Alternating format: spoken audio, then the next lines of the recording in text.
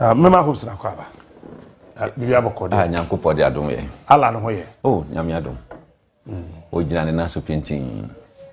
Mo bibi akoso fa. Koso kama. Campaign ni koso. Everything you put to your policies there so nim say shasi ache. Bibia ye solid. Ache say ye ho nioma. Ne bibia na me ka say ala no as a tactician no. Ne nyuma ne bebre submarine.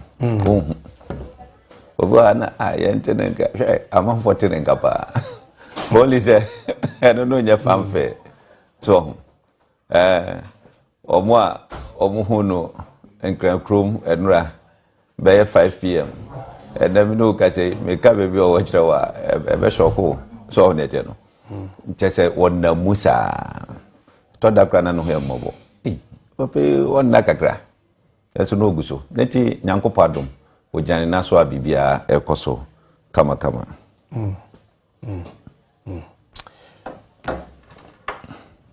Mo campaign nanka say kosen. Campaign de enam de kan ne say bibia da na kwan mu. Ana on say ye there no is not a political party. And you know, your structure no completely different from what the politicians are doing. Okay. Modern movement. Your movement. And a movement and so no. Just say everybody is participating. And see, you go now kwemu.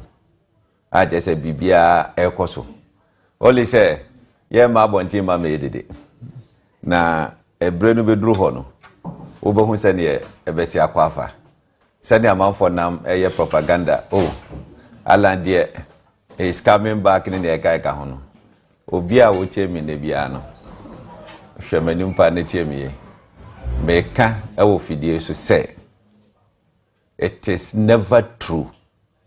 Say Alan, echo back to NPP. It is never true. Uncle. And ya dear woko. And then your moka yenena kasani adiadeno. I can tell you on authority. Uncle back. Say obiane ne grand enkasaye. Obiane ne enkasaye. Let alone say oko back. And then there ain't happen. Alan afafranto movement no eye solid. But no system na so.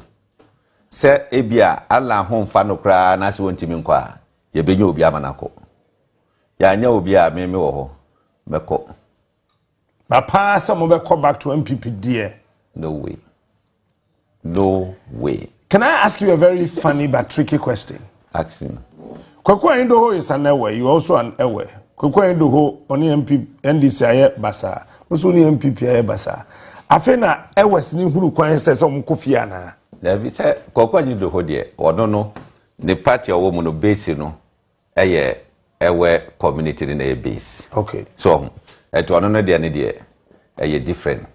Na oba NPP mu a enye ena senka wonhu se ewe kitakita ye position no grabia na baba ku bi pe na baba fam o patwe aban yi na check anya hwe ewe sa ye wo ayi mu no ye boy homodin ba o ye boy homodin ba enso check it. How many aways are in this government? Okay, let me check. Regional Minister Nkaho. You the any regional minister. Ubenya Perry Okuje to ono kra ye deputy CEO. Ubenya Kofi Jamesi CEO Bui Dam Authority. Na wanya Pius CEO. We mo ambo na CEO. The only minister is Peter Mau. Eti wo say say nipa 5 years ago me hwe obi wo baby na ma money ana. I think say enuani. So how net no. Never compare others. Eti esanet ye enye eyi die but me maybe anameka. Okay, it will be. Eti mo ankasa afrafanto for den isimoni so. Ye niso yesi ye niso ni se ye be Ghana ye. Ye be magana for ho atom. Look, Alan Chematin Osiso, unim say Alan Chematin nya presidential ambition long before say Akufo-Addo Krabenya that ambition. Alan Chemantin was to contest 1996 primaries. Nanka wadi party nanim. And that time is also no. Nanka obe winning so. And Timpeni ne kasaya what it edai. Eti the vision for the country from that time. Ewo honum. She obesha 1994. Ebra Times magazine in US. Share the millennium leaders. You see the whole world. 100 people on bit my influence the world. Alan was the only person from Africa. The 100 people know me, you know. Share John F. Kennedy, Monet, Akwa Whisker, baby, what they saying? US guy. Trump. Debbie. What they was it? Brigade Timo. Oh, okay. Any more Mukika. So, your boy Alan Dean account that time, 1994. Na omo bibia ewonumu because Alan at age 22, I would be general manager of UNC departmental store. Na o manage ye sa ne enyuma waye paper no presented to African Union Commission ne UN ne ekaika ho no omo hu se no abrante no oyobi a waben wo ni so ade hunu na oboa nkrofo ema omutimi establish wo business ni ekaika ho no enne ma omo eselete no eti sadim de ni nyanza no ensese ko waste Alan is a practical person. Wono no the school no okoye no ankoye chiwempo osua de no enya how to apply wa won de no wono osua economist woye economist woye practical economist etu okasi say ya otimi ye ema no honum ye wada economist a wo mo no de ne ye chiwempo obeka no book mu de kama a sound nice. And so okase on practicalizing another be problem so na de no enti se Ghana ye lusu sa fine brain no or the babe boa Ghana maybe anoba na se ye kase ye discuss policy look Alan aka kwan ye obefa so a obe change and as obe transform the nation Ghana offer the macroeconomic environment or 8 teams inflation, stability of the currency, debt sustainability management, a whole lot. Baku 8. Now, say offer inflation. Quite ben so no obe solve inflation problems in this country. Was stating no one by one. Say what kind na one year O level economics ukrana o tiasi who say this is what the man will do. I don't know what kind of plan no. So be na oh me ba me inflation akofom single digit. Why ben so na wo fa na akofom. We no was stating one by one. Bibi bia was obeye bia no. What the ehun hyehye ya to ho. Kwan obefa so a obeye amana den atimi akosa pepepe. Wo fa the industrialization. Kwan ben ne ebefa so. IMF yenko biom. Look at say parliament ekwa $154 million tax waiver to one company. One company. Tax waiver demand $154 million. Yes, until reference.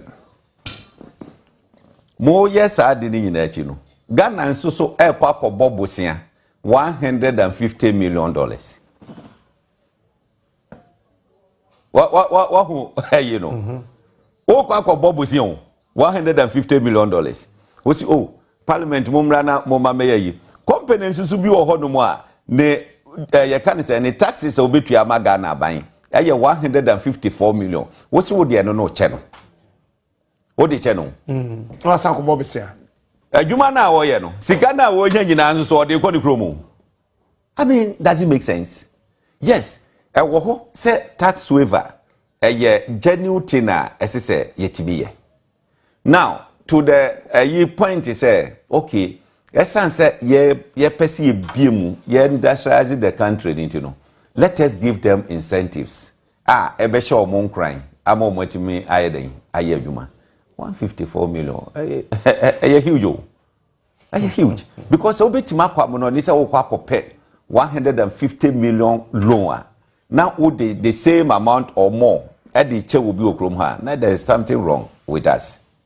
I don't think na Alan say oba or no or nyama kakra like offer industrial salt, offer garment and testers, offer cassava industrial starch, na offer petrochemical any hunyama. Sadi we nyina no emu baako bia no ama ekrabeti mama $10 billion a year. Anye bia na the whole IMF I call ya the conditionalities ahye ye kon no saying $3 billion. As offer government and testers alone ebeti mama $10 billion a year. Now we are not doing this.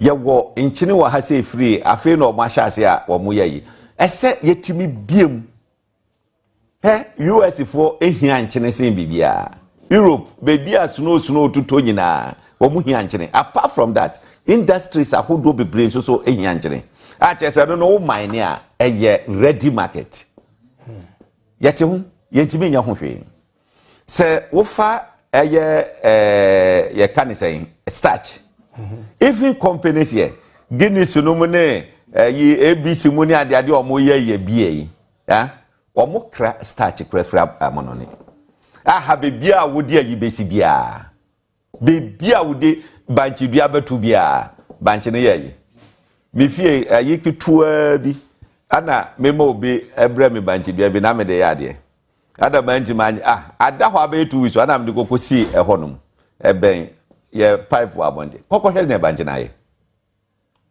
kokko ne aye so ne chen bebia di betu bia ebe ye adwuma ese so yete ho ebre bia na me ka se President Akufo-Addo asem bi o kan se ye discussion so come there no such statement ni true aya no kro ye wosika wo Ghana ha ye tisika no so na komode yen ne aka eye the right leadership how be on for this money amaye eje gold ngwa na sha asase a esise mayi sika wo so it is so fast anwema we nyina baako na wo leader chese wo kita that leadership skills na I tell you say we are good to go.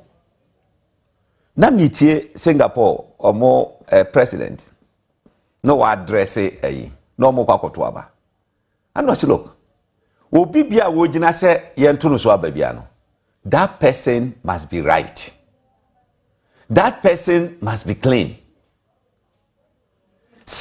Why would you say unye cleaner? We get it wrong.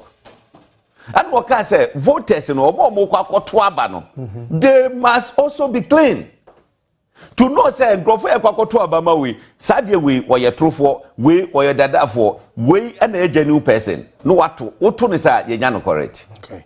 In that statement and what can say reputation is temporary but character is permanent.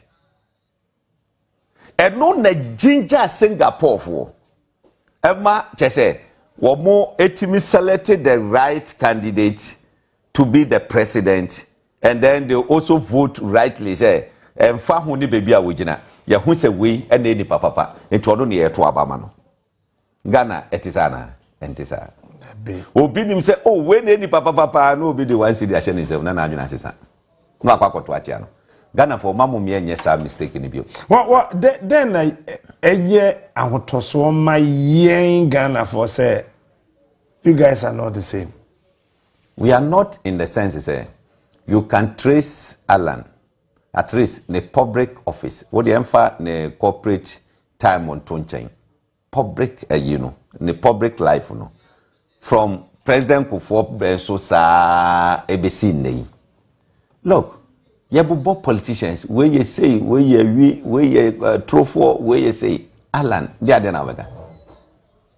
It cannot be the same. Only say, Okupie wo, Ekumwa, Ebia, Yabeka say, oh, Essence no Woku no Muntino, sanity. No. Are you telling me, say, we don't have genuine people in NPP?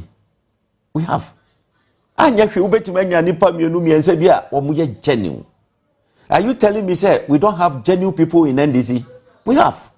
Upenya ni paka kra, ubeka say yes, these people there, omu ye genuine.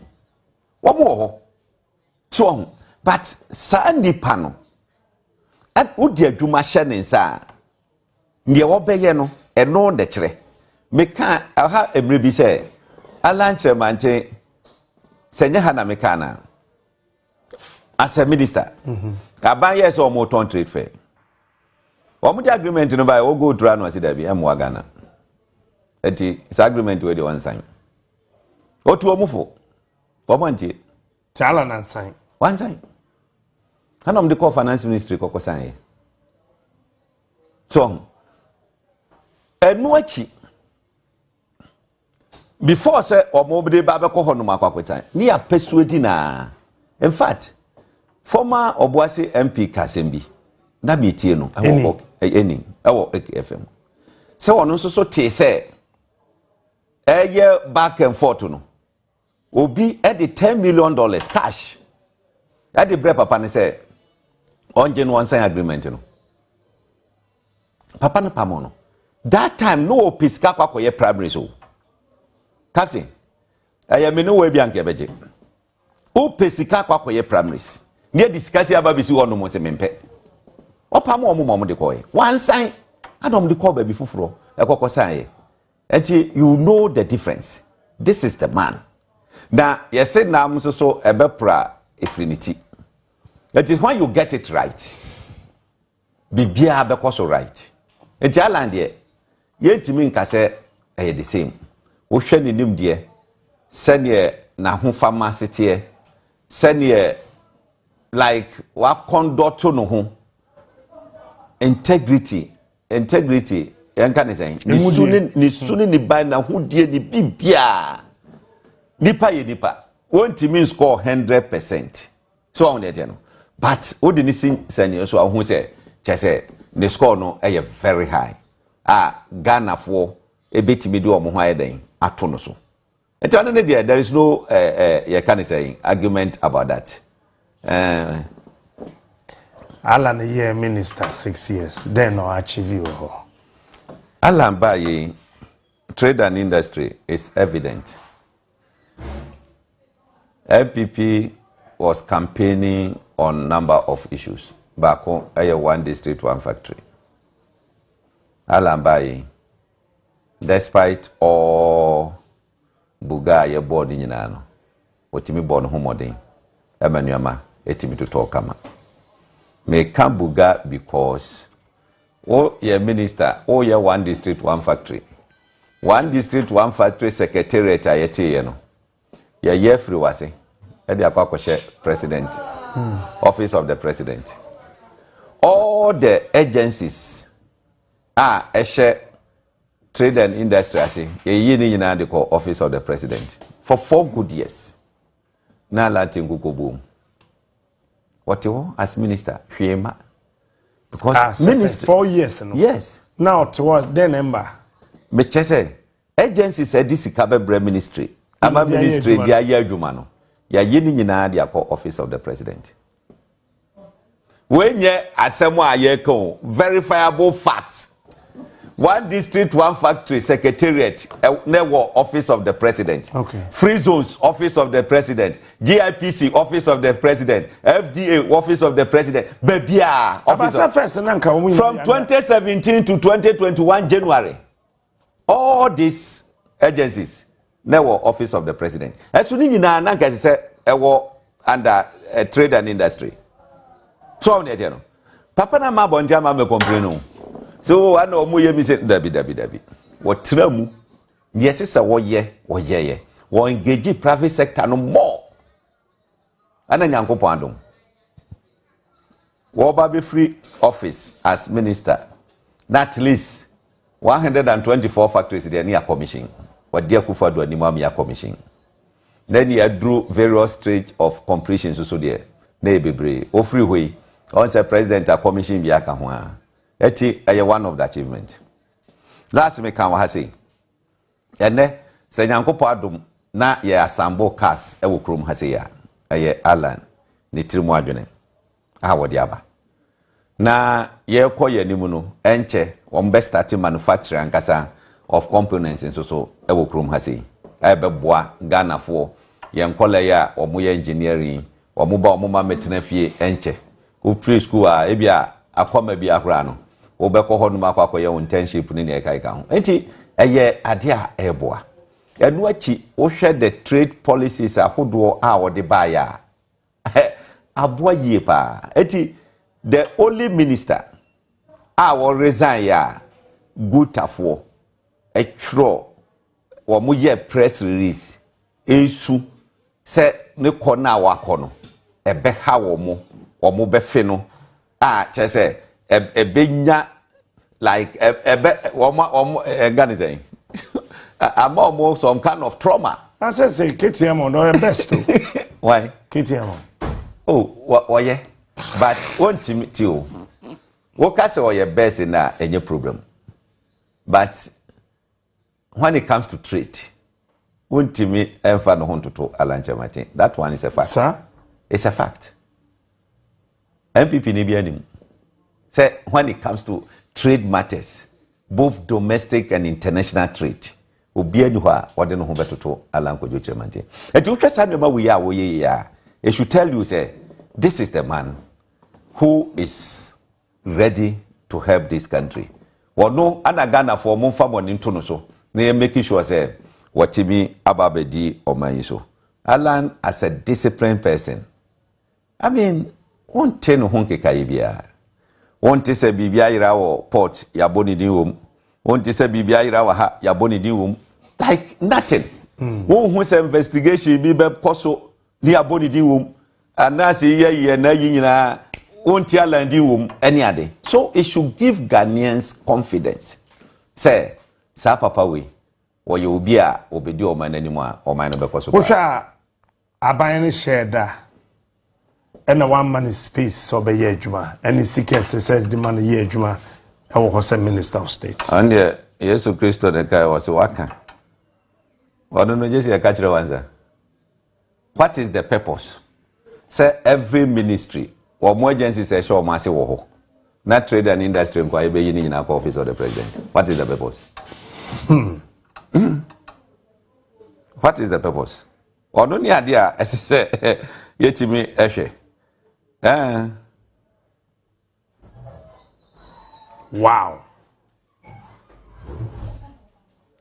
She new minister Ibaye opa koko checking the budget. So opa koko checking the budget. Opa fa ye can saying 2017 budget to 2020 budget. The budget are allocated to trade and industry. Therefore, after 2022, for 2022 and 2023, the company had here. We so. Shesika yetua eco trade sab. Me say me nka no ayi keke. Me refer to budget statement. Aban nankasa budget oyeye. Ubia amfa budget statement no go to a trade and industry. Na hwe allocation e de ma no. Na hwe 2022, 2023, 2024. Na hwe eno so allocation e de ama. So on e no. Eti it should tell you clear. Because ye nye malan e mama menya yi se obenya sika na waye yi. Obeti ba ye adwuma na fe obabedi president. Yeah, man is our final. Look, Enra, let me tell minority. Was it Chief Whip? Chief Whip Ahmed, one day Chief Whip wrong. Ahmed Banda MP. No what kind about Omukoko share president. Didn't you know Omukoko no so official. And yeah, first time Omo share president in it. I'm say the second time or so. And Walker say tax waiver na or more yeno. Under Alan ana aban yes yema 1D 1F companies tax waivers.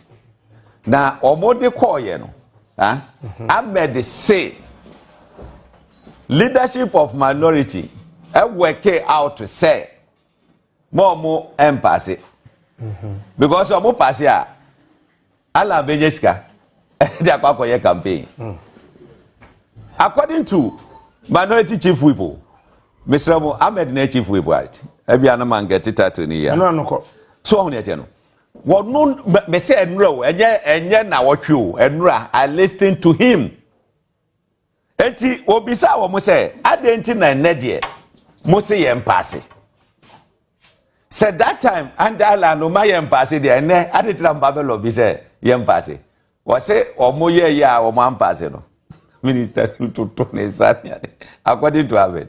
So on the so these are all calculated attempts. He said, hey, akwa we yimpia ni sheto krom ma ye manu nya ayi yade ne eka eka ho e ha dwene eti ye besre say Ghana for munhu ne ekoso ni nyina achi no papa no wa anye dan wa anye ayi so on the no chese anha no wotimi ejina ne naso e making sure say ne esese wo ye no wa ye eti captain wait back at you say these are some of the things are equals but ye papa Alan Kojo Tremantin there ono onye obi a o lament they say mama macha mama machami do lamentations ne ehon keka chama kwaba enembra na bibia boko adumo eso model zawa that's the chama ana honye oh me hoye I don't know why late I don't know why late oh no me e program bi wachira omo traffic dawo mo aya programming wachira so mo how many stations obo we yeah TV breakfast no train breakfast yeah Onua FM and 3 FM eti de hina go hina ko asa de hina go connect no na yiri nyina connect dey watakwani exactly ozisa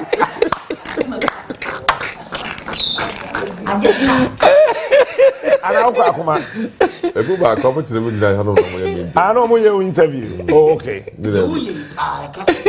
we yada we yada oh mo nim za wo ba odiano no ma chi wajira o chairman akwaba biom yeah no bra se pa NPP policies be na mo de be campaign NPP policies me no ka say am sa laji ba me wodi kan ekobi kai dabi okay do di kan no o de ko ai UPS UPS and okokan as ne broader vision who he is, what he wants to see, what he wants to do, and how he will do it. Representing you now so here utie ya nse kufuad no buy no be focus on infrastructure nanado oh yes infrastructure man not requiring hospitals man money maybe some hospital man agenda 111 oh and now we can hospital progress Devin patron chairman me person me I want this part to be very uninterrupted. Thank you. But and make it so. Rightly so. Pacho, Nana Dubai, we see hospital one. Oboa. Yeni hospital kuma MPP ni. Oboa. Your friend is saying. It depends on that. Oboa. It depends on that. Your friend is saying. Me one show. Me no ka say. Okay, President Kufuor wa offer. The Iroject projects. Iroject project. Akufuor don complete one. Mahama complete ni na go. Tife no to nche. Je hina mo complete here. Tell me one. Mahama complete one. Kufuor don complete. Onye one. Enti Mahama wie ni nyina. Enso sisi rem. Me no ka say. Oh yeah, 37 military hospital, 38 esinwuram, Konongu sinwuram, Kumewu esinwuram, Seria esinwuram. Ni na esinwuram. Thank you. Wo ma wie mu mie. Nanso Mahama complete ni nyina. Wo wie yate Mahama wie a list of data mo de be. Mahama wie ye na esinwuram yate. Yen set record this place say. Mahama wie ye no esinwuram. Oh, I mean obi anim. Mesi Mahama wie una kan yo Mahama wie ye no. Ewuram. Yeah, ya kwata be show. Yes, Mahama wie ye o esinwuram. Esinwuram. Nti mfie nwotwe mo de esinwuram. Then to us. But maybe some hospital now Nana do see hospital. Oh, I'm listening. Me listiba. Is he Mr. T. Jai to wasi. Me guzo kaba. Me look at say. Me say agenda 111. Any hospital, yensi we hospital ye baby amfidie doctors nurses wo adipa kokosa no ho yare. Agenda 111 e damoto na munsi wie yi. Some we are mode brobe gum, some of the bed, we don't know. So that is not a hospital. One hospital. Yeah. Mobile, and what me see in 80s. Must be. Oh. Mommy, Captain. Oh, Captain. Chairman, Bokron Ding, Nayanko Honko. And you would them had the beer one. Munsi Hospital. Away. Yeah, agenda 111 back. Who couldn't want Maria Doctor Nana Nessinito. Into another day. Mammy, one hospital, one C. Baby, cover the buy and say, I'm doing go process. Chairman. I got East was the guy West Hospital. Chairman. Go for a hospital. Chairman. Hospital. Yeah. Clinic. Baby, I'm not going to COVID. We are not doing this one. Oh, say, Mr. Mammy Hospital. One hospital. The best hospitals in Ghana. They're here. Oh, yeah. Oh, yeah. The best hospital. I Ghana. Yes. I call it best. Oh, Mr. One of the best. And your hospital. Mobile Munsi Hospital. I'm in Leicester. Train. Show phone. Tracker. Tracker, no multimedia. Multimedia, and no more use. I did check say show, yeah. The one across my was a tracker near the phone. Multimedia. No, use tracker. There be almost station doors. The media wing back. There be multimedia, no, more the you almost serving who study. Your stations they performing. There be. More tracker, no. Okay, mommy, baby, almost see hospital. I'm starting to move on. Hospital. I'm a book clinical. And yet, Chips compound. You can't hospital. Difference there. Oh, they are near there. That you can't hospital. There's a difference between a hospital, a clinic, and a Chips compound. Remember, can you back at them say Yatum? There be with your man make hospital back one, see, one. Okay. Omari Waadie Let me, maybe can you actually ask me back? Oh, what you buy that push on? Maybe okay. Hopeson Adorye on him. Minimum. What kinds was it? Oh, that may be less jam also day. Make one. Me ball back was say to them. Double check. When this in the young boy 11 or Modia Omaye or Becca Ridge or Becca Medical, Lego Medical, you get or Babbo, and to hospital, Babu graduate him. Ole Boba Kumame. Ole Boba Kumame. Me no me na you me kan so kan ni. Ye ko commission na o juna. Obeza me bebo. Sabe me bo aka me face. Captain so nim o so kai. Message sabe. One say one. Yeah, why is that regional minister? Why is that regional minister? Okay. Obeka say share me o. Sevilla Karam. What is Sevilla Karam? Sevilla for the project. I wonder. Oh, what's the one who back gra? What's Sevilla Mahama? Mahama is Sevilla. I say And where we? Sevilla. Sevilla see what has bro. Omari Waadie, are you telling me say one kai agenda 111 say be a Asiedu Nketia? You baby. Agenda 111. The first one, the commissioning will be by September. It's in the hospital NPP. Oh, yeah, well, 101 hospitals. Member so. They say me say you can hospital a completed health facility. Yarefo betumi akwaja. For signature ka ho. For signature hospital ka ho. Na say one. NPP buy you see hospital one. You can say ne Fravera ma one signature project in the north. Akobo Palugu Dam 2020. I don't the year no. 2020. Afa enura wo ko ya we si o afa na mubabesi Palugu Dam. Hey. Are you serious? Are you serious? About you, so only did about me and Atono. So, says Suban and Abra Bonacasa Crasay. All of say, your friends say, Chairman, make the hospital one. Legon Hospital. Legon Hospital there. Muhammad started. Chairman,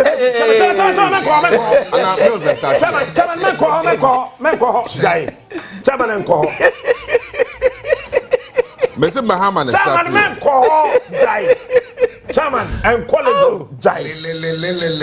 I feel bro. Oh, that NPP was other than we are. More testimony, that than we. I know NPP. More testimony. Chairman, man, quality.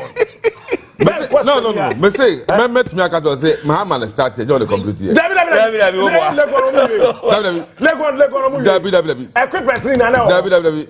Na chairman, what I see? Miss equipment whatever. Equipment from Kwajima menu ko parliament. Kwajima menu ko parliament in 2001. I testified to the entire parliament. Say equipment ni na no ewo ho bibia wo. What was left was it was completed. Captain, what are available? Yes, we follow. What are NPP chairman, one hospital. 8 years. Oh, God, that be many, sir. Unimpa. Chairman, met me the iPad, yeah, Mama. Oh, that be said, to be a master.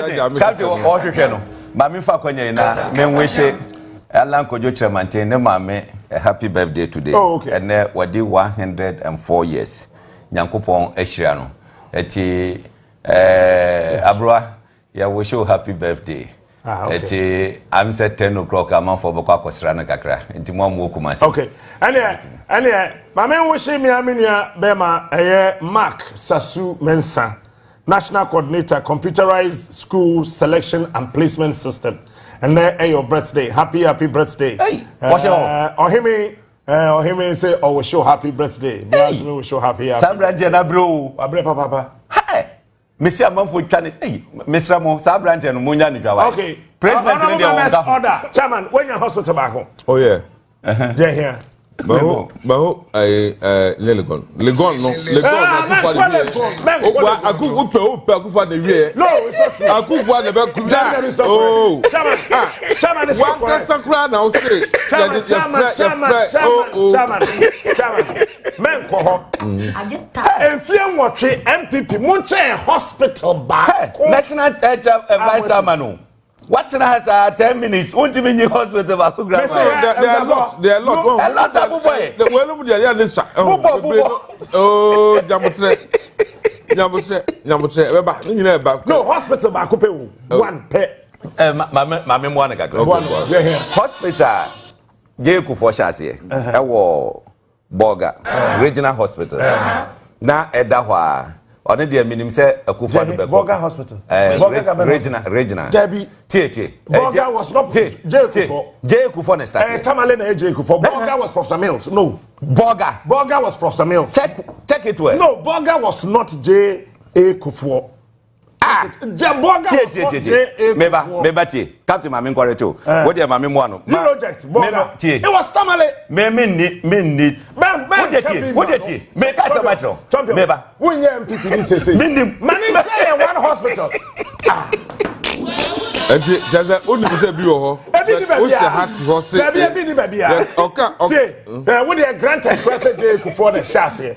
Yeah, can they enfie nwotwe. Mo buy mo chassis ewie hospital 1. Mo system no ma say that jam me.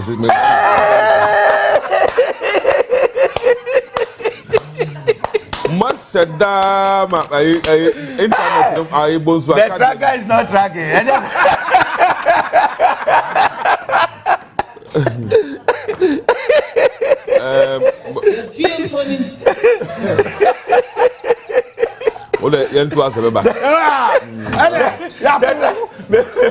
The tracker is not tracking. You see, look, the whole regional minister, regional workers, all MMDCs are reported to you. But 4 projects, what project NGO ne Mother and child a year or Kokanya, Mrs. Rebecca Yakufu. Oh, NGO, a government fund. But what the young family say, President in the fan. But 4 What? Na chap regional minister to ni wura fi kura say omosi airport to Gracie so you bisa Rose minister so wo fra santimamu me went to hospital what ba betra so wo ti me mo ba kokra hospital hey they say from now to December chairman mo be bre papa asamba ko a esese ye kana no kore e kire mo NPP CC wo Ghana ha ne se ma bonya bro di ye we prayen e wo kwa meso e wo ayare hwe kwa so kire me one hospital one if you body and our clinic what your clinic go abobo bobo clinic okay what your clinic labio da human na akufu Adorye no why you he doso Endorse do you bisa kwa na fe who da who start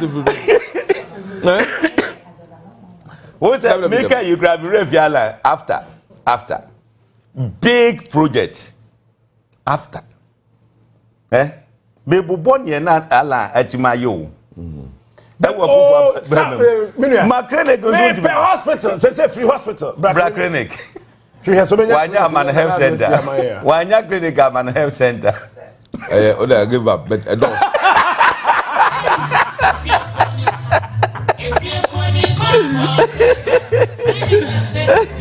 but I say discussion no say ya na beko wo ba na ya bisa wo de wayo na ya wi tete captain memfa ebia sebre wo mu a na afi nka yenko yeyi na go start policy na go be start policy no bia my uninterrupted chama what if I follow me say hospital the musi ba ko pra o also one start here what say also one start here why Irojet project, right? 2012. They're here. Na Irojet project 2012 now 10 hospitals. 10 hospitals, when is it? When they starting? Oh, open the start. Yeah, start. Your mama says Mr. Man. You don't have one. Mr. Man. Don't joke. Hey, Mr. Man.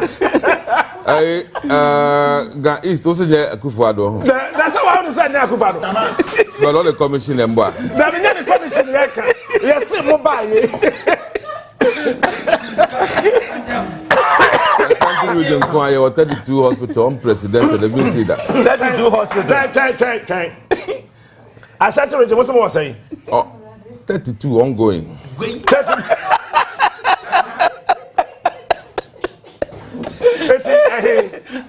ongoing. Kufo ongoing project be that so go. Ongoing man, number 1. Chama Asiedu region 32 no. 32 ongoing no Bobako. Bobako. Kasa yetie. Jawa sem to bo ase. Oh. Memoir. Boame.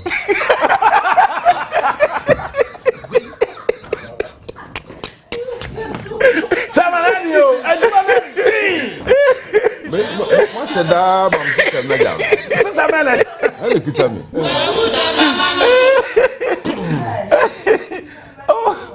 Oh. Anya hwekra ya damfo Jonkuma said the constituency so musi bi o. Ana. Also pe. That ye wie yo. Ye pe hospital. Ye dan moto. 32 na ongoing na nini ehe. Mba nyamche. Ebi ni ho. I think that Adorye just say spare no. You call the nurse is Mr. Man. Mr. Man. Yes, boy. Mr. Man. Don't joke with me, okay? Well, I just been here, but I give up. I'll finish you with all the different, all the hospitals, including one power generation pointer MPP by what you see in 8 years. Power generation. Yes. Okay, 10 or 10 more. There were 10 solar man. There were 1 10 1 kilowatt no. No Waadie, Mr. Kamba. What's the man wine? One. Then I'm the soda. I'm the power day. Oh, solar panel. I'm the power day. I'm Yama wine. Solar no. And so I'm Yama wine. Come off on the issue. And I'm the man wine. Time, Buidam no, Buidam no, There be Buidam near Kufado project. Mr. Man. They can't Kufado project. Buidam no, the solar. Oh, that be the solar panels. There be Buidam near Kufado project. Messi the solar panels. President Kufo, me and me interview no. Say, I'm a commission. Tobo. Me and me interview President Kufo. Time Odi President we and check Professor Mills, I think in 2009. Or catch me say. Na me kaso. Me and me interview them kaso papa kaso mo. We are electrofitting no home I don't say Nyami project. Never or catch me Nyami project. Buy and the etiano. Na me de kakra. Kosesi here. O kan niema maya and count. We dam munim hotin. Inti enko Fedowari head. Oduna na ye yes. President Kufo and start here. It's not correct. Professor Mills the time we dam eye adwuma. The mechanical President Kufo and start here. Was it? Yeah, you mean G watching it. Kufo project, but mo buy ye. Professor Mills na commission here. Yes, Professor Mills na commission. Kufo grandma. That's right. Make I. It's with the mo buy ye. Me catch us President Mills Kufo and the start here. Also, there be me can Kufo do. Messi, we dam no si ho. There be we. And I did solar. Now why we had an electro hydro generated dam. What's what the solar? What the quiet day? What the soccer?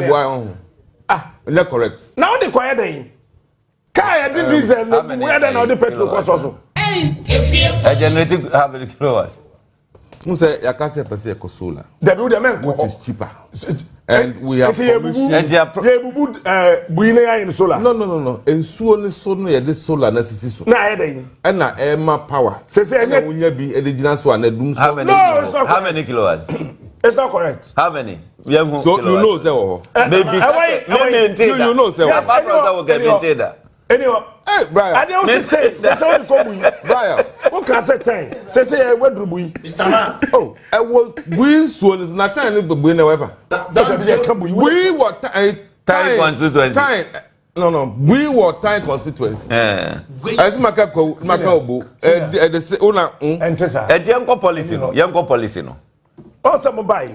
Adorye magana timi jina na so one apomode. Munsi one hospital. Yati, I'll furnish you. You can't finish. Oh, then next week I'll give you all the clinics, the chip compounds and the hospitals. I have it, but chips compound have been paid. Messi me balance I got an idea. Messi chip compound no Mahama no de bomb. Wo free apomode na wa ba anyina ma hoden kanea. Mo ba ye muntimi fa. Anya no kra oboa. Ntebi wey. I'm telling you, that be. On make house how many kilowatts? I 0 cry, 1 cry, I 1 cry. It is part of it. As we said now, we have increased our your friends by new system, no. So environmentally friendly systems. Systems where? My country also oh, chairman. What you know is there. More for 1 kilowatt. Solar power and power generation. NBC 2 kilowatts or not for honum. Bolga honum baby. After that, the Kufan commission as I will find. What was your wow. There be a ECG for extension.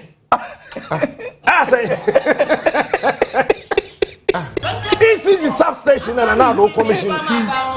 No, I'm telling you, solar panels, solar energy. I am one more. Obia, you were drawn as it.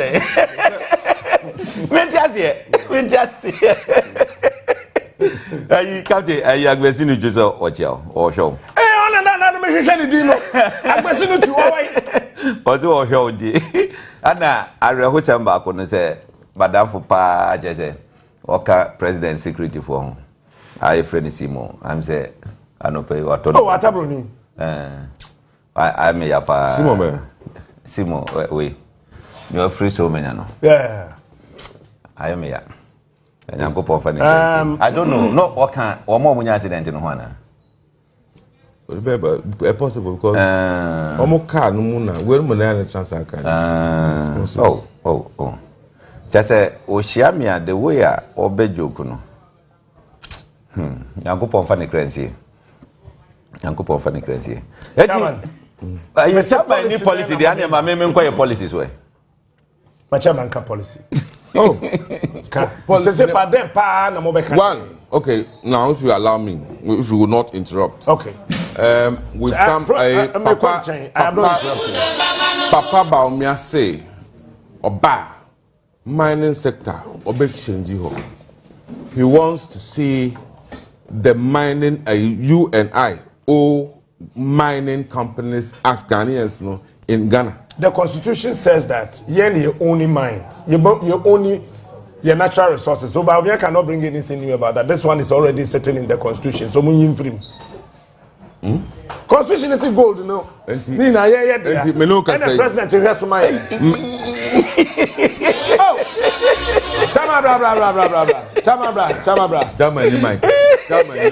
Chama translate.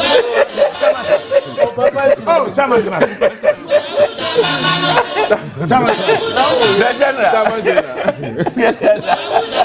I know if you have a PA. Chama rescue. Chama also, Adam for me.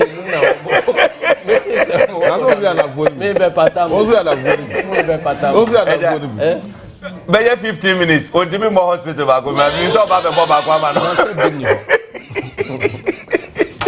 Chairman, Nami Busa, Unia Chairman said, on my hospital back one, Omoesi, every Chairman, the past 20 minutes, Unia heard the phone. I did that. Omari Waadie hospital back. But what Chairman was saying, would you be the Ulem? Or see, we want my power plant for solar. Ah, no, moye. Menka break down no, this solar no. Me say mo na moye no so. Ah, no dey. Me na me sign agreement no for solar implementation. Enti no mobile. Enti aye. Solar na ba online. Captain so onim say aba. Ah, me class onim say aba. Me say mo na moye. The idea is say that solar complementation no. Tama me chairman no. Ena yehu say bui lake na nkasa no so na da ho no enso na da ho no enya dia even though ya design dam no say e betime generate 400 megawatts na enso no enye sufficient say e betime aye say o bie ni nyina na e generate 400 megawatts in 6 months lake no berry because originally said na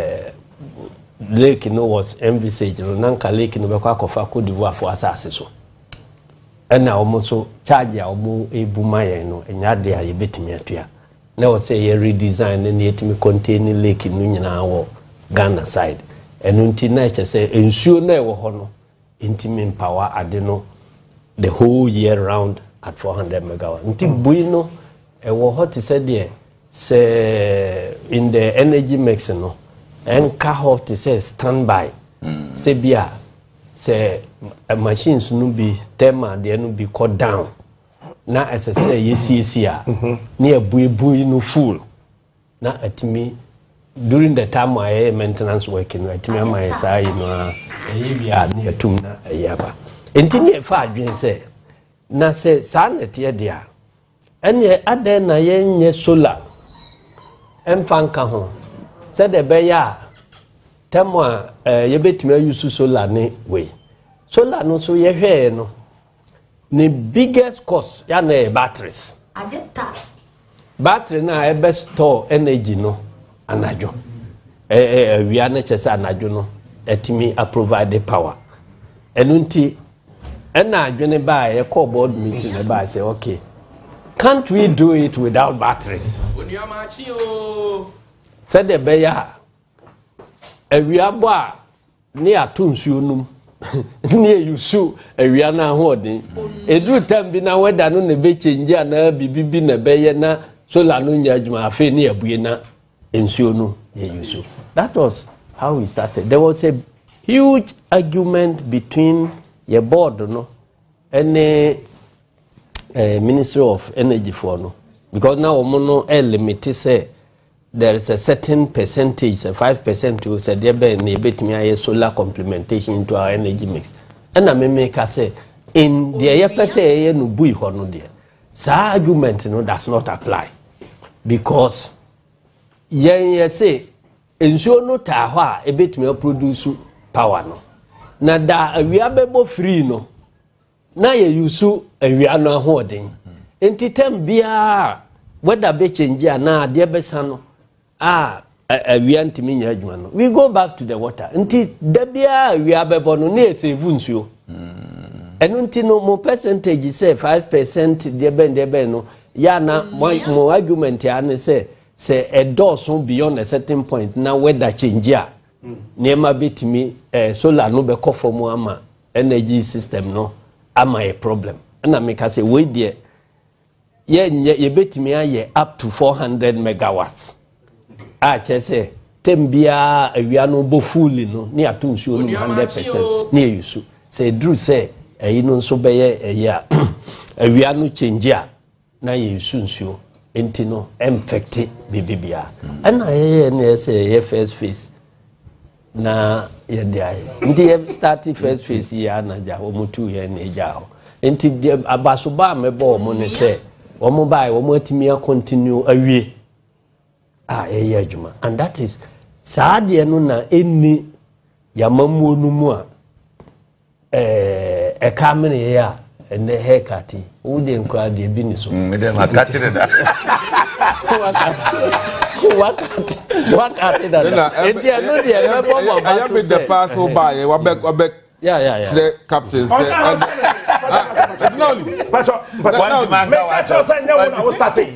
but hospital asem na namu hospital was in Legon no mo na ewie one ewie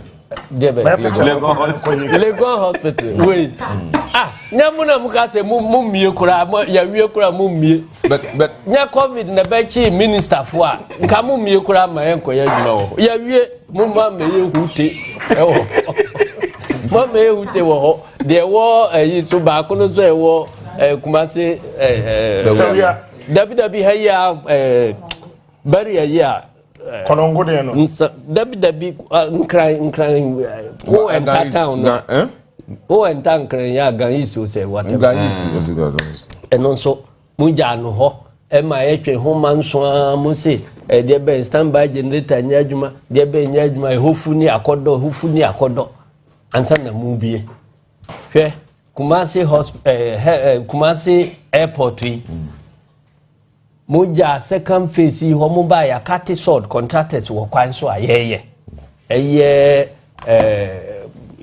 na okoye runway de ye wie commission the light to so I say sa arrival ni departure a wo mo ye terminal enu ye second phase ya ye ko twa ho sword a mo ba contractor fo guso a wo mo ye ena muja to ho sa mfie be yenso ena afi na ma be start munwie ade no mo si yakọ commission na m say apesie be na si jaso a ye frɛ ni pase momra me ni di ana wa ye fufu awie wo say enkwa no nyamene ye bat mo me ni di de be na mo di be di e say ye be commission na ya san tum na ya yusu bosome be ye miensa awie adwuma na aka no Captain say pani bi kan say kirewa wanwe ya de obeka kire no nye ana otumfo ahye dabi say da we mamuya da we duru so a ye muye bibia wo asante mantam otumfo nhye sa so otumfo nhye sa amra dabi enti so nim say September ne be ready amu abia dia na sha say wontwan ma September no nuru uwia no abi na ye that was commission masani video producer overhead now me try no Monday okay Former Peace FM. Overhead now, no, okay, commission. Half we have commission. Oh, no, overhead. Say airport to Ikurano. Your commission first face. South Asia. Who commission ya say who ye kwanya. Runway na mo kan ya consists. And I make say your commission ye. Runway no. Runway no say ya anya no say de no. Say kan flight ntimi nko ha najo. Control tower ya change control tower aye runway at the light atoso ne nema aya enti danu na ye bue ya ka say etimi receive SN dispatch international flights aya ni muje chinye say enye international ye say international sade no won kai say sade no won kai say sade no ne ko commission ya international flight be ne ko Kumasi ye ko commission ya otumfo ni president Mahama kosa ya wo mo de home video ba social media no onkai enti obi anyo onkai that was the commission of the first phase and the second phase yakọ Cartison contractor for gusu ye adwuma mo ba ya mo be stop wo mo sika no general kasapa general on time intro enti ya ministro ministro ana say no muguso amoye me I support any can go see runways no ko Cartison e do tu go say obi accident na wi ko Cartison no dey bend die ko de ohun chena ko kuma se ko fa sa dai no ya ye eyi e say sa dai no ya ye aye sky bridges enunti planes here the entire plane akese entimi nko international flight no say ekosia kwan be na obefa so asie free plane no mu abegina fam so enti eno na airport no ye eno wa hu say emfutro na ana say we ye VIP old na ye nim na ho ne megina metwa no won say ya barricade the whole place enti ya wie kedan na she barricade no mo ho no so ne de no wa hu blocks so ewo so oyinu ye a obehu bulldozers ni adi nyina wo ho airport no bulldozers koye de Omari Waadie last week now see mo wie eni ni bulldozer koye de wo airport enti no dena we the general we kwala obeji atu edan ye sie wi na sie na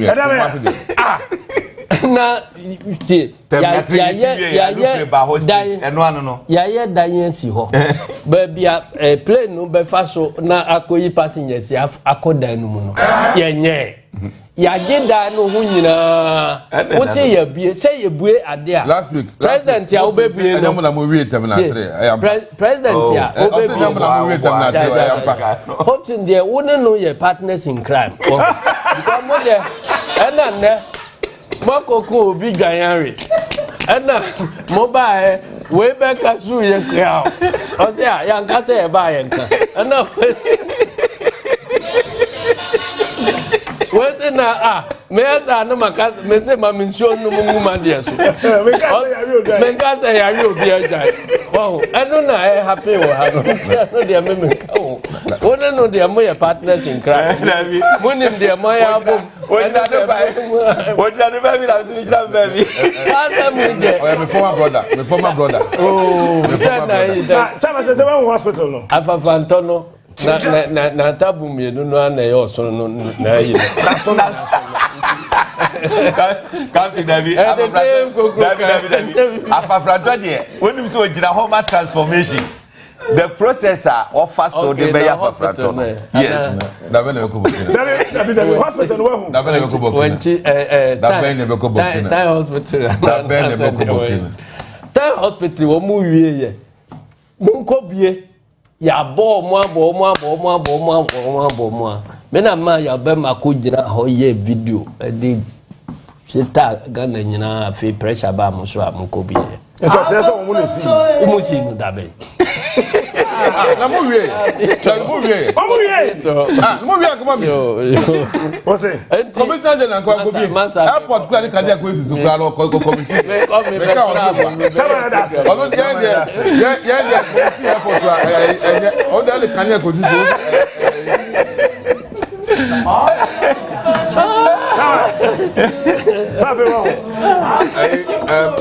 about the policies. Policy.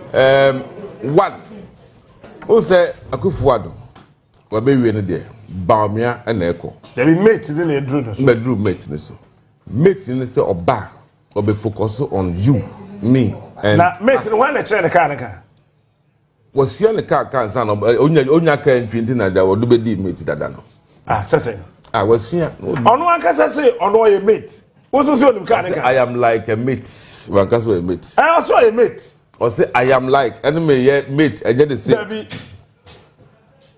or a mate and I am like and the same a mate all the fans were a mate what the amount to driving no so a mate that is or kasa am like or patch say abina wo mu no wakoye se woye mate ni Emma driver and the driver I don't know what you mean kasa no mama mate ni bi asusua the driver na chere ne car sir who driver ni odi mate da Mr. Man driver ni odi mate Debbie wakwa go mate Mr. Man so he's saying that oba need policy or they have to nyina is about you me how to develop kakrabe shobotom aduma obeye obanya good same talk no he is telling you same talk when he was the vice president let me come man one man we I'm talking about tax incentives na the I'm talking about ma sorry ni bi one castle ma sorry also ma wa be pacho na ne kan ho asabu de emfa no to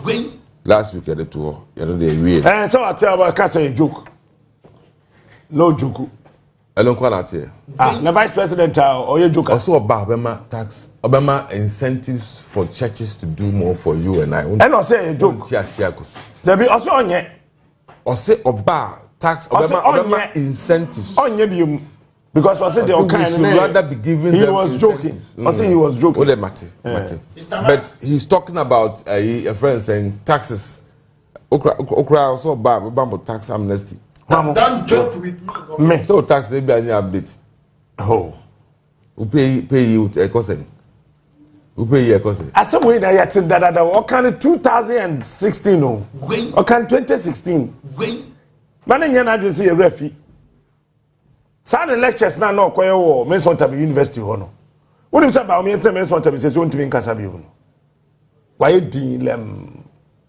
ba o me ama papa na ye mobo akufo adoma gu papa na ni mu ase poto said the papa timi sorry din na sorry ye campaign ma NPP mo be di aban a magu papa ye ni mu ase poto mo ase economy poto o me nya ohia mai mo sabe ka the same thing actually bi o show a won father to even in opposition so o grab opposition no power me okay who na come ho mo yeah o free mo che and o da so chairman who father to chairman ma even in finding deciding to go into opposition chairman deciding to go into opposition and then there are several other general banks where branch kama nse e mo aban no oti abama kan tinwe efita cha me dey but see ano unse no buy o ma obi ani age say hu sa de no position cha obre enya sa ne kono no kwasabnese yemfa ono kra kan wo no kra ni bia ntonchen esese mutu akufo ado ne ba omiafo so mo asay o me hwe what the president and the vice president in few watwe wontimi ntene won say hospital ye si hoyi a developing nation like Ghana me ba ye no me si ade ye friend ayare sabia ba ko number 2 Ghana ye major problem energy mobile megawatts ewo me ma me age kitchen ba ko pese muntumi fan kakane ana chairman dangerous agriculture kra ye dua aduane ye di keke mama agric eco deficit agric they grow in negative numbers agric aduane keke more time ensuo keka ye benom agric grow negative mobile budget tomatoes how many acres of tomatoes the Ghana says here you do ye 96% of tomatoes are used to Ghana han yekra. Say, are you saying a buying beer bar would be a tomato? There be woman Greek ya corner. Farmers need to more. This is the only time in the Fourth Republic. Tomatoes 96% in Yekra. Jacob for time we only imported about 27%. Just about 27%. Then Professor Samuel Sabayo Kofa tractors here. Eba ya mo mobile 20 mo say tractors na ya parking no mo mfanye adwuma some discard you some ton some ye ne dey. Even John Mahama time net tomato importer na e wo Ghana ha e conform cha even Jacob about 22%. In less than 8 years, tomato import, tomatoes Asiedu Nketia 96% yakra. Chairman. Track no fatu na enya adwuma. What should I know my jam here? Me be bokra. Sister Bena Buizua. But it is not true, sir. Agric is growing negative. Chairman, but me figures name. Neither is it true that trade is growing negative. What him say? And yet true, so say, and trade is growing negative. The European trade say negative. Me Agric na me kawa. Say a bro, the production of a bro, reduced by 79%. Bisa Agric Ministry no man can show. Oh, Chairman. The last time I Sika declare bro kruma. Maybe Chairman Sika declare bro kruma. More time across by 87%. In the Chelsea Brudo doesn't need you. And course, sir. Oh, Chairman. Don't be mentioning. Finance Minister, me can you forget that? Madam Cheneduma. Hello, today. No one Parliament. Say a bro. Ukraine war, you buy. How many metric tons of maize in the Yakraba Kuma? Come to you, what's your pearl? Baby sound. How many metric tons? And the Yakraba Kuma. Yet, one more banny a crab, blue crack. When a banny? Oh. Agric Minister Tisuya Bakuna. Agric Minister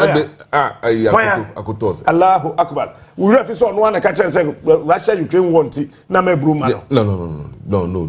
Captain. To the BIA catch that team for the Domu de cost. Na chairman, Ebro no say book free. Wale kra. Yeah, kra bro. Oh, men's importation chairman for phone no. Check it. Bo. Would have made trackers who want my Jamaican. Mumu. Oh, chairman. I think that ni obeti ma aya. Ade na abro so. Me se me peba o me na na interview o mo. Oh mad. Me throw challenge amomo mi no do wa kokuduro no mfre me. Oh mad. Da bi do oye media say obi e ma. Asam ye ka cry no kra say. Na say we president, we can am evidence. No way ya no. Me se ba o me na me pa o interview o. Na do de wawie na dwuma. Wawie. Mate ojaye mate. Ojaye mate. Sa mate ya so. No lusu 2024 you ya. Ebia 2068 mate me sand na bade ya. Captain ma me mo yesu kakra. Ye can say. Ready. The great transformational plan. Ato abafun. Yellow kure. What's your yellow kure? What's your yellow kure? Anti policy no so won't wawie. No. Okay. Wawie Jimmy come there. No, me ba. What he said. Ghana imports cereal, maize, corn. Date bay. Oh, again and that way. Date wo. So what their date bay. Chairman, we a World Bank report. Waka. We are here report no. A dated date ni e account. Chairman, we a report 20 me hu article hu hwe. Date wo. Chairman. Story bia be hu na ya he date. Chairman. Messi we a hin. We a den. Yeah, my whole World Bank. Okay, try it. Ghana imports cereals, maize, corn, seed was 7,025.5K. Ne wahano. 7 million metric tons ne wahano. Date bay. Date bay. And quantity of 2,867,850 kilograms. This is how much Ghana started importing from 2020. It is Sikaso. Okay, 21, 20. Now, Zana Google here. We are Google. Hey, date with them. Oh, chairman. Date. That's our story. We date with. Debut, where your World Bank report dated 2020, 2021 going. Saying you used to Google. And was Captain. Chairman. Starting from 2020. Ghana cereal, maize, corn, seed imports by country. Year ben 2019. Okay. Year ben. Year ben 2019 will be something year. 2024. 2025. Captain. To be beer. Chairman. What call a World Bank website? IMF website. Mama, now we share inflation. Ghana and neighboring countries. Ghana inflation 25%. Mali 2%. Burkina Faso 2.5%. Benin independent president in Ohono 0%. Okay. Togo 2.7%. Senegal 3.3%. Ivory Coast 3.8%. 25%. Ebrokra, I know Ghana Statistical Service. We move Kurabia for and the tomatoes. Tomatoes and getting almost safer. French countries, you know. Almost safer to Ghana. Ghana, you see the one in DBB. But almost safer than France. No, French country. No, France controls, and because they are big, they control what? Oh. They control what? Almost safe and one control. But almost safe no. And yet France is safe. Sikano mudi wo hono. No mudi bi wo Africa so. Omo dey see and yet France safer. Me say France we omo say omo di euro. Enti yes. Enti France. Enti say safer no your omo ankasa omo sika omo. Controlled, managed from this source. France. Na no cry no. Captain here. Why you can say francophone countries you know. Why your budget? What you generate scan? Who deposit of France Central Bank? Now, who pesicani be the idea? France is at the board, Bosia. No, the interest so. No inflation. Any 2. I mean, the highest 3.8. Younger 25%. And you are telling me it's a breaking the main. Who be breaking ground? Who are let me say. What's the former Greek minister Katro say? Incredible. No, almost stop. Almost halted the deportation of. Okay, or predicting or Katro. That could be a story. Maize importation expected to reduce, not even to stop, to reduce in the next 3 years. Dr. Kutoka said we 2021. Year 20, year 22. Year 23, year 2024. Year reducing it has increased.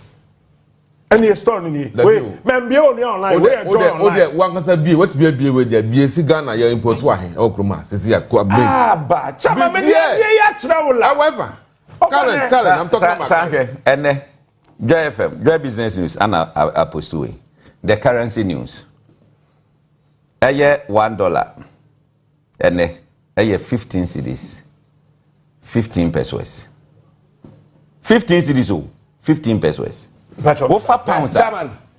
Maize importation Ghana and away.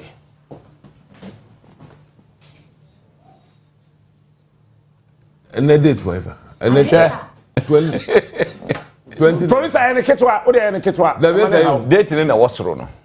German for police are in a ketwa. No who countries no. Wow, we are seeing a new. But what me maybe I'm in the city here. We are WhatsApp man. Ghana no Ghana there way. Ghana there way. Countries where you know your countries are Ghana crab bro free ho.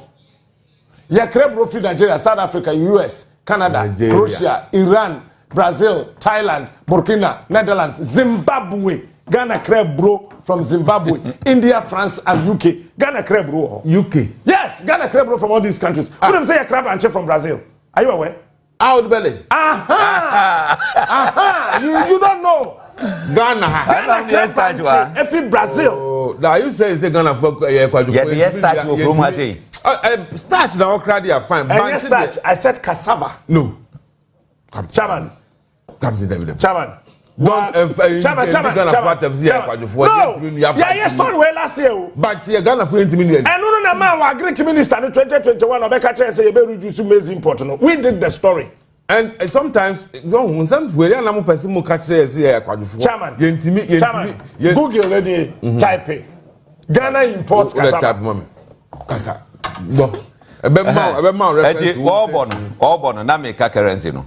And then $1, 15 cedis, 15 pesos. Pound. Ghana imports cassava primarily from the United States, Netherlands, India. This is 2021. Yekra banchi. A flour. Oh, Chairman. Cassava na wohi. Cassava na wohi. Oh, cassava. Na start now what your flour now. Start be any flour. Flour be any flour. Flour be any baby. What kind? More one gasankai. Chairman kind. More one gasankai. What you kind of hotel? Kind of hotel. Wait. Flour.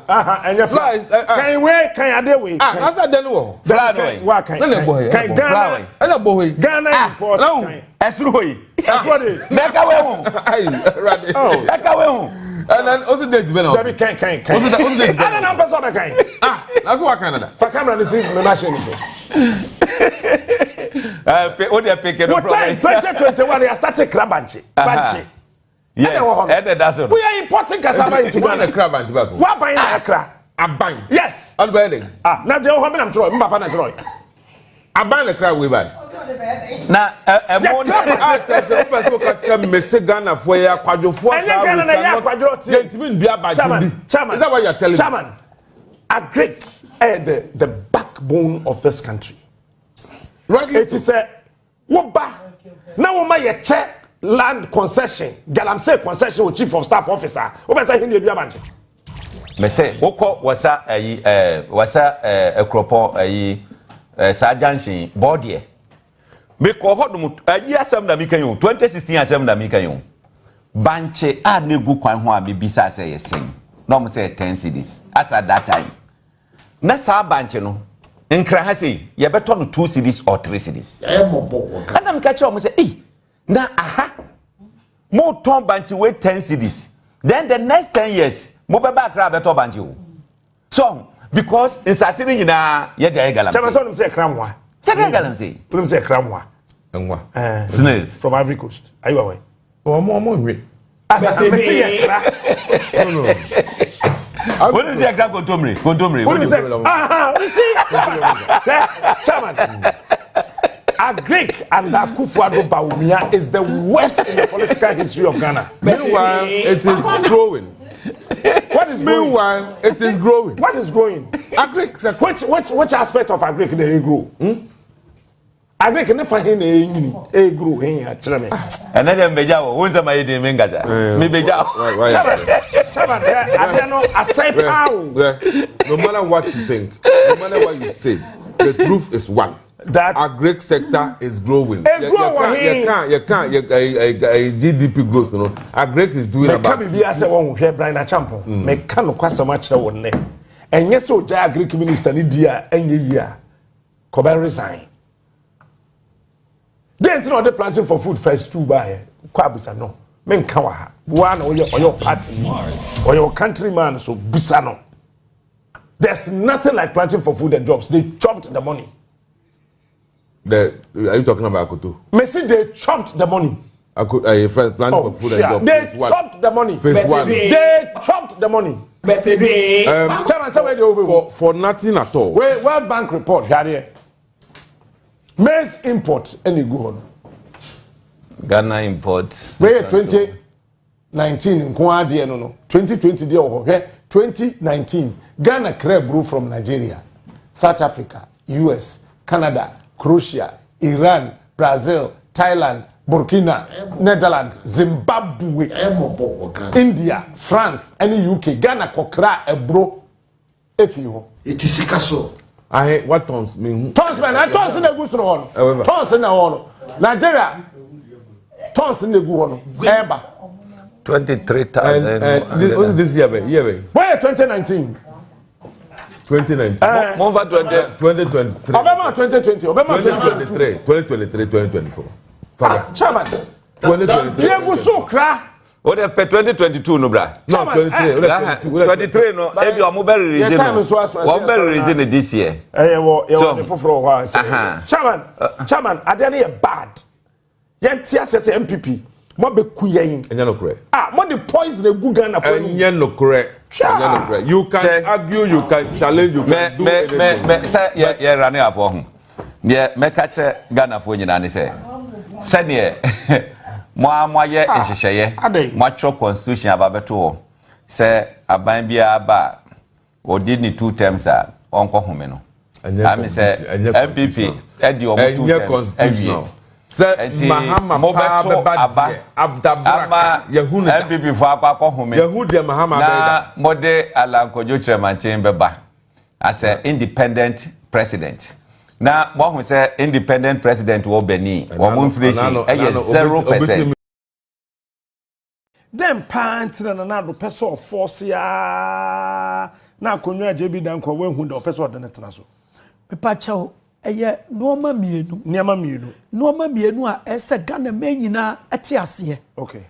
Noma mienu Okay. And two things na mesraw e good se wabo na do Dankwa edi eye president ene JB Dankwa na ye kasa me yemfa ochiman enka ho e kire se in 1954 Ghana ni bia ni me se ochiman tutia JB Dankwa omoto abatia etia no na okopedan okope se okọ parliament no first parliament no ode no ho fofore mu achemfo na nkasa tutia no nti mesraw asem bia beka no ene se bia ye bon abaso ana ye bon achi a eye de for repenning royal house achemfo nye boni bia achem so egu ahoro miensa ye wabu akwa eno na ye ka won asemi ye wo bosome ene ye wo kotoku ayi ekufo adomo ene Dankwa mode no eye achem ebu akwa ena meka se mo bi emlemu na omoto won aba ma CPP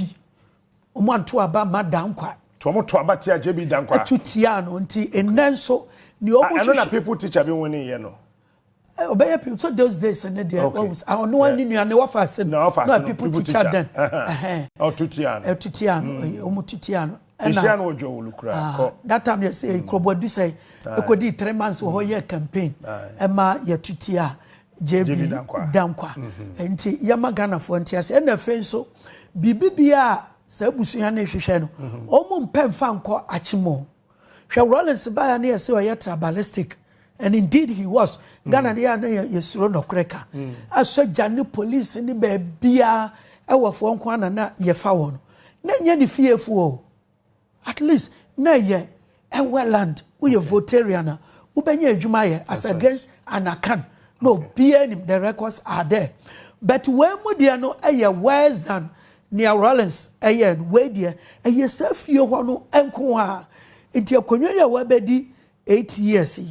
Womu ehu chire won Ghana ha mpa chaw achemfo kam ne ka omo autobon say restricted to the fiefo eno ne ade ese Ghana man etiase na two things na mekan no say me shase ene say pacho metimi to aso two things no eno say two things a achemfo mpacho meka achema obi otie me bia say me hu say who say I'm using it in a certain context. I'm talking about the for repenning royal house into your chin in a wood. I'm not talking about generally a chim for bet a DS me bono. Okay. Now, Omuchi Noma mienu ewo Ghana eye Asante ene Kwame Nkrumah. Can you Omuchi Asante kra ene Omuchi Kwame Nkrumah. What was I saying? Omo hawo nyina no eya Asante e be wiase. Asante ni kwa ko mo adwene yon so mo di akanfo nyina so mo adwene no. And for that matter Ghana hina. And Asante wo to okasa no wato sabi. And na e o mabufu kra so ba bi no okatwi a. O se wo katwi wo Ghana ha first and foremost you guys we Asante. And no ha wo no. And na friends so politics no. Se nya Kwame Nkrumah. Ko mo adwene yon se JB Dankwa. Ebe first country nti no ma mienu na ha won history mu Ashanti empire a yanka achimabu akwa empire and the preeminence of Ghana, the founder of the nation. Neyanka JB down kwasa or founder of the nation. Asiwo yepa. These are the two things. Two things. These are the two things. Inti asa Ghana 40 years yete sadie we yasia. Ye bete a Japadie deal no ase. The besa iso ate Founders Day no ase. After that no bloggers munchichwa mfanko baby na debate na end because bibia wote ase area. It is a football 90 minutes no so we so be a free park ho no ko baby o free buy. Yanto aso. It is our two things no. Then a start to when you Canada say Ashanti Empire and then Kwame Nkrumah becoming the founder of this country. That's a Kenya Kwame Nkrumah, Kajebi Dankwabe the leader of this country. Sure. And as a Nya Santia, Kawadri Yom say one or Moya can for media campaign. Bibi so hope you more my ya. Nanka Mode pesa to me no. Our yo ya and so Monsanka. Me in every beginning, no Mechrasi, Baba Bessi super pepe. Nti say Ashanti na your history and Nkrumah dey near politics. Nti say starting from the historical background. Historical background ni nyina ne say na akanfo nyina ye ka twi no ayifo na di enso eye denchira twifo denchira ye denchira o capital ye dunkwa na traditional capital ye djukwa no na o real capital ne abankese so na ukokumase be kwa ye chi wanyina eye wasase. In fact nka about 1/3 or half of in the Ashanti region there, about half of Ashanti then ina ye denchira asase no muti Asante memha ekono na me ye pam won ekoye na bra Asante fo edi intimi jakare so enkonem no na o say to 2 years say wo mu ana som denchira no ene Asante na aba top nti so obi abesom Asante eya asen eya akwamu eya denchira eya adanse ene achem training nyina eso obi abehye won ase wo mu aka ne te ase na achem fo so wo mu nte ase eya denchira na edi enso denchira no wa yenye efa ahudi eno na o say tutu kwa kwatwe won waso a omu ni nyansa ntokwa na nsi wo achimlando. They were very smart. Omu ba asen ho baby omu ba very far and Asantifo any ni won who so say war na be started and they selected best 10 hunters. And they will be the best 10 shooters. No mu ko lay ambush time wo twenso na pew. The rest is history. All right. Near day opoku ware no a teenager near didn't see a kunyaso. You didn't see a kunyaso no. This time instead of Ashanti going there, I chemist was to cry yakuno, na kola ketuawe. And no na omu di mirika ba Asante say abachi second chief no so etwenity ti kejetia and omu kunye. And no omu kwashisha mpabu ebi Asante fo omu nibida. No omu say mpabu amu de bobo life and no ne a hantan war. Asante defeat the hantan war. Samoya hantando fede mu twansi okura ne ya moto aye kumase ne ye anti Asante frɛ wonnom sɛ wo ya hantan for ne de hantan war no anya hantan ye wo nya hantan western region but no more refer to Achmebu Akwafo. Also we are the ones who read history book bia was said this war has got nothing to do with the hunter people of the coast. That's right. But rather the behavior of the very good Achmebu Akwafo people. Now Asante for refer to Achmebu Akwafo no say wo ya hantan enti mo tumi atwansuo kura ba ye territory mo sa hyehyɛ mpaboa kama mo de bobo life o Kumase a they were rooted mercilessly and from that time no be share Asante for ase to the bi omo twa omo kisi omo say no one has ever colonized us before me pacho obi bia o ka twi wo Ghana no wa sha Asante for ase pen obi bia because at one point or the other they were all serving Denchira and after the fall of Denchira Ashanti ruled everybody. All right. Eya bunu eya doma eya achimo eya hwayo nti no there I mean there is no doubt about that. Now omo be sha Asante ase no anye wonda deep emre bi omo hwehwe won fa ahodie enti 1874 Sagrenti war no esori ye no. Instead of fighting for their masters, if I should put it that way, Ashanti, they rather fought on the part of the British. Oh, okay. So many abrofo ne kabo mu. Omo koboa abrofo. Ekutia Ghana. Nya Ghana, ekutia Asante. That is Ghana for. Okay. Okay. Ekutia be before. Onua ne krom for no ne broni ye ba ko kutia o. enti asante eto form ene mo munya wo mu freedom kra asante antumi ani won so biom. And indeed you know that after 1874 Sagranti won Ashanti Empire no afolo kra e follow wie na wo mu permisi bia wo mu ni asante be ye pe.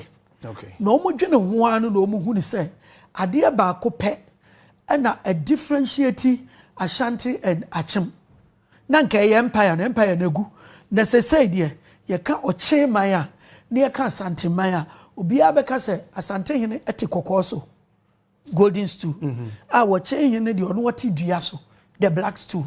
Okay. Nti e say ye yifiri ho na ye ne won eye pe asante hene te gold so sika kokoso we pemu Asiedu ote sika kokoso eye sika dwakofi na ye bo oche hene so eye black stool akonya tuntum eye dua wa hene bia to so bi organa no eye dua nti se sika kokko no efiri ho a ye ne won aye pe. Okay. Ye ne won aye pe. Okay. Nti kwan bia e be fa so sika kokko no be firi ho no se efiri ho enti emra asante abrofo eye won wadwen se 1900 omu kopesika dwakofi na kira kwan na wo mu akono wo hene a akire ye be frɛ no oforiata di first na ne fie din eye Fredua Ajeman ma me mo ne full name no mu se minim ni America. Okay.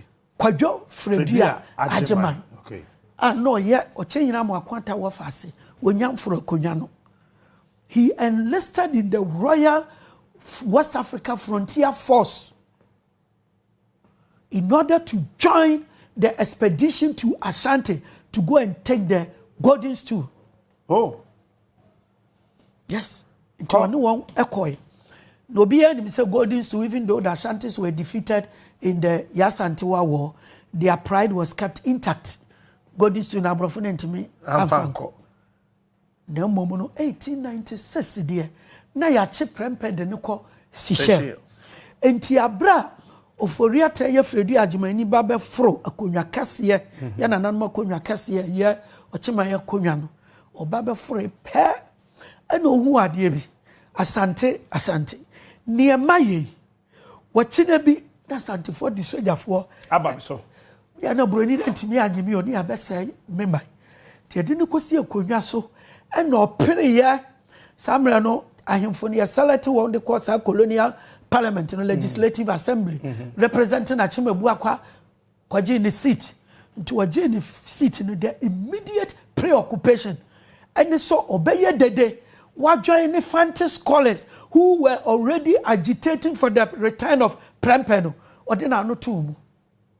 So now you fantify him for na push fantasy scholars yes yema eyimra Prempemra emra and no de ne ho kok for him say na be ya asante form beton hye ne so say what we say why boni I say akwara wako wi akwara enem kwan mu na mawe na ne papa ba wana pra kama we say mpacho me na me pray wana lay bed kama me na me lay bed no say ne be cover boni no e ba no wi kwan mu na ba kokora wa press yesi apepa enti wo jemu de ama Gogisberg mu na agitu me say ampa nipa ne yako adi won so awie asantefo hye yase eye ena omo asi wa hene foforo den na nan wa hye ba bia achesa ena ye de ne bai nti mbre obabeduru Ghana de wo mo oda won wase kase ye pa in his speech no fantasy scholars wanya ye friend say oforiata the first ewom he thought it was genuine when him say yeah, my wife catch me say where's bu ha metena TV so am use so am pentime use nti ne meka ne say na ka person ka dey wife mpe no meka je say na say maka meka na meka say hypocritical say ne no anu but wanti o wanti was yeah where's bu ha etie nipa bi nti ya ma me use hypocritical dey nti obia e wodi nti obia nti ne na nkofo asantefo fi say na nanu adwuma na wo ye ne very genuine na ka won na me de prempe defense am by wo no de wonim ne na wo ye nti na nan e ba wie e ma bibia ye kama obi akura nim say enche bi about 3 years ago or 4 years ago say to the second or tier convention or by chebi the speech in more can say ni entira mabahano me bedam wase ne mo nana eye ma me a na me nana kasi shell no to me bu ama ye de no e ba me pacho wie no me bisa ahemfie ho fo mpanimfo ni bisa munim history no mo si yenim na mom at least eye kobre e no koma Britain e na ni bre oba befa golden stool akoni hina anyeye no on record nso no okasa say yemfa asante hene emra enti ni oye kane na se ye ne na nkoko hu ntokwa ni oye na kire no na se ho se ye de ma no enti wo mu nimpa but sabe wo mu nyina smart two sides ni nyina enti wo no se chase ne ba oba no so ye hypocritical because attitude there no ono say the same hypocrisy when nimpa se fe papa ne there no the cover bibi ono so share da ba ono so me share da mra meka bibi enti ni nyina ya agro eboa e mo man ni nya koreye na ye ko yanim na achima bua kwade megide senka wo kan ya katwi ni nyina anka omo ye smart chain obia you see plan no mu ye say wo mbema asante atofom na omo ni ye nyina ya pena if possible e beba wo anim no they didn't give up that plan and the next plan was that the bia yamfa ye ho anje public service mu sane ye beba broni no it's when the traditional one more or less failed, you know. They saw the next plan to be either politics, public service. Na masante for kwa chichiri kurobi woti na voter rejefa na sato. Ana kurobi o man bi afa ne sahwe. Esa ewie, te esa ewie de a. Ana esa to atwade a. Sahwe na no. Esa ewie. Esa ewie sahwe. Ana ukọ oti e kurobi de asa. Esa to atwa.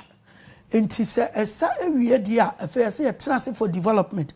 Enti as chemfo ne se esa no ewie aba na wie ye de a yen scheme bibi foforo. And what was the scheme? Yen fa ye ho foreign public service mu always be close to the government. Na no na baboa mo abedi asantefo anim because we mo no asante akonya na aye apolitical because they formed an empire no feel say mo show biase nti ye nsuro president ye mfa ye ho ko politics mu nti washa asante yin ntumi nka so NPP and NDC and CPP where ne ho say is above politics like Queen Elizabeth or any abaka say King Charles san why no ho the stool no has been placed above politics and no chima say David hwe ye there above politics ya wan beti yen sante din ne there so that yan forsum pedi enti from Oforiata the first or less our foundation no ebesi ne se washa achimo buakwa Royal House whether it is CPP PP PNP UGC be piano mu se politics no mu ade bia no mu pe esoro ho nko a bentifi pese mo ben etifi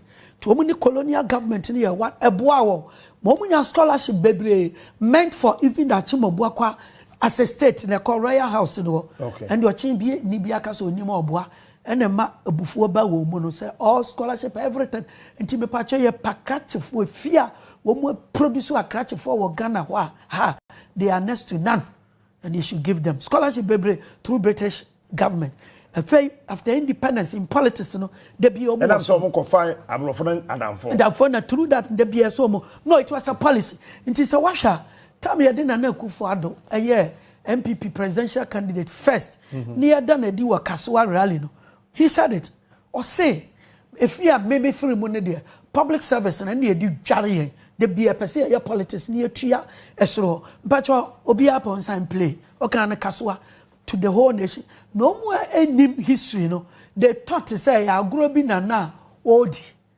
o kasa no so bo nipa mienu na ha no oboni na no fa JB dankwa edi no sign abo the tamfo Kwame Nkrumah edi te ade a hye won etirim that's right nti one was Asante no mo ntimi won but they will come back later to defeat Ashanti I will tell you enti wo mo de wo anwie no mo ni abrofo ne be ye one to the extent that during the Second World War Oforiata the first year 1943 no I catch abrofo ne say you know say achimabu akwanku na Ghana nyame che yen denchamuo na brofo din say denchamo brofudi menim ne brofudi say wanu na de ndo say menim eno ne diamond denchamo mum ye diamond eno ne diamond diamond twi ne denchamo na sika kokko ye gold oh enti ehwanku na ne yetu diamond denchamo womo royalties ne heavy one say diamond et say ya the value the gold value say ansa na to diamond et say any timber ne gold yetu womo asase so royalties no ema oforiata kachira aborofo ne say war no a womo ku second world war ese enya bibi de support won no mutumi defeat Germany and womo ka say won sika no jet kitwa ne say ne kase eti say kro mo mfanto na nya symbol. Say during the Second World War, Achimabuakwa Royal House bought the British a jet to fight the Germans. And the agreement was that, the covenant was that, said debi a basse move free or main mu aqua, no more do a minor shayensa. So you know where the Japadia starts from? On be Japadia no free. Okay. The Japadia deal. Okay. And Abrofo no edge here.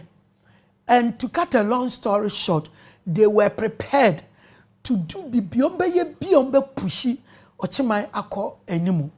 The first one was that even though United Gold Coast Convention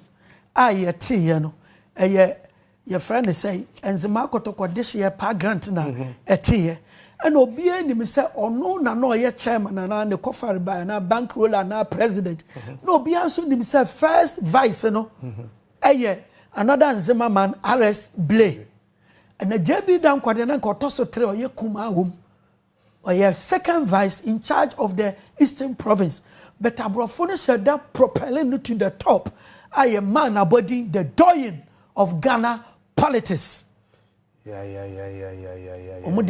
sure everybody knows that title, the doyen of Ghana politics. I think that was when they did the Western Commission of Inquiry. No? Report in Umuno, almost said the doyen of Ghana politics. The 1948 riots. That's right. Wabra politics in Yina Kofari by 1947, a year, Park Grant.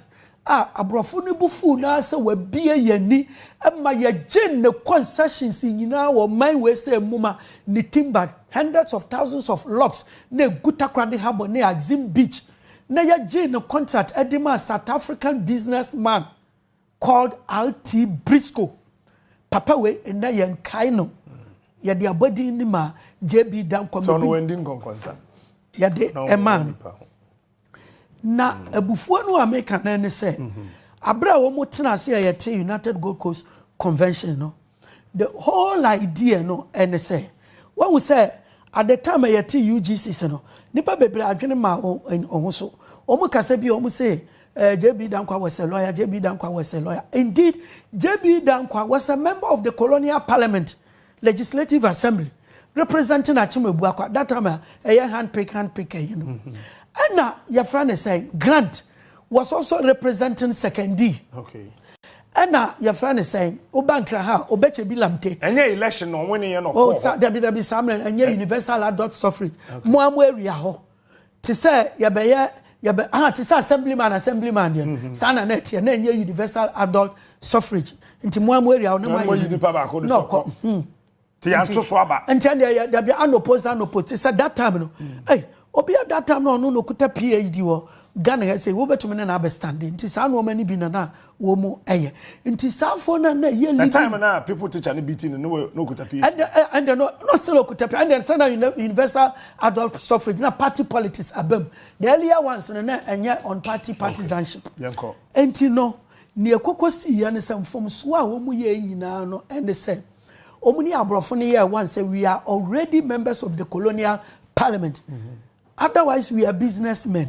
Now, mom, as Goggisberg, Africanization policy, you should grow the Ghanaian, the Gold Coaster. Not the beer, the Omani, the Ashanensa. Saudi Ayantia Manyokuobi. Anytime beer Brunino aircon, not the Omano Amay. And no mom, what's here? There must be an administrator to do a full-time work in the office, letting people to know. Say amanyokuo bi ne nti the moment abroni ne be free ho no mine na be hye Yes, sir. It is almost self-government within the shortest possible time. Now, full-time work for them. But that, anytime it became necessary for the white man to leave, as Goggisberg has started in 1925, okay. No, now call ho. And no, no more Mukofa Kwame Nkrumah by because he was unemployed. 2, he was not a lawyer. Obi a lawyer and called by the following day, no amount briefcases so or court. 3rd, he was an enzymer like Pagrant. Into what that done the number a 4, he was completely penniless, and that was true. No, so, Kwame Nkrumah no dear. And he said, Obama so could tiny briefcase be an entire room and a 1 container load of books. And no more doing be idea or the tunnel. Books. Now, what Baba drew on him. You know, say, you catch and say, a man £100 a month. A Juma be our oil, Obejayama. British pounds, 100. Near the Macroeconomic Nkrumah, only a Juma be I were Britain and Necrano, £100 a lot of money. Not those days, 1947. Until Nkrumah was very excited and no buy. The problem that UGCC faced, and they say, Sa Papano. Adio ohwehwe wo wiase ane fa hudie eno ho adwuma no kokosuan nto ano ba na momo say yaya na systematic process forgetting that you are fully employed and others were unemployed. Oh no, you're unemployed. And now obedru ya no so £100 a month no matter so say and they will use it to bait you to come, we'll give you £25 a month. And Nkrumah catcher on so okay, I'm suffering just as ordinary masses, but you are enjoying. And no veranda boy, you know, who say the ordinary people and fight against you.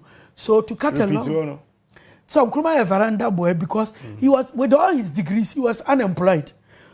So what you say, and the masses who were suffering, he was not different from them. £25 in the demand of Yesika.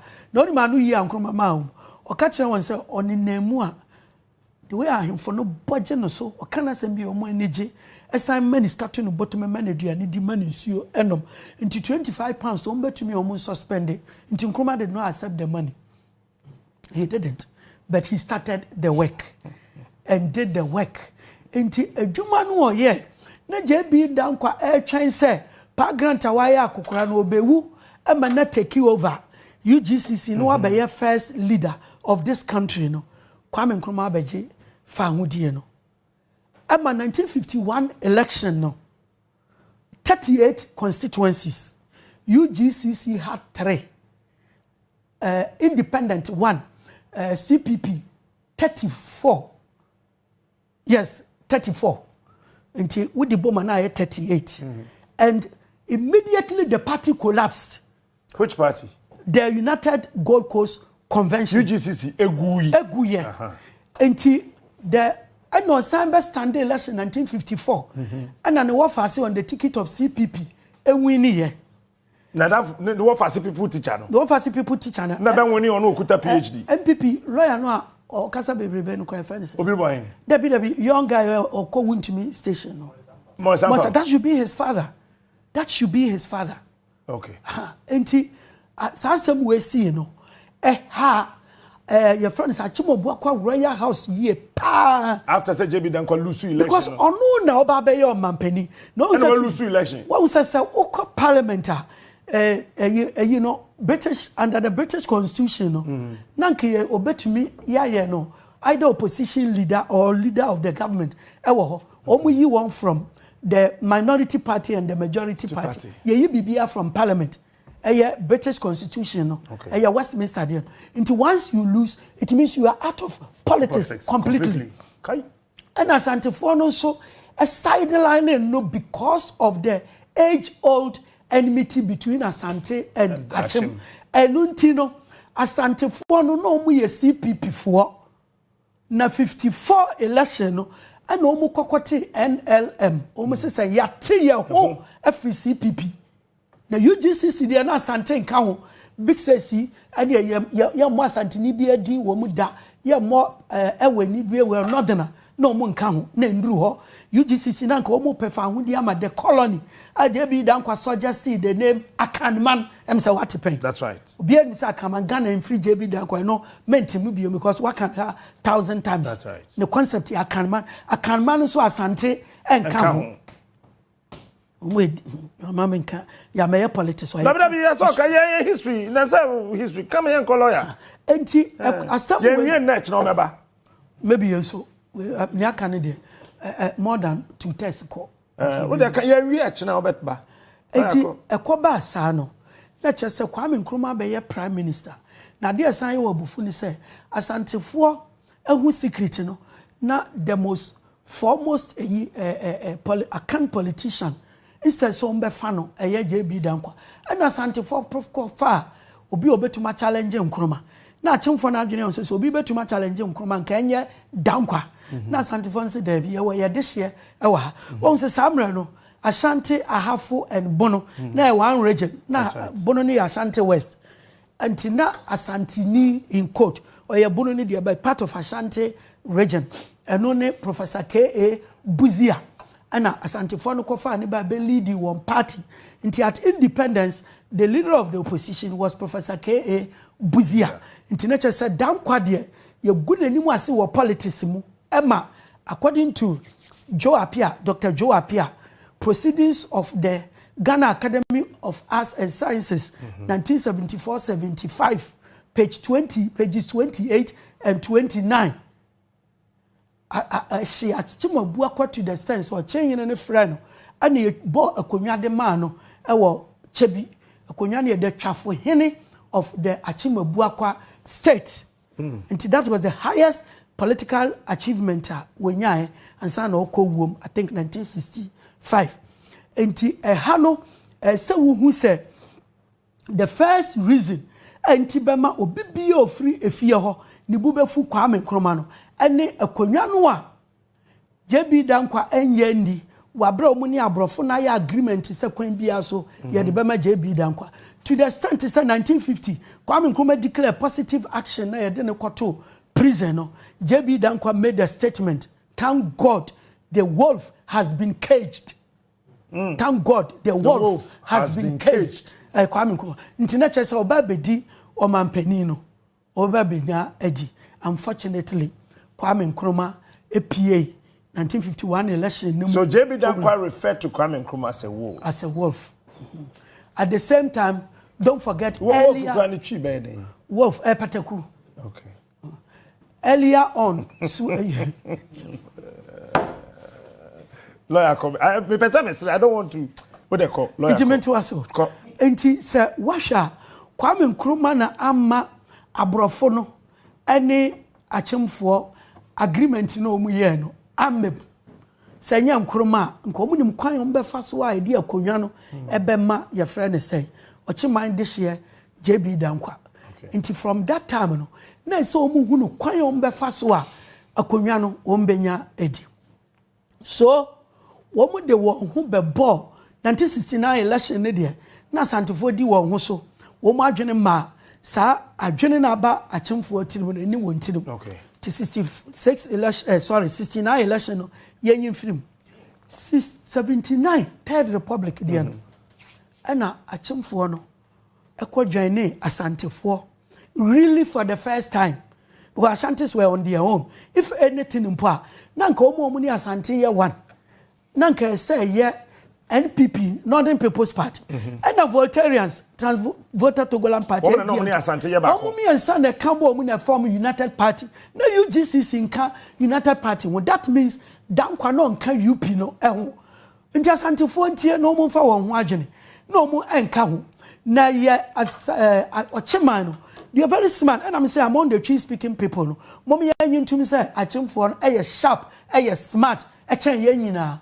Omu yusu, Omar chain yenina, Omu drink a seer, a chain ya, Yakaruna nano, and a yachiremono. I drink Cassia no more the other. I drink Cassia no more than your man penny at you. Someone your man penny or your money. I drink Cassia, there be Nippon or so, J or mine, I find the other no G.I.N. And Tina make it to one drink Cassia, and I drink Cassia, I am finding out the pa. Well, how can you describe Kwame Nkrumah as a wolf? Lawyer ko enti eba ne sa no hwe nyansa omu huni on se sisia no ukwa chimebu akwa omu constituencies no should be about 6 omu constituency obu akwa North Central etiwa fanti akwa I'm about 6 or 7 and oni Ashanti omu constituencies in Ashanti, Metropolitan Ashanti, no, 46. Na fei ahafo as Ashanti, 6. No aba New Job in North and South, 2. Okay. What is necessary? No 54. Na loosely no kwawunsi Asante. That should give you about 4. Until eba beka ho a. Na chere say out of 275 constituencies, Ashanti and then external Ashantis ni na kambomu a omu no almost 60 constituencies, almost 60. And obi there at least 6 or at most 7. And who say unfa ne ho mebo in an otherwise unequal alliance. To say wahu eyibi anansesem bi no a akwawe enifraini no ono enamo eno se owu ani afura na sabe cripple no ba fine no cripple no ono ntena wo kon so na fa ne kwa afuom because ono no kire wo kwan te cripple no wunyansa se mama nso wo nsa fa me si wo kwan ho na yenko na bia nsuo ho na yetwa nsuo no na ya mre nti enifraye ni no for as long as say opeso oduru afuom ho no say osinyansani ne kon nya osi nyansani ne si ne kon nti na che say ba fine de na adwen na dididi nti aha no aye ochiman no ne yini afa ne sen cripple no ana asanteman ene enifraye ni no umpo that is it. That is the unequal alliance. Achimfo afoso asantefo mo agya to mu se ekuo bi ho your friend Dankwa Buzia club mpacho Dankwa Buzia club from what I have narrated so far. Because Dankwa belonged to the UGCC and then the NLM Bafwa Akoto founded it and when it came to UP United Party it was Simon Diadonk Dombo SG Anto Bafwa Akoto and omu mi ensano yemkwa yi obi obeba be ye leader oh kuta superior education obetuma face nkroma with the superior education and only ke ebuzia nti na chese Dankwa de wo meb betonkrofo we kuta adwene kase se ye twe yen ho a would say so 7 constituencies even today out of 275 the bani nipa ebeba be the president of Ghana na mo yanya ne say frititin nyina ya wo Dankwa Buzia club enti mo asanteman nyina ni srem asanteman ani sremfo nyina momo de anu Buzia na ye achemfo nso de anu hwan Dankwa ye nko aye wo baako ba mo aka nyina nso mo baako Dankwa Buzia nti one say 79 election no and omo propose to Ashanti say big six ni nyina ewu big six no na yi wo ho eyi ti ase by any big six bia ye ni big omo yi me nko ho ne no omo de na say big six no that imaginary big six no mienu na CPP fo akoaje ene Kwame Nkrumah that's right na akoaje not ase no CPP ni na your friend say wo mu aka na ye UP fo na eyewu obi ewu aka pawuri into the automatic leader of the mateme ho here friend say tradition na santifo ne say dabi na we the obamu say eno na omobufu yi omokokote United National Convention UNC eyensa eye clean that's right ama Paul instead of joining the Ashantis PFP Vitousu Popular Front Party ayen sonoma omukwa join PNP for President Nkrumah's party that's right ama PFP elusu here now that Republican year 2 no about 4th Republican no de Dankwa Buzia ne bai say your friend is akwawe Vitousu no leader oni ho na Paul is a leader of UNC woni ho somebody ye nipa ede omo ye na nyame boae na this man a standing politician then Professor Edubuahin or your chini of your CM obey a presidential candidate na election no 1992 omo bokote te duru 96 no ana nkrofo say okay I say eduru mu 10 anya hwe nti omo ye ya bukofo ewini ye na ye fa ne say akufo na akufado elusi ye e wo sunyane that's right but o say anya hwe enduru ye nso omo kwa ebeba ye nso yeso nti at the Legon Congress no PRC say eduru ye nso to the extent even when there was a tie omo sign to abano umkoye negotiations ema papa ye fa ne say Alan epeni ba bi tena ma ye de ma Nana Akufo Addo wo so omukuta adwen kase emere ne du ya yes Akufo Addo so ti ase say no Edru Asantefoɔ no etɛn no. Do you know what he started saying? Kokumase catch Asantefoɔ say your tradition no miensa dankwa buzia and a domo. Timesramo. A woman say Asantefoɔ yemfa esremini ye leader dear. A pain dear. And so Drew one so. Say a dear Kumiano. Emma Domofoɔ. And now, so Matias, Baumia is the presidential candidate of NPP, representing the Domo faction now. Achimfo recognized Dano. And the instant Sabakwa Santini one, and Cosimini in ho.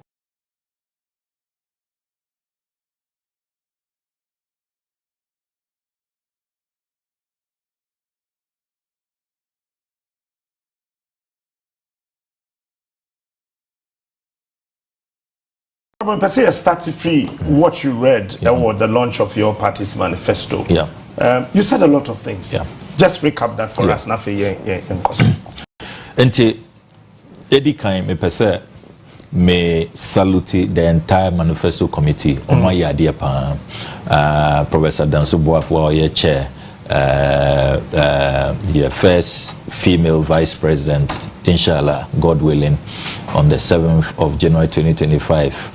Professor Nana Jepoko, who was part of the team, and the team members, and I like the NDC's approach. Into young fresh experts, na omwa kotena edem bimo na omwa kase omun enibibia, and then they put together a document which is just based on their expertise. But when it was the People's Manifesto, omufre obi and centre for organized labor for diplomats, youth associations, Ghanaian workers, the creative arts. Obia say we are holding consultations. Ya pese ye tie die hamo.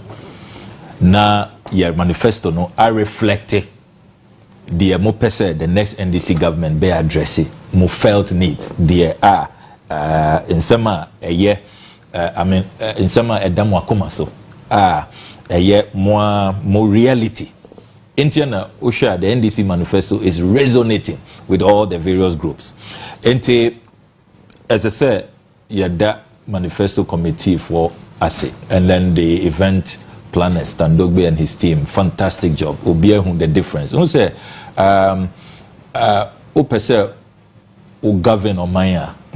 There are so many indicators. Even the ability to organize your events, to go according to plan, according to schedule, to make sure that everything is on point. Because that is what you are bringing to government. And we want to see how competent you are. And Ghana for the difference between the NDC and the NPP when it comes to even planning events, staying on script, staying on schedule, and making sure that your program really resonates with the people. And to the content of my submission, Mena Mikasa on the area of pursuing good governance and combating corruption. Many yenim say bibia on my way a war. The number one challenge is corruption. Dream nikata shishe proye. Scandals are yehu in CB, I mean yehu bida in SIDA in the history of this country. As they say, your friend bibi one day one scandal. A dabia one scandal. A dabia obe sorry, there's a new scandal. Last week, they are now here discussing 13th African Games. Sika Kesie. Now there's a contention between Sports Minister and GBC Director General. $3.6 million. Sikano wahe GBC force ye 100,000 per NIJ. In the process, me decided say, oh, let me go and look at the books, look at the transfers. Documents are intercepted. Games are already. Sikana ye approve ye 102 million. Parliament approve ye. Mwako spending 460 million Ghana cedis, way in excess of the approval. Me make 319. Oh, 460 million cedis. All right. Taxes. And that is not all. All right. The Emma discover say, omo akoswa ye withdrawals. So far, after the closing ceremony in March, just a few weeks ago, Omwa withdraws it drew 168 million. It is say who this 168 million, Edika 460 million now. It's in excess of 600 million. Ghana cedis. And then no cost. That's 600 million Ghana cedis. Oko Kolebua almost share 2 million cedis per, just 2 million to save lives. Nipa 19 ewu at the renal unit. You see Nisika. Look at how long the CITAC members, tutors, lecturers of the colleges of education were on strike. Abansi omu Nisika. Nansu Sika omu blow. Meanwhile, sports minister way, yes, Samoneno to parliament or say Yemen time to respond to the financials. Up to now, still running away from parliament. And yet, the withdrawals continue. $50 million on food. Over $4.5 million on accreditation. On a daily basis, we have even lost count of the scandals. The year can say, on my way, no, and yes, say, you need Sikao. Osha Sika, President Mahama, or Jama, President Akufo-Addo. Documented. Ojasika. We are sure. Mamema or less, no. Ojasika, your friend big gift, Ghana Investment Infrastructure Fund. Mahama Jasika. Oja $270 million. Our gift. $270 million. They don't tell you that. NPP Fonka. Mahama left money in gift. Gift $270 million. And your friend be sinking fund. Mahama ja $500 million. $500 million. Sinking fund. Setekbe created sinking fund because Eurobonds now President Kufuor Okoje, it was maturing. President Mahama instructed said all those maturing debts no yen creative buffer ye disika betum for say a mature so that the AC say yen to me antia yeka. And now we have been shut out of the financial market. Or more downgrading to avoid that. A visionary leader or doing or Chinanya say Bibia buy into ye dinina ye disikanina and there be Oja $500 million in the sinking fund. Plus 270. Plus 270. And then the stabilization fund. And also just saying $300 million. It put all together. 300 plus 500 plus $270 million. $1,070,000. Exactly. Sikani nyina wo he. Mahama Jananadu over $1.7 billion. They cannot challenge this. It's a fact. Call anybody at the Bank of Ghana and the Ministry of Finance.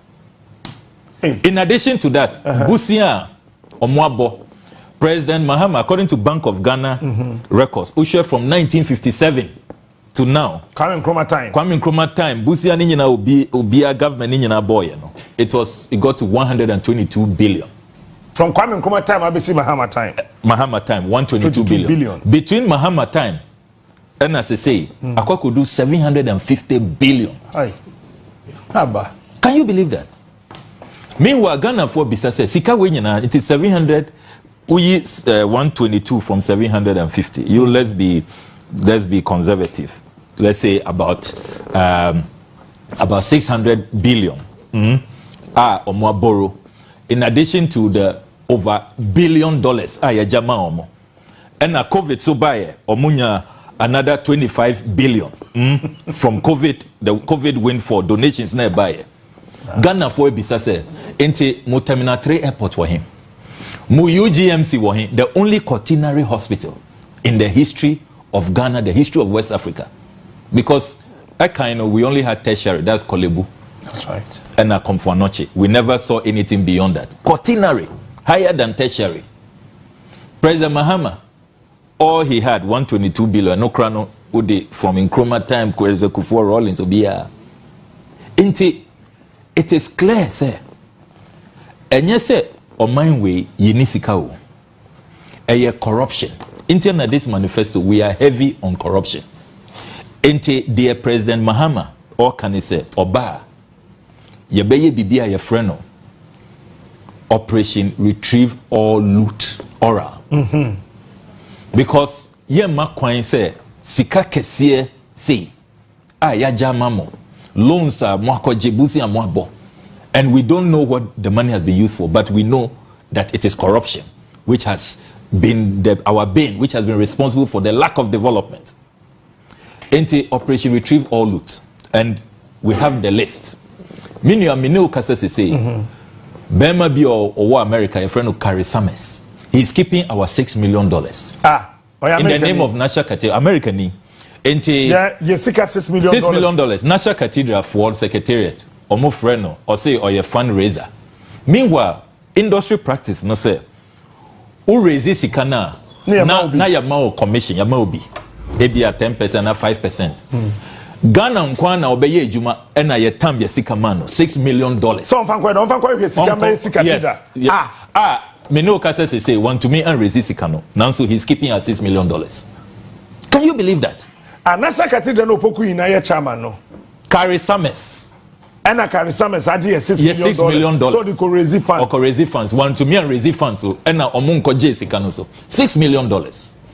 Ena ye was shakes be almost buy hu ajima menu say Sputnik V vaccine no omo to me a secure vaccine number and shake nasa de ye Russia and na your embassy wo mini Russian ambassador Russia. I say, oh, why is your government doing this? I'm here, deal with me directly and you get it even far cheaper. We are helping even neighboring countries are contacting yabma omo direct access to Moscow. It's the adena munam Dubai. Mineo Kasese say those sheikhs are keeping our $2.4 million. Yes, omun return here. $2.4 million. Plus 6, 8.5 million. Yes. Oh, by far. In addition to that, South Africans basically drew almost say almost sky train experts. Yatam $2 million at the amount. $2 million not so up to now. Yen to me retrieve here. Yen who sky trade there. The last time you be say obiasi anyame jogate say anyame ameusi debi anyame, we don't know who released that $2 million. Then your Pualugu, you're spending $11.9 million. Parliamentary committee, your cohort, nothing to show. The place is overgrown with weeds. $11.9 million. 11.9. We have a video about me. Oh, call your journalist. Munko Pualugu to see. Uncle Mary and Kase Bagri Dam or maybe will not all be not Mufosi emergency or Muhia Sika. They've written to us in Parliament. They are everybody scrambling. Uncle Mwisi Dam now, we will not be where we are. In addition to that, Ejapa, we thought say you're stopping Ejapa in Parliament because Omubai Kase Yempene, so we are not going to. This is part of their Ejapa D agenda. We will not allow it. Unknown to us, Omwako blow $12 million our land. It's stated. It is in the Auditor General's report. It appeared. It came up at the Public Account Committee. $12 million. $12 million. Yebisa almost now almost per office our London. They were trying to list on the London Stock Exchange and all of that. $12 million. Myth what I spending. They cannot give us a breakdown as we speak. Into Operation Retrieve All Loot there, Ebebaso. Mino Kasasi say, when you say National Cathedral, you are spending $58.1 million. And no, your taxes in Kwao, $339 million. Amenana, the world's most expensive pit. And no taxes, no. Donations in Kaho, the Munyana will cement, no, a software. Yeah. No, sir, as I said, my distinction, sir, $58 million, a taxes in Kwan. Cement in Kaho. Into all the other, and no, you're valuing about $3.5 million and $58 million. Okay. Into the world's most expensive pit. There has to be retrievers. Sir, architect now, your friend David Ajay. Unim say, after year 32 million cedis, inflationary pricing or you know. Drawings, no? Yeah, drawing. 32 million Ghana cedis for drawings, no? Charlie. And drawing you know. And minim nipa or secretariat. Oh, cause drawing where you know. Restaurant in Kahon.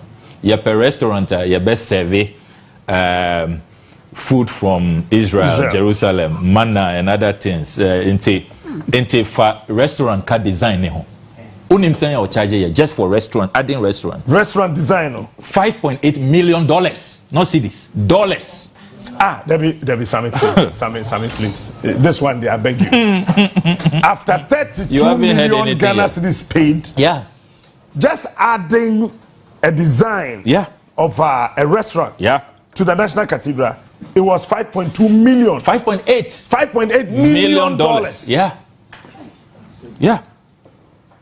5.8 million dollars. Memo letters ninyina. What's me intercepted documents? Me who documents now? I don't talk about it. I'll give you all of that. These are facts. Facts. Internet Operation Retrieve or Loot is critical. Ghana for nyina Meshia Duduo our Moka say, look, the reason why we are voting for you is that we want accountability. Yesika ninyana aka all kinds of places. What people have looted. We expect say mobile retrieve amaye. Ye promise forensic audits and crack inquiries.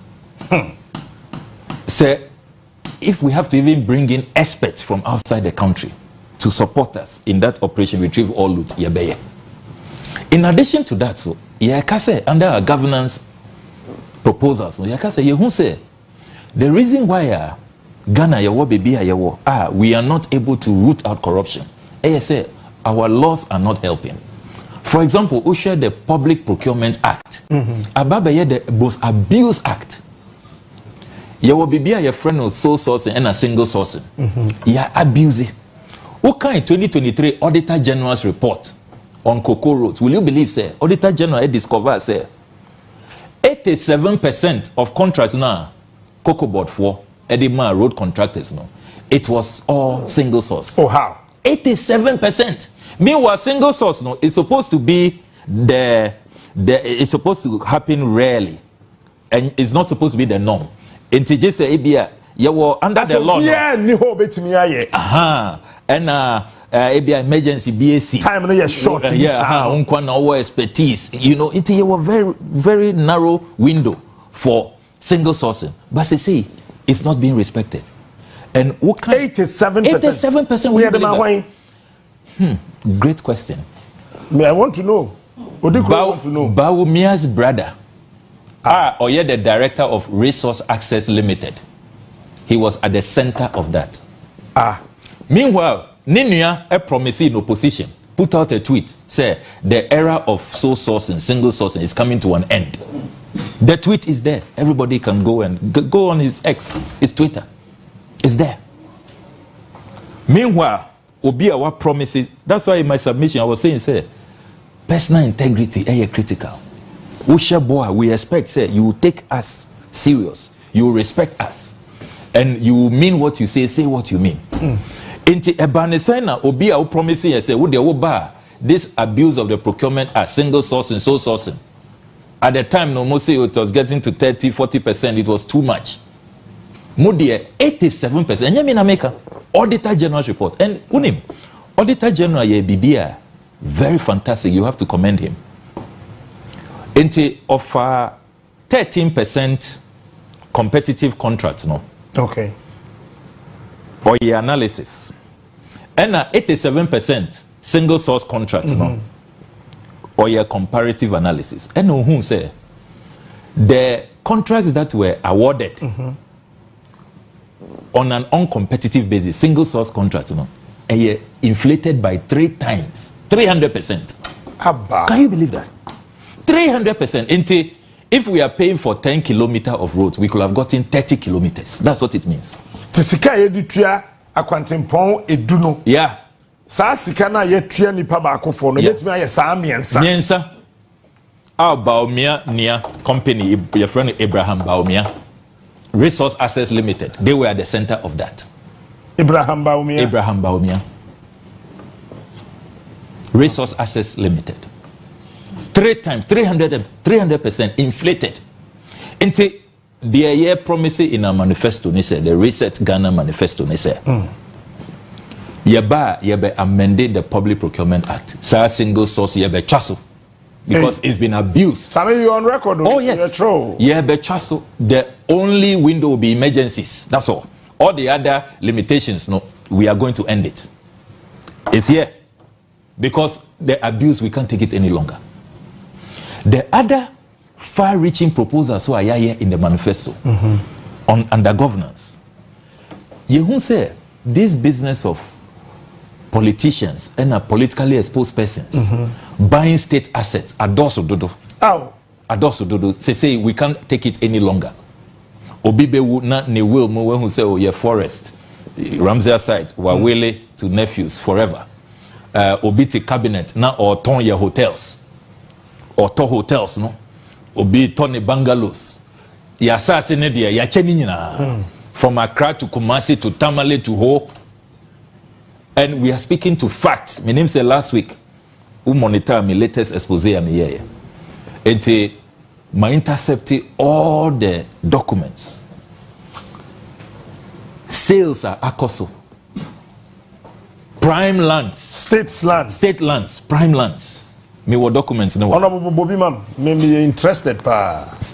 Where your cantonments, La Wireless area ho. Okay. President Akufo-Addo, who said 2 weeks ago, Lands Minister Behode press conference, can say, oh, ignore me now. The lands are safe, intact, secure. They are not selling public lands. Okay. I mean, the deception, the blatant lies. Meaning, documents, no, are frightening. President Akufo-Addo, she said, we're done in the whole land contractor. Under Article 257, who necessarily will protect these lands for us. All public lands are vested in you as president to protect them for us. But President Akufo-Addo selling them to his party members and appointees, his cronies. Indicate Jemfua, 31st August 2022. Women's organizer, yes. She cannot challenge this. Yeah. Let's no so Yatama Mano. National Women Organizer. National Women Organizer, NPP. 31st August 2022. And President Akufo-Addo Tomano. Autonomy. Ope price no. Good question. Mini obe collapse. Enti documents ni nyina me wawa ha. Share the price of more. Because location no. Location, not the price. Not the price. And what price na location one. Yeah. Will you believe say for a plot? Omutia between just 181 and 250. Obia and tier more than 250,000 cities. Oh, how? Cities, cantonments. Meanwhile, conservative value for a plot. Conservative. Oh, cantonments. Yeah, the amount of $500,000. That's 7.7 million. Now, so President Akufo-Addo or the man in the party for less than 200,000 cities. Cantonments, La Wireless, AU Village, or baby. President Kufuor the Ghana 50. That prime location, Free Zones Board area. Kate Jemfua, our listeners. Ibrahim Mohammed Awad, Minister for Tourism, Arts and Culture. 30th November 2020. What's some date in the time account? Oh yes, 30th November.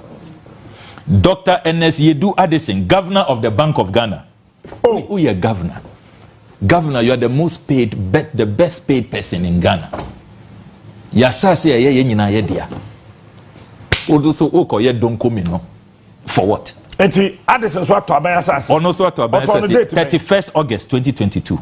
31st August. We have all the documents here. Okay. Obi and to me challenge. Ni deputies ni nyina almost lining up say, "Hey, yes so ye pebi. LC Ado Awazi, Deputy Governor, 27th August 2020. Maso Opoku Afare, on also 31st August 2022. And Joseph Boahin Edu, CEO of Cocoa Board. Why? Joseph Boahin Edu. Cocoa Board, on also Toby, 30th October 2020. Dr. Janet Ampedu Fofie, Chairperson, Presidential Emoluments Committee, 29th June 2022. Kwabena Mante Jektenyako, President Akufo-Addo's appointee on the Ghana Airport Company Limited, on also 22nd October 2022, and Okoto Nidia. Anselm Rasford Ajete Sowa, Ghana's High Commissioner to Canada, 14th October 2020. Anna Asari Odro, former NPP Women's Organizer, Holland chapter, 25th February 2021. Onem say, Kosusa, you can expect one name, say, or no, they are all messy out. Ken Oforia Tess Enterprise Insurance on also 15 December 2023. On also say he has to participate. He will not let it go. Or no, he doesn't give any small opportunity chance. Kwesi Etua, board chair, President Akufo-Addo appointed on also 14 October 2020. Georgina Wood, 15th October 2020. Georgina Wood, man. Former Chief Justice.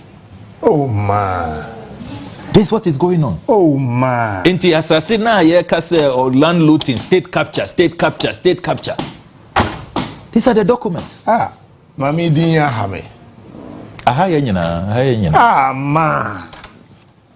Inti, that's what is going on. Inti the year can say ye be bani inti under the new NDC manifesto. So we mo beji anasa monje can I capture country fano. Oh, Operation Retrieve All Loot. Okay. Okay, maybe bisa Mahama press meeting or cancel beji. Because President Mahama and Ubekaya Professor Mills yebi 2009. Baby a your foreign ministry or yes foreign ministry. Okay. Omoton Emma cabinet ministers. Anka one sizia. Anka say you to be foreign ministry. Enti you are serving notice. Of which my foreign affairs minister. It has to go, Minia. It has to go. Into the year can say, look, enough is enough. You be banning all politicians, government officials, and politically exposed persons from buying state assets. The other far-reaching proposal I made the pan say, on my way, unim say, ubisa ministers no say, ya sasi ayawo, sena aka. What is the state of these lands? They cannot tell you. Me wa hanza de waha. 3rd February 2022. Okay. More than 2 years ago, Minia. This is the official document of Parliamentary Parliament. Parliamentary Hansard.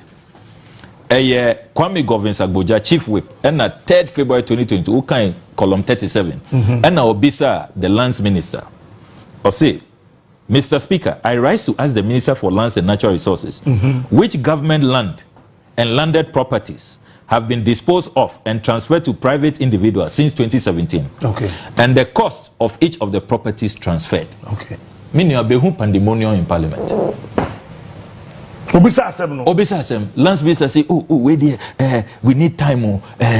Mankind, see, Mr. Speaker, the 16 Regional Lands Commission are in the process of compiling the records of all government lands and land properties transferred. And I'll duly brief the House when the essay is complete. Mr. Speaker, as the House may agree with me to compile a list on government land and landed properties that have been disposed of and transferred to private individuals since 2017, and the cost of each of them requires time and effort. And in accordance with the highest standards of transparent candor, I've asked that the records be compiled from 1993. ABC and then my committee, Assurances Committee, and Chebia just about 3 weeks ago. And yes, someone a minister and said, Charlie, echo 3 years. Watch a dodo. But my list no. Or say, I cannot, I need more time. Mumma up to end of year. Can you believe that? End of year. End of year. Meanwhile, Tonwan or Motong. Mumbe records, I know they are to me my but every day, every week you hear no moto. This list is just one area. Mimba Laboni, that's another scandal on its own. Mindru Airport, Mindru Kumasi, the Aircosu wa Kumasi, wow Kumasi, Minia. The rich lands in Kumasi, Ube collapse. I'm glad I'm too for Minia. And you ask yourself, at this rate. Meanwhile, Ubekaya, President Akufo-Addo ankasa, Nenumasem, Okachire Ghana for say, promise now, Agenda 111 during COVID, say obese hospitals within a year. The reason why I went to me and for feeling is he had issues, challenges with land. Land acquisition became a major problem. When to me anya asase omudibesi hospitals. Enti, how is it that nipa who complain say yeni asase do na asa. Enti aban person who see hospital kra na unto me anya asase in see hospitals. Why are you still engaged in these opaque sales? And the yani say omo ton asase no kra omo advertise o e Ghana for nyina na also what o person who compete here. More advertising, no transparency. Kanana, quietly, and it's not even for market value. Until what is coming to the national kitty cry, until we are losing on all fronts. Who lose assassin? You are also losing money. You are not getting any real value for these lands that are being sold. Until you for the first time in the history of our country, you be creative BBI your friend state asset registry. State asset registry. Mobeye. Yabeye. Until Ghana for you be who send a year brew parliament just to get lands, data on lands. You say all the data will be put on a website. In Century for citizens. You be who. Sasu I bind there. Our Bumpugu yo our Bole our Doma our North Tom. We are going to publish that. In addition to that, bungalows, your forests, your cars, all of them. I bind there. It will be published. State asset registry. And in addition to that, you see, selling of lands to politically exposed persons. Or you have to decide if you are interested in state assets and they embark Abaimu, don't come and serve under President Mohammed's government. Don't come for any appointment.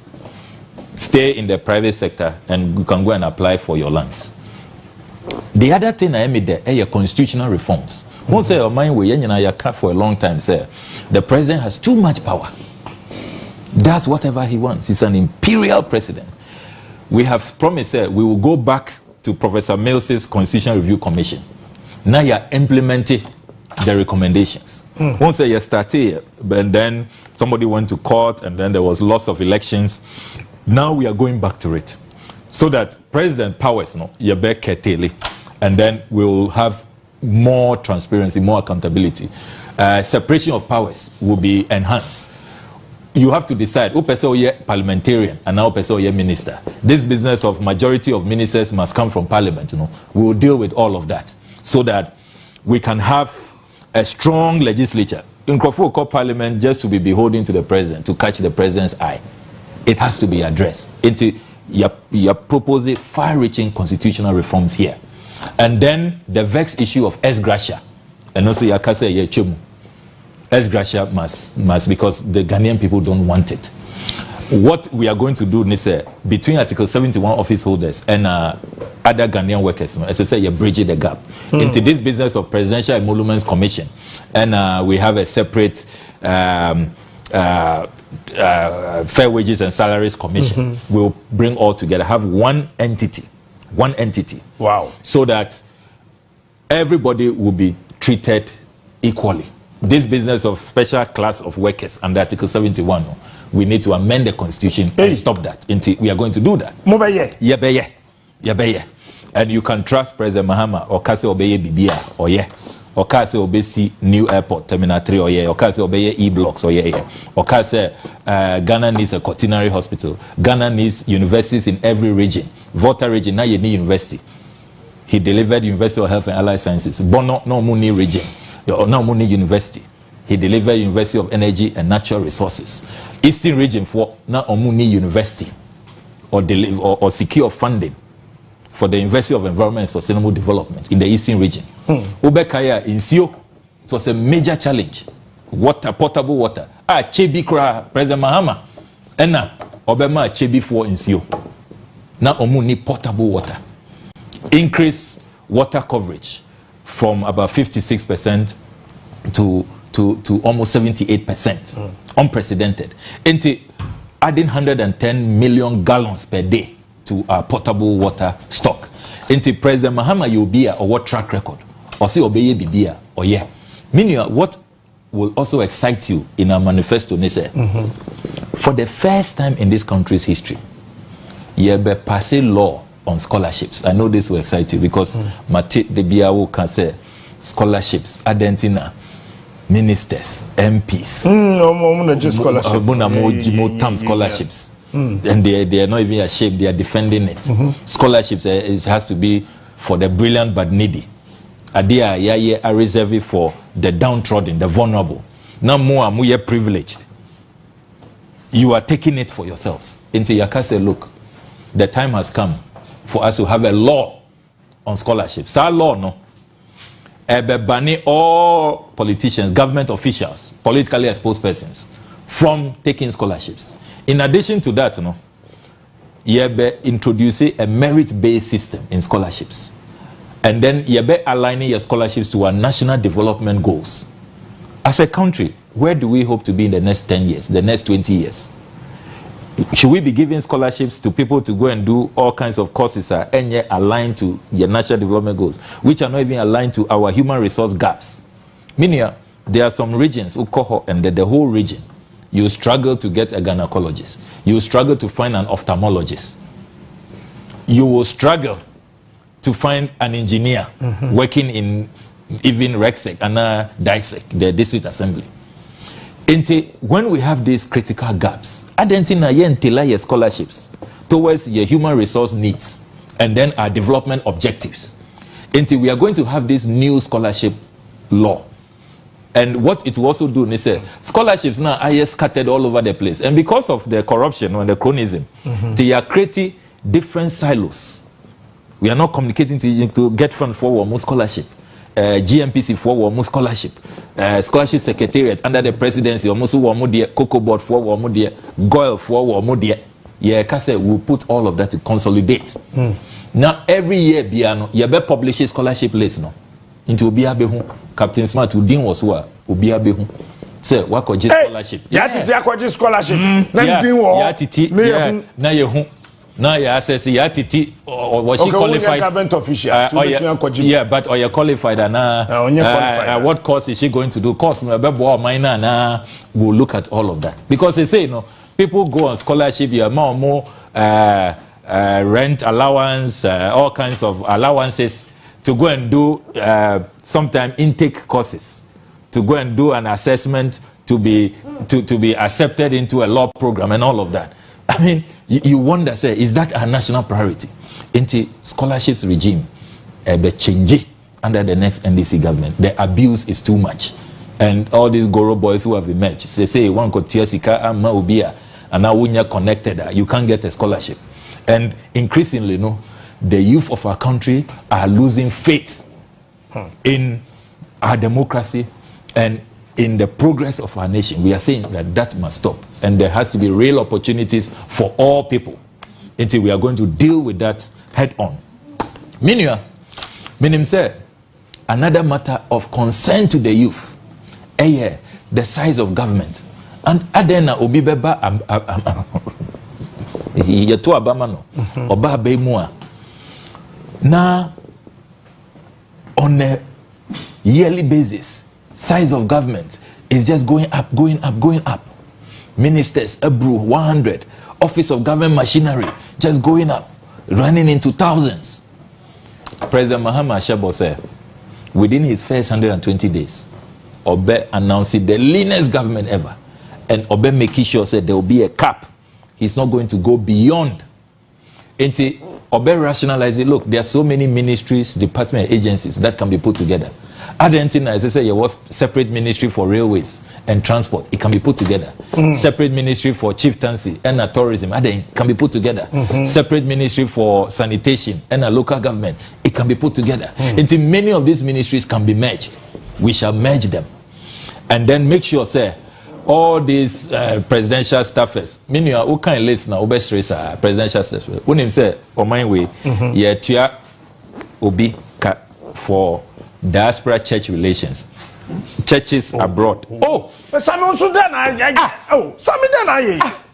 document it? Member of presidential staffers list. I'm on the parliament every year. Yeah, and I all share churches I want manoni. Sorry, I want money or so. And when I saw the Ghana for can you believe that? Yeah. Can you believe that? There were presidential staff for Tigana. Yeah. Or sorry, I want brutality. Yeah. Nana Papa is for London. Diaspora Church Relations Manager. Incredible. Diaspora Church Relations Manager. Yeah. Incredible. Minia. I mean, some of the things you hear positions now, more time and Crawford. Oh, how? I mean, incredible. You were foreign minister. Now, so you will be our presidency. And the title here, Director for Diaspora Affairs. Diaspora Affairs. You were foreign minister. You were ambassadors. Embassies in all these countries.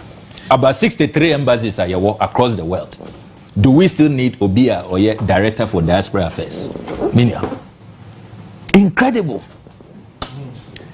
Look, it's just wastage. Intiana, ya tua taxes upon taxes, and you don't know where the money is going to. So we have said, sir, we will deal with the expenditure side, cut down and do away with all of these amorphous, nebulous, useless positions. After that, now burdensome taxes, nuisance taxes, you be into e-levy beko, emissions levy beko, COVID levy. Ghana and Kwana, the only country in the world. COVID ended more than 2 years ago, and we are still collecting COVID levy, beko. And then the betting tax, and also beko.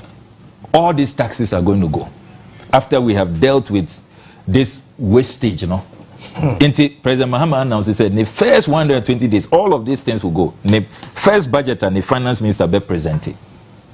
Ube said all these taxes will be removed, and all of these useless positions and offices I want creating will go. Enough of the wastage, enough of the plunder. Diaspora churches, the manager. Diaspora church relations manager. Diaspora church relations manager. Yeah. Oh, you don't know that? 4 years, more than 6 years. Yeah, Tione Casa. Yes, yeah. Also in Yamano car, or Land Cruiser, or Saloon car, or GL, or G. Every month, yeah, Tione car. Really?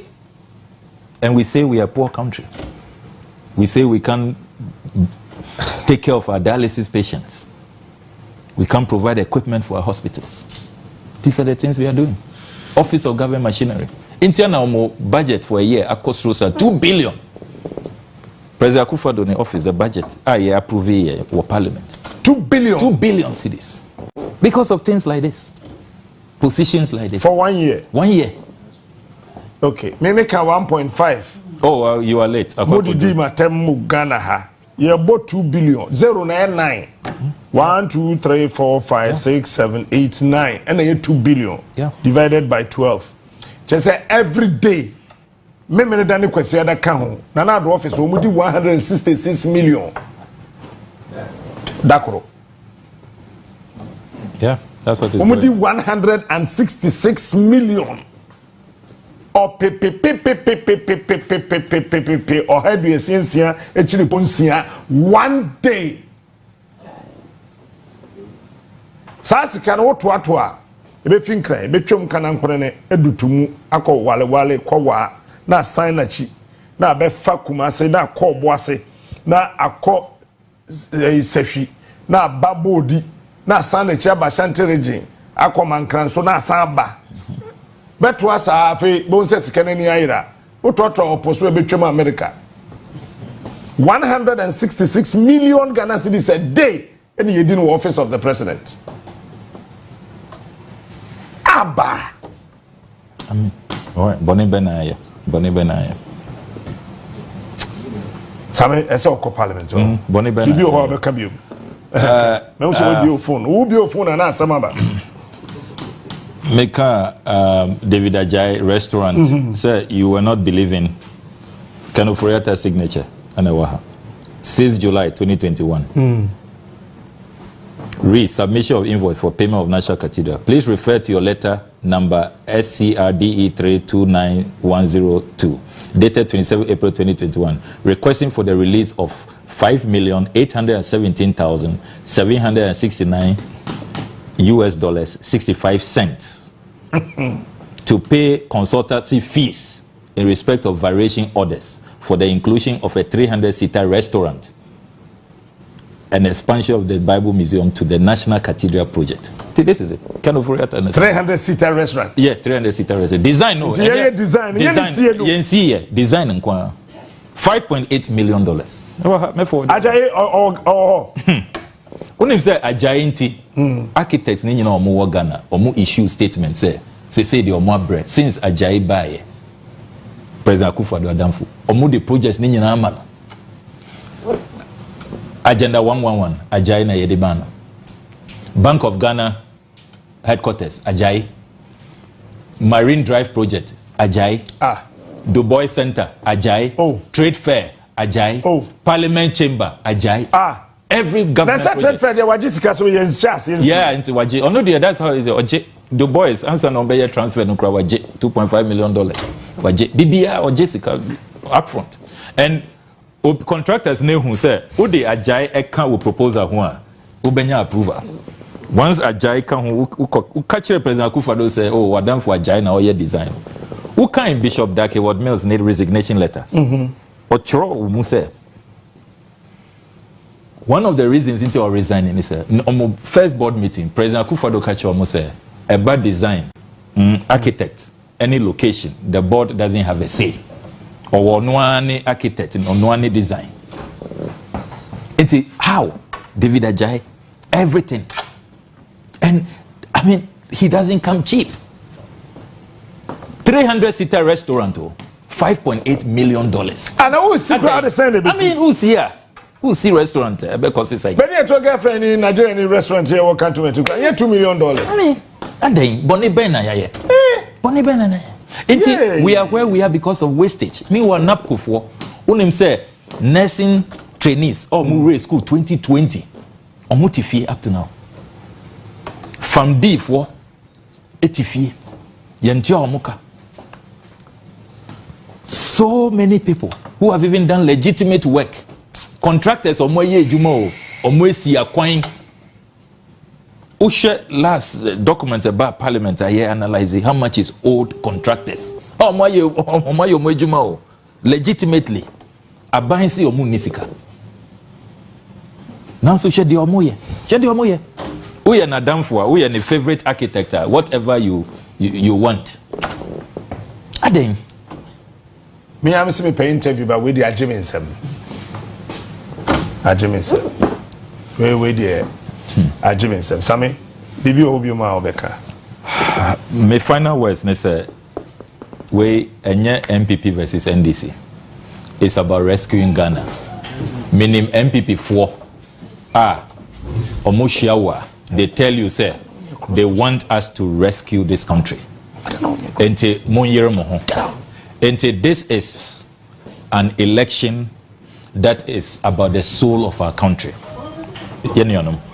We need to rescue this country. We need to save this country. We need to reset Ghana. Obi kase here reset na upgrade. Upgrade of what? Into the cost of 5.8. Yeah, upgrade na yama David Adorye 6.5 and yama no $10 million. The world's most expensive pit at $58 million. Yeah, upgrade na yanko spending $120 million. No, we need a new direction. Okay, Afro Barometer now. 9 out of 10 Ghanaians interviewed are saying that this country is headed in the wrong direction. Until we need a U-turn. We need a U-turn. Yen to me for Ghana, Emma Meta, Wasian, a Juma Efri driver who has landed us in the ditch. We need a different driver who was not part of that vehicle that ended in the ditch. We need a different driver. In Ghana for way NPP NDC. That's why I was telling Ghanaians at the manifesto launch, say, this statement, they are all the same, they are all the same. We are not all the same. I mean, can you imagine, say, President Mahama, jet President Kufuor-Addo, presidential jet, is in good condition. Onubeka say, and yet luxurious enough. On to me and stretching in 9 women. Yes, Kufuor so watch Mahama. Can you imagine? And that's a Kufuor to me training name. I mean, na Mahama President Kufuor no order you. And Mahama so watch Kufuor. I mean, na sa Mahama ni Kufuor to me training name. Yeah. Na Kufuor so to me training name. Can you believe that? I create attention. Into 20,000 euros an hour. And all the coachata, make us same with Ghana Bayer broke and Ojai. And now he's using the presidential jet. $100 million now, or say, you know. Imagine what we could have used for that money. $100 million. $100 million. No, the high plane. Yeah, or high plane. Charter jet. Meanwhile, we're packing presidential jet. $100 million. Meanwhile, in Kofuna, wo charter ako Jibusiano. They are flying commercial. And they are looking at you wondering, what's wrong with these African leaders? $100 million, Minia. $100 million. $100 million on this charter for 2 years. Yeah. Teachers, $100 million. Yeah, they are charter taxi. I mean, we are not all the same, Minia. We are not all the same. Should the Omoye ambulance, Auditor General say the value of the ambulance is $80,000. Omo koto spare parts $113,000 for one. Aden $34.9 million. Emi they say mako the OSP. Since me file this petition, monitoring na maya no as stop it into first release no moya. They've not been able to make the second release. Manko OSP man release scandal we anka omwetia $34 million. Aden for ambulance spare parts. Look, we are not all the same. And you might be a President Akufo-Addo and Bawumia have been allowed to get away with no. Anka President Mahama, there will be a coup, there will be an uprising. And we have never seen things like this. The impunity. NPP, NDC are not the same. It is and it is about rescuing our country. We are appealing to the Ghanaian people. Say, Muntumobo na munkai two manifestos no. Omo on corruption. Look at time I are spending on far-reaching measures. Omo the omo kind on their manifesto. NPP omo say digitalization. Digitalization will fight corruption. Please. What kind of joke is that? How can digitalization fight corruption? When we are talking about politically exposed persons who are looting, realistic policies, far-reaching policies, only the NDC manifesto and only the NDC leadership, Professor Nana Jenopoko Ajiman, teaming up with His Excellency John Dramani Mahama, people of integrity, credible patriots, Omona Ombe to me, Asiedu on my way. Let's come together, let's join hands, no matter the political party you belong to. Look, even NPP for Ankasa said, look, they can't recognize the NPP. This is not the kind of party they knew. It's Omo Bompire Maying to rescue this country. Now, more credible people will come and take over this party. That should be our mission. And I believe that the Ghanaian people will come along with us. Ghana for na Abedomye na Yatume executed this task of resetting Ghana. I know you are depressed, but apologies. We through 1 year, Tama, 1962-63, Nkrumah, Obie Institute of African Studies, University of Ghana.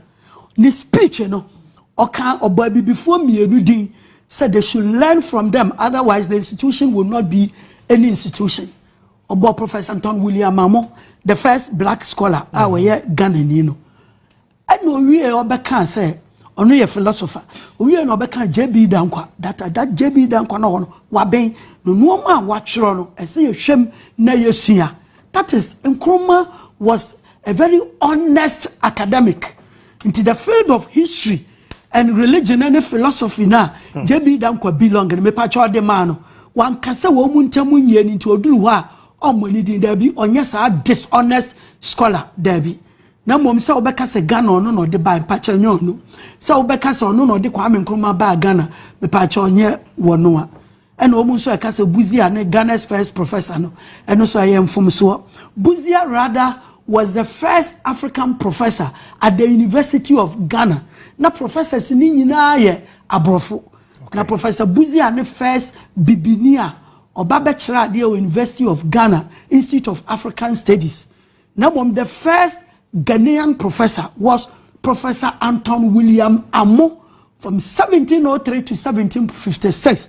Obey professor in philosophy at Germany. Our child, your Halle University, Jena University, Leipzig, Wittenberg. Our Germany. Ara, my memory of the next 25 1703. That's more than 200 years. And son here who Buzio.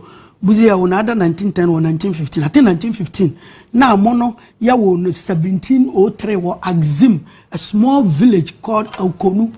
Okonu near Axim. To one must say Buzia was Ghana's first professor and rather the first professor at Legon. Na bibi memu nyinara bibi ni odi kan ko school e Ghana ni ofri Ghana Axim. Ono ne Anton William Amo the Black Star. The Black Star no the Black Star na wo a flag ni mu on the buy one no na o kasa no o man na you know the motus the me o can Latin say the rights that the rights of black people in Europe. That was his first dissertation. Okay. De jure Latin. The Jura Mororium in Europa, something like that. Okay. The first dissertation, because you're black and the only black person at Wako school, Abrofuni Yinako meeting here, so unsure something about black people, the rights of black people in Europe. Because that time, not all blacks, any rights were considered animals. Oh. And I'm Belgium, human zoo. Omudi nipa ko Britain for ye be America na ebi ewo ho enti na blacks nto aba even the US until 63 until 63 na omo nto aba ebi before ya bre o enti sa thesis no aye kan say ontwero no e na otwero bibi say Europeans wahu e consider womu ho say they had always been free starting from the days of the Roman Empire. And to be part of the Roman Empire was to be a free person. As a free person, to be free means to think freely for other people. And during the Roman Empire, now black people were free people who were part and parcel of the Roman Empire. Omuba Egypt, Omu Pharaohs, ni omu ni won yina di dwabo mekun tokwa ebom. Tie yina a free people. Na Europe, that price itself as civilized based on Christian civilization. Now to me kokwachi wu nipa oye tuntum no ye nipa ye born te say wa na wo ton no a, then you have abused the concept of freedom. Okay. Enti anu na papa no propaganda theory kan bibia kama ene e man nsa so said the Black Star. It is a yet wo kana see dia the first black professor ayamo. First black scholar Anton William. Black scholar. Anton William Amo. Ono na no science. Ofrazim ono no otro ni dia. Ni book ni bibia mu. Otro Antonio Golomos Amo. That is in Latin. Okay. Ab Azimo in Guinea. From Axim in Guinea. So that part of West Africa, the Guinea coast. The Biana Okano. In fact, one friend who saw a German da. Antonio Golomos Amo. Ab Azimo in Guinea. One friend who said, and the first professor at the University of Ghana. Buzia. Now, down the account concept of God. Okay. Clarify, say, Yenimiame and Sana Womuba. Into that Black Star, and a Marcus Garvey. A cost steady no who say, hey, into sa, yeah. Non conform Jamaica. Bibinibi or ye professor in philosophy. Now the whole Europe is a country who di any of philosophy. Germany. And obey a professor Abrofo Adorye. Then one day concept the dinner done so appellation the Black Star or creating a company sir. No, so one day all black people in America and Caribbean will come back to Africa in a ship called the Black Star. And on Kromanso US, Equosia Marcus Garvey. Na no nimisa sa amo can say Ab Azimo in Guinea no indeed or ye Ghana until said because no fee say Tama German Chancellor no Professor Ludwig or reading a certain speech no or refer to Azimo no as being in Eastern Africa. Intina Nkrumah adwene ne say in Ethiopia. And amu efi na tama 1945-46 oba Britain no called British Museum and already the full story of Amo and who is on enemy and for every the same area no so adopted the Black Star now because he was highly detribalized into tama Todoshia Oku or prepare the flag of Ghana. No catch and some for Black Star into middle and I'm in her last interview before she died okasa sadia and enkonya ni star ni bebre te say American flag no see there be me here ba kope because Nkrumah with superior knowledge was referring to one man called Amo who showed a brighten or star or shining in Europe or be a quine in my nama Abrofunu who says sir giving so the that's chance. the history behind the Black Star. Just one star. Kantisa Nketiya Oku yeli bebre na Nkrumah had in mind one person or be a quine who say giving the chance a dear beer bronia and yansu yebetumi ayebi. In the speech you know say the black man is capable of managing his own affairs. And then the book not sure conscientism no copy amo. everything pacho ase yesua de na obi Canada fabi aka woni ye nyini ko me nyina ba bi nka say he is a liar me pacho nya say nipa sori ane abetena o yedika kan ade yesua de pa pacho nka wo ka ba frame ye bosire mu ka ye scholar nka wo ba frame na wo kan pacho nka ye nyi wadi nka me ko pacho republic time no ko then you do her and yes enye holiday mpobium awreho na ye kan republic ahun etese sebe obati yenim ha wawo ne ba ye wo ade bi ahoma bi to a oba akwala no so akwane maame yem onya se fe na umbilical cord mfuruma no nti se ye ntwa saade na wo mu se ya wo nipa de enso oda so kan maame hu okay kosi mra wo betwa ne se what detach no nti fa hodie no aye independence 6 March 1957 Kwame Nkrumah eyi Union Jack aye British for flag na de ba form no cast at long last Ghana is free forever na ya two yendi Ghana no na the problem associated with it no and they say na your head of state aye Queen Elizabeth and as a British monarch na Kwame Nkrumah aye prime minister no was just the head of government nti sa ne sadia emre bia ye parliament ebeye no se wo de koma Queen Elizabeth no sign ansa na beye law se ne na ye parliament eye mra ye fe ne bill bill na wo de akoma president or sign na che se nya presidential assent ansa na ya friend law to say LGB TQ sanity and the moment ordinance ebe chance ansa na ya friend law they say ya wonya nya na ye bill nti mra bia ye parliament beye no Queen Elizabeth mfa ne nsan hyase a edaso ye bill o sign wi a na be ye law no to me metena ha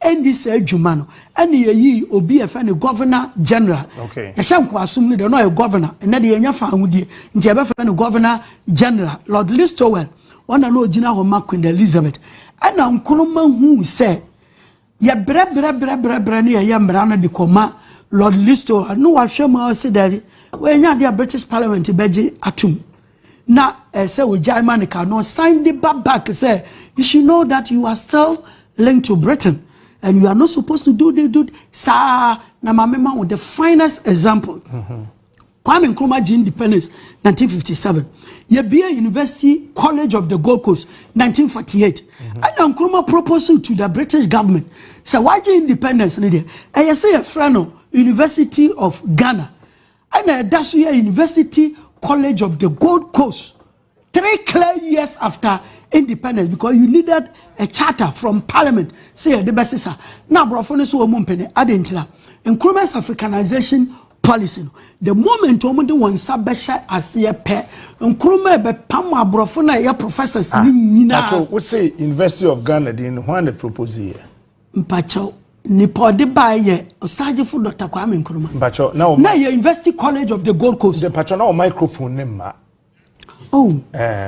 sesia na microphone no eba pacho we say Edin University of Ghana no the kano answer na Edin University of Ghana na eba no na ye friend say answer na University of Ghana eba na University College of the Gold Coast affiliated to University of London ntina nyo omo anema won certificate afi o mic na started ba me mic na ba ma mensan council so say University of the Gold Coast College of the Gold Coast no ye bie no na wachi motor school na wa he achi motor school okay na Prempeh the second omo asi JB dan kwana etu din be University of Ghana sabe nke president say yam fanti JB dan kwana president o kan sam kasi o wujiri se school bi o Kumasi wo fe na Santimine secondary school o koso ha me hwa wujiri so say to the second e ka se yenyi di Santimine in free so ni emfa opoku are na Prempeh din to so woni say atemdidie kase yama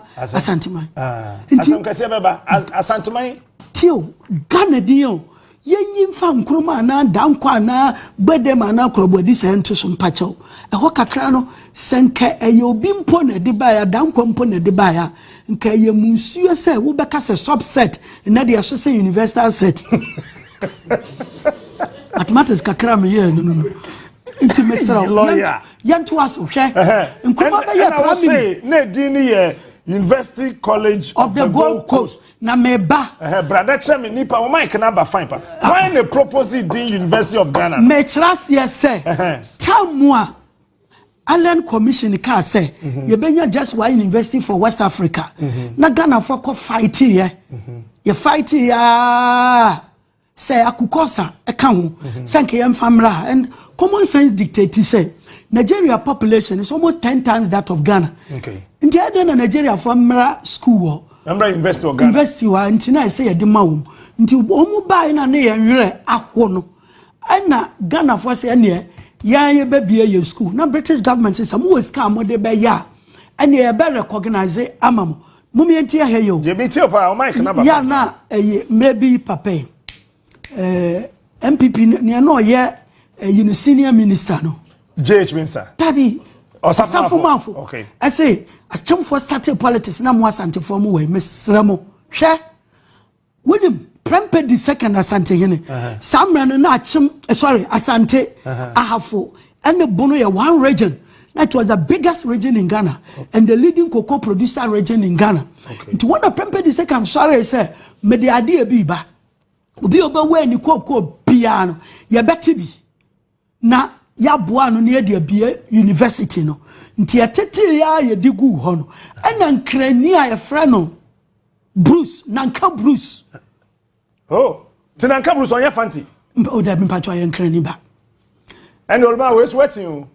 Nti Nanka Bruce no ya nkrani de. Ma men kan ye o mic na call. Olma we sweating.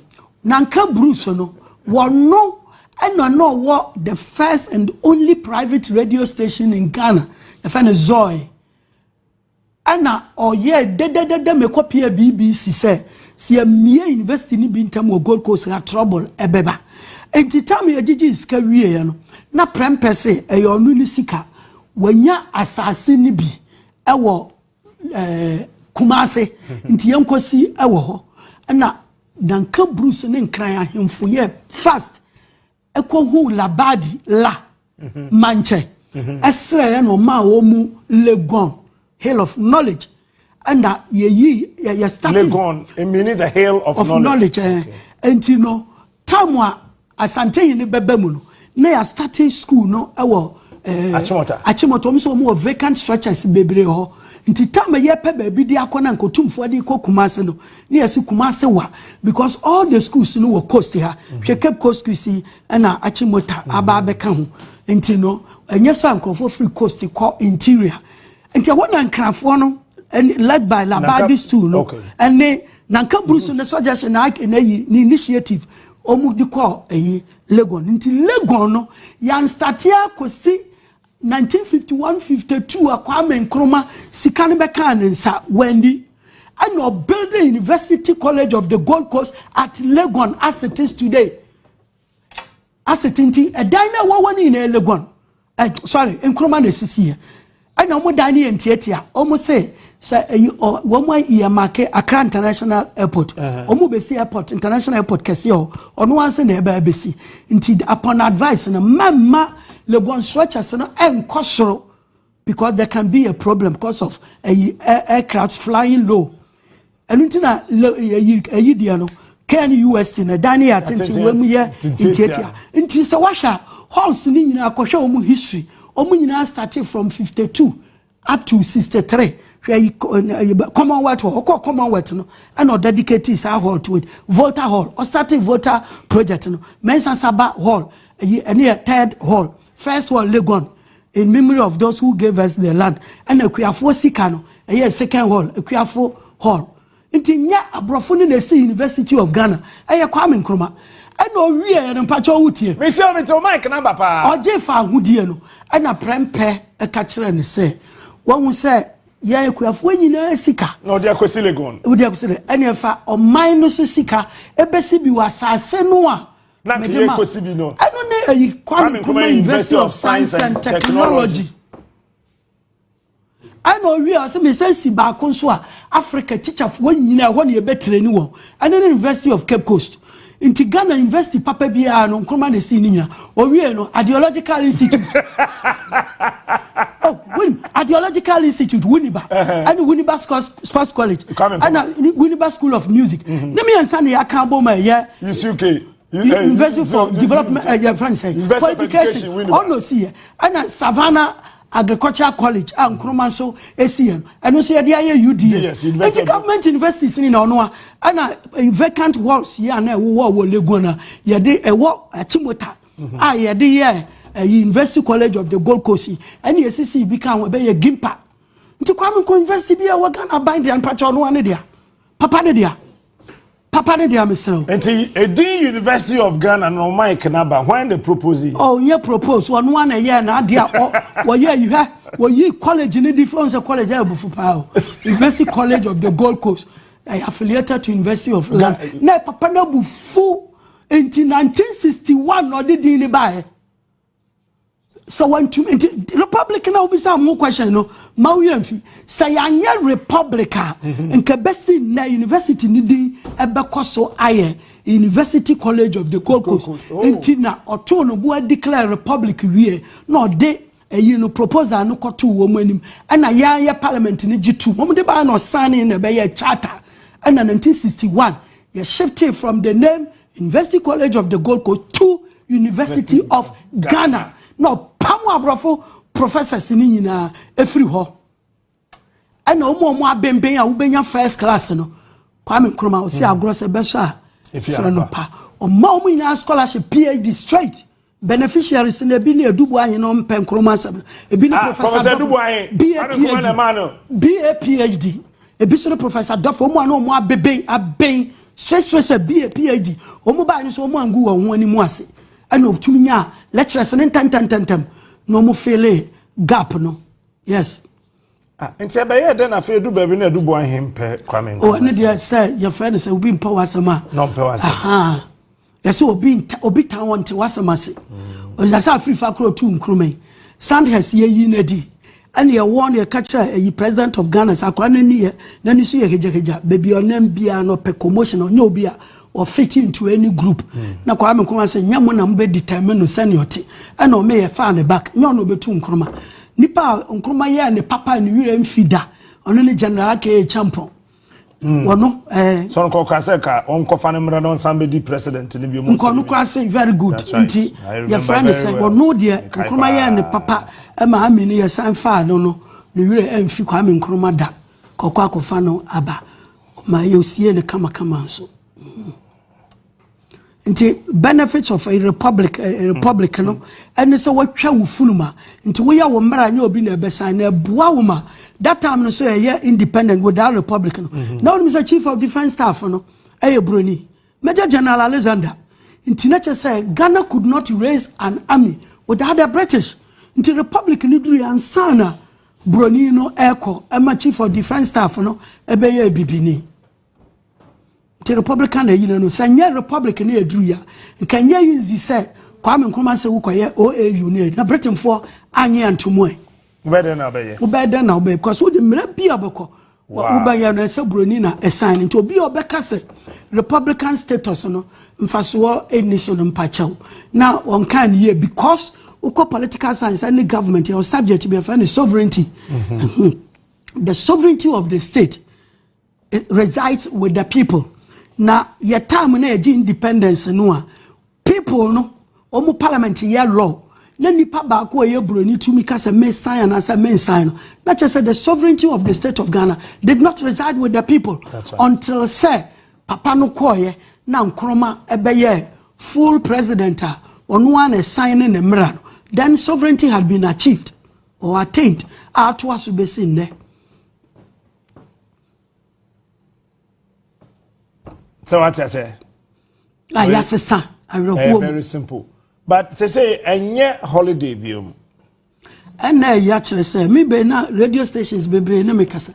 No me say ye fro no sunsanso ne say na me sunsanso na ne say nkenne ya yenye history wo primary any JHS at least Republic Day no wo ha nkanra echi Friday fiada a teacher for catch school for nkwala say juada mamu school na your 1st July a holiday nka nkwala ne baby say teacher for ne say denti ena ye afofida na nka teacher for na kire nkwala ne say ni nti fa hudi hu hia na be masa ye mra ye mfa nkoma obi wa burochire so nhwem na mo ye be ye bibia wa hana tumi ne bekuta ye nsam no enu nti ne ye creative republic no na nka nkwala na sua bibi wa Ghana bakosemu ti sade na ye yi afiri ho no ana aboa ma nne nkrofo tumi twa ntro se nye kwa menkoma na je fa hudi se fe na wate ase se ye yi republic day no amfiri ho a nkwala ne be hu se kwa menkoma na je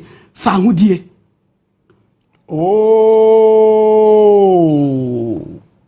say you free ho we free wa na cha say your mom kroma din biom because let us say we ashadaye ashada na cha kroma din akata so kura because the founders day yanya no founders and jebi dan kwa kan we ne me yempo de sanka founders nimpo now boy can Ferguson din agree Mensa Saba Digraf Johnson Nikisli famina na kwa kubichem ka ho mate Southway bafo akoto ene osayagman prempe defense and the second nka ye ne sakura nka ye because ye ka founder papa ya me university a ye prempe the second ene awu defense na nka Bruce mo anhwe me university of Ghana nka ye wa hene nka wo kai wo mu kura nka eye enne de akwa ne se founders day no nipa enumuno a ewo Ghana sika no so no na nka ye nsia o eduru anu mo akrop kwa menkromadi no ne picture na de bibi akata ho sa enumuno ne ye bo wondi a sa enumuno nso na anya founders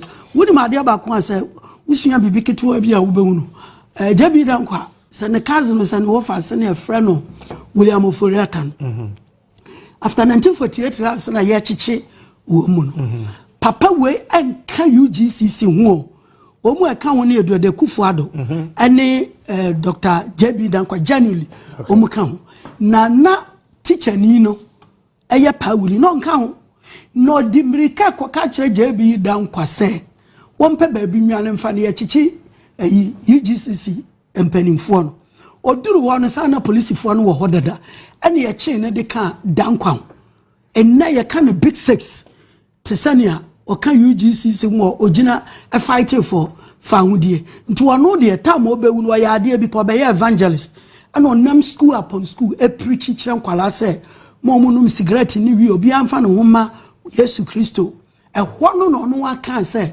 he was just an accidental member of the big six obie na no kan yantro ni din ni UGCC records mu kura on kan just no I don't know how you feel about my next question.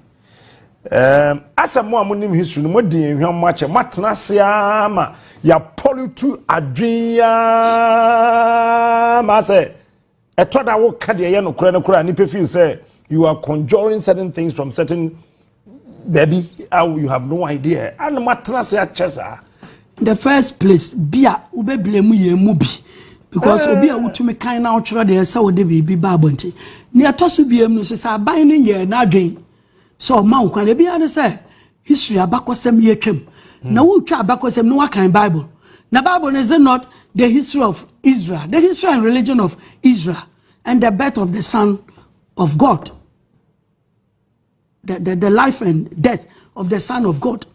Your friend is saying Quran is the same thing. Abakosem ntia na abakosem ese wuma yesua na ituru abakosem yesua Quran and the Bible ne sano na mayagie di kura mo because we see history babuwa mo we say sa Persia ene Persia wo twrose mu no Persia eno ne na Iran and Babylon eno ne na Iraq so Mizrim Egypt intinka history no kura boa nkwala kura de wo mu adwene ba Nyankopon homo na wo si yensu na wo mu asua no nso ekata so kire the wrong thing. Me ya research ko hu say the battle of Nsamanko so we in school 1824 the battle of Nsamanko the battle of Nsamanko me kwa research mu say dubu anyi na FK bu anyi na am from so abrofo no records no o mu ba beto ye no battle na mu no it was fought at Adamanso by the river Bonsa so na tamwa first night no one na wasa omo hene ne efe na afol samra wasa amemfini fiase nyina na omo ye oman ba kope na osoma ne sojafo mom kotwitwa nkrofo tie kunkum ho nti ade eche na abrofo ne sojafo ye kunkum ho na omo anse ye nsamanko ne ye kwin nti omo catch the secretaries among them Nsamanko and I recorded the battle of Nsamanko krobie anywhere western region was a fan in Nsamanko na mo ye wa damanso e won ye kono near the river Bonsa nti also can say Dubois and FK they just did armchair philosophizing ubeto records we won share what really happened no what Elmina Samra na kwame na nsa wo na azambuja mo beto no me patcho na wo anya mfante o e wo ye wasa kwame na nsa ye wasani na nsuo na da fa ni benya na anya wasa a fancy word benya eye wasa word e wo nyina ye wasa fo asas obi ofre elimina bia o tie me ko bi sana nanu me fra nhfie me yen kan kire and then wasas gradually moved to the interior Samra na from Adumfo, the Doom warriors, no more hard pa, and then gradually they moved to the interior. The moment you see history now, uncle deep. No my baby. Boy, yeah, boy. Majimaniso, Makubisa Kosa Jimaniso. I was saying, see, a drew baby as I say, your history, no, yeah, that may not be true book. Mpacho eba men ha nkura ese we mu ina no wotro no say before problems ade an wotra nkofo nkan ye be kan de ye be kan nkofo amedadai no obi amfra say we liar abi no obi na say yasantewa wo the British won wadwene ne said the British did not win because they couldn't take away the golden stool chro wo de and then obeka say Bako is telling a lie dabi be a scholar you know you got to be a scholar you know and a very honest scholar, not dishonest. To send Nkrumah praise JB Dankwa. So the concept of God, you know, Institute of African Studies says so Mushia. You should be very honest. Anyway, and Ghana your Republic Day. Incidentally, I'm can say me last year Republic Day say Kafu yeme interview your friend say GBC. Na your friend is saying other countries send messages, congratulatory messages to Ghana. So many say a tremu. Many say a tremu. So no send the messages is and no na Sunday no me kwa kan say twani atwam nipa no atwam no wanye niye and you can say na ma breakfast show bi awo GBC different na afini me nko ho no nti me so me commemorate you decide that talking point now me can say near and the ayo boni kase na so obi kan so mpemani mahwe e wo ho kura na me ha adwene nti me so afinie aye ban na me wo ye nyina aye fie ye nyina aye tax and ye disi aye di tua wa kasenika aye so bia mo bia kwa ma na kire na adwene ense akwa ha adwene na kapa obi so betra me nkyai na me comedian no so accounta ese da bi ana de to from no ono dini no nya me dini no me fe me bi e obetuma fe me danger na dimo nti me ma me ne papa to me say do me Jordan nya me di ba what is Nkrofo from Jordan ba Jordan no ho na e Nkrofo ye o ye wi to yusu me din bokro no ma pose for invite me ni ade nyina yeah. Oh, nya wo na wo de Jordan de yenga tade Yakubu no di ba wo mi achi ona de ni mo mba chi wo mi fie oh okay ti wo de Jordan dabi en fait me Jordan e Nkrofo me menya Nkrofo yeah ona e Nkrofo me menya Nkrofo ona de ni mo mba chi wo mi fie because of bokro no me man kwan wa kremu asem show national security onye national security chief so na kan o tia se minim dia me kan bia o minim dia me kan bia asensem wo bo apeso ka bi sa no so Captain yes sir say mo fili fidie kese so pa so anti mitum betan be hu dia me hu na me be kan just like that dia me kan bia minim dia be se me ka o frema ha no wiase kura ma be yima no de me ka biam ne besa me ka amafo so utie yeso ya kola boni pa akola boni no mu de hia wona mebuza captain sanda me ameka no ha o nti kra boni mu de hin nti mbese o mamu akola boni na me yede mu de hin so anda mam di hu se fojo captain me akola boni pa na captain me mboko no da wo me wi obi ade da me life ani ma brabo nyane me niadi nyane me akola boni mboko no da opa yen hwe commanders a omabo central police station omaba ba bi kofi fence jeni oparado hwa mu nyina abako omo hwe me sedu a suspect ko ese we suspect kronfo kura bi da omo pa omo hwe omo criminal record no so se me sedu maboko no kura da me nya bi da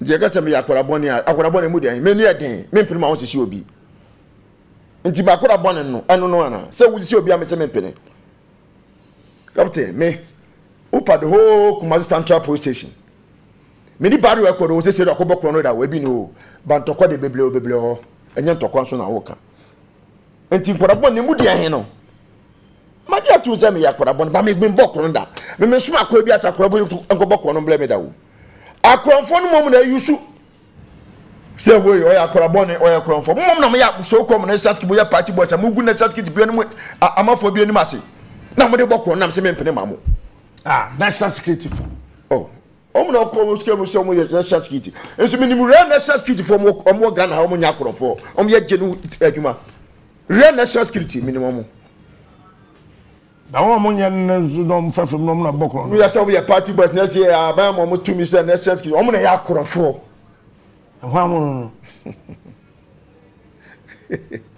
kaptu bu say ba kudi ni ma boy friend Jordan no se ne din pa de say yakon fe Yakub Muhammad say Yakub bibia na tente kokko bi say twa na kam wana wa tente te samia boy kokko kaptu ono die ni mo be fie ba chi mi o okay ono so me free sale buy obatwe me situo se ko mo so mbo me tuo okay police for okay national security and police for ba of ne tuo ho on fa Hopeson say je media e ba mo fa media mo captain Ansa obeka response no me de ba bonten no de me achima FM so na me pese wo kama obi ati o pipa na o mo de ma me lawyer se o mo de me sika ma me no enna me pese me hu sika kro o mo de ma me anytime o mo de ma me be kan ni nyina na yo ya be kan enna ye wi e be to asochna o oh captain me kura ma information bo ya part 2 na part 3 na nkasa no match your pictures bo ya be jonsa pictures wa create part 3 okay ene dey say ya say me endo be betre akwa no ya kan say bi che mo fie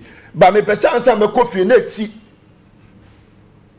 say am kan dey na chere o me must be what ba NPP mu e fe no kodwofoko controller di chem de obi anim no ya oti ko bi wo di chem so e ya NPP nko ana captain na wo wu eja pade ne ma menene no wo di ho podi ame nko ho na oja shop ema ne yire ma me so mfa nye djuma mfa hwe nananom ba du bibi na se captain scam de man kura na no de ma me na me hu se kezie kuma so mo ton nsuo pa decide ya nkura ne ma me no ama me nkoto fridge afa mbe so na nkura nko fa nsuo mfa nko chima ne mfa support nkura na school kom ni ade enye de bia ni scan ye den eba ti ma no to timase na me ko ye shop no na me de fridge na ko tin o ton nsuo de hwe nkura eno afa ma me first me bra panyi be ka chem se ye se nadmofo se o ma bo so mbe yi container ne firi ho me bon pa so mo yi firi ho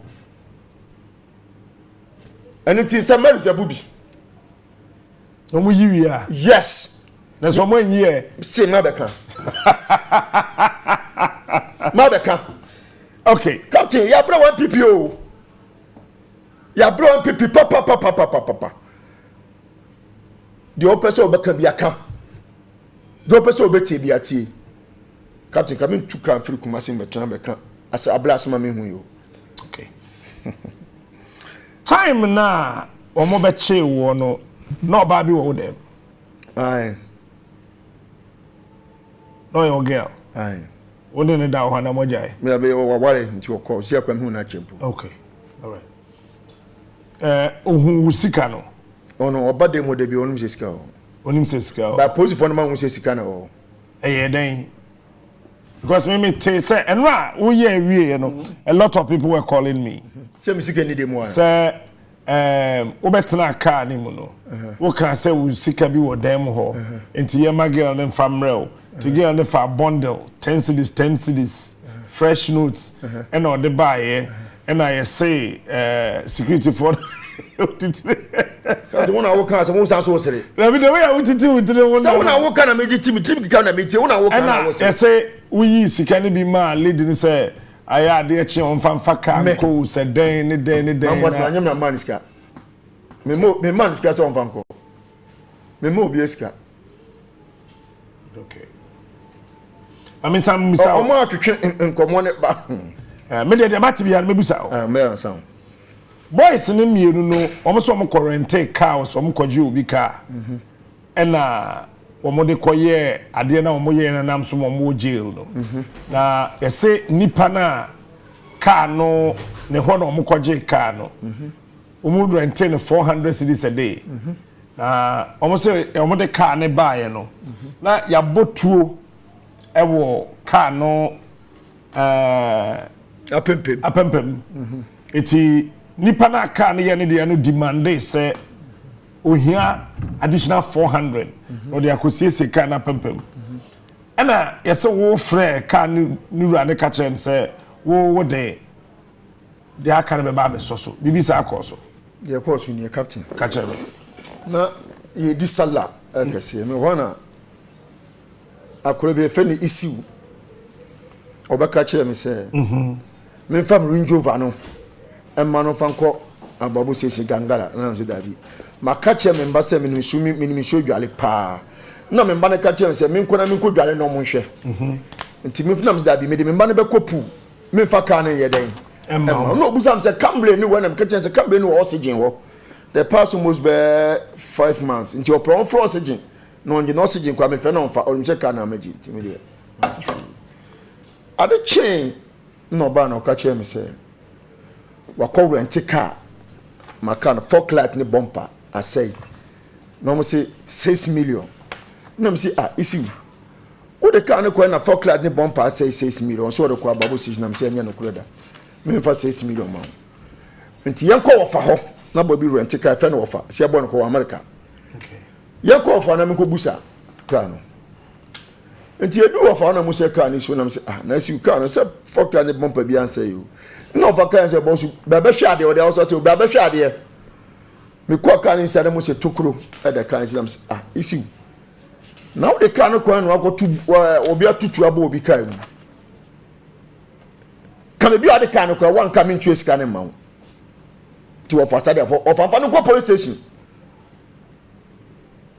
na isi no frame me danje boss mi se wako na me se anye cover asemu ma me hu ba bi ade kan ye den e ko ye ansa me twe sika na mawo to one of fungus e boss ka no kram da to tono ton nkofu ba be hwe ni kina boss do wada ma boa me na wo de me nkono mko yeso ma me de before na me ma ofa na 4 million captain masem nyani me de for ma boy ofa na 4 million so nko ye ne car captain masem nyani asem na o trust you aye kan ses me wie nipa asem na masem na no me ni bi ka ho bibie o nti wo mom na obi akosai wo car obi akose wo faka no say memba na menkoboa menkokova no na mu se cover ben na wo de car free babu post office ekwa babu station ohonye rough road ohonye kwa bia ti fok de bumper ko sai sai den nti yankora menkohwe car na memo 6 million bia na mi se akwa na babu mi abagiska no ti yankora menkohwe car ti we car na fok de bumper na say ye na mi isi nyana na wo ka tell so fok de bumper say no mempesa de no kura no from the boss will be shade nti e ko kan inside na to close the can inside wo fa nanim so for twa no asem wo fa nanim an o kan gbe isi udi obi ka kwa hin no makobotu abo kan mu sa no so boss cover na se men cover wo mini baby ade ka mesi da cover men cover wo ma mu baby ade kan ye den e ko ye ansa ma tue sika no ho na wo fa na frem wo su oda ho ma already nan kwasa ko obi ka se ka mbe pa besia ho na me fa nya na me si wo fa me hu baby akrande kan ye de ekwo no kan so kan ho da tonoton dotmo se den tonoton Obi Kano. Wo fa no boy no ko rent car no dey to ton. Hey. Ti ton no si akobi ko afiri wa e ba hwe nti o sere me money sika no fa nko e car no. Na sa akwan de hwe car no cho me for me hu hia na me di bu for tu sika no. Na me ka cha akwan se fi na ko ma no ba me che bi. Captain Masem nyani. Oh, senchemo a wo hono no. Me be kan krata ye gumen ni mi. We Martin L. Begbu Esquire. Naturally. We so Martin Begbu na so naturally. We fi Office of the Attorney General under Ministry of Justice. I'm going to read all the 3 documents. This was written on the 30th of March 2023. This was also written on May 26, 2023. And the response from the Office of the Attorney General came on the 28th of July, 2023. So let me start with the first one. The Minister of National Security, Blue Gate, Malam Awudu Road, Accra. By hand delivery. Dear Sir, suit number CRO511/2019 Republic versus Samson Agalo and 3 others request for items taken from the home of Seidu Abubakar alias Emba on the day of his arrest in 2019. We act as lawyers for Seidu Abubakar alias Emba and hereinafter referred to as our client, on whose instruction we write in respect of the subject matter. Our client's instructions are as follows. 1. Our client states that your officers, under the command of Colonel Opoku, arrested our client at Sepetimpum Kumasi sometime in 2019. 2. Our client states that he was arrested in connection with the above subject mentioned case, the kidnap of the Canadian ladies, and became the 8th prosecution witness for the Republic in the said case. In the process of the arrest by your officers, our client's personal items and monies were seized. That's it. That's page 1. And the amount of fine here, Babu see 1, $5,500. That is A. B, 770,000 Ghana cedis. C, an unlicensed 2010 model Range Rover. D, 60,000 Ghana cedis. E, different Ghanaian passports. F, unspecified amount of money in lifetime savings from a safe. G, unspecified amount of coins from a 50 kilogram receptor. I didn't know to me. They account 12 watches, 2 gold watches, 2 silver watches, 1 casino watch, Adidas brand watch, and 6 other watches. 1 pure gold bundle, 1 silver bangle with gold fittings on its heads, 180,000 worth of boutique inventory, personal clothes, t-shirt 60 pieces, club tee 60 pieces, jeans trousers 80 pieces, slippers 6 pieces, African wear kaftan 12 pieces, Plain white t-shirt 16. Boxer shorts 24. Shoes 4. Loafers 4. Sneakers 40. Belts 12. Full Samsung home theater 1 set. Samsung 65 inches 1 piece. Samsung A51 2. iPhone 8 Plus 3. Gold rings 2 pieces. And then 400-gram gold dust in metal case 10 pieces. And only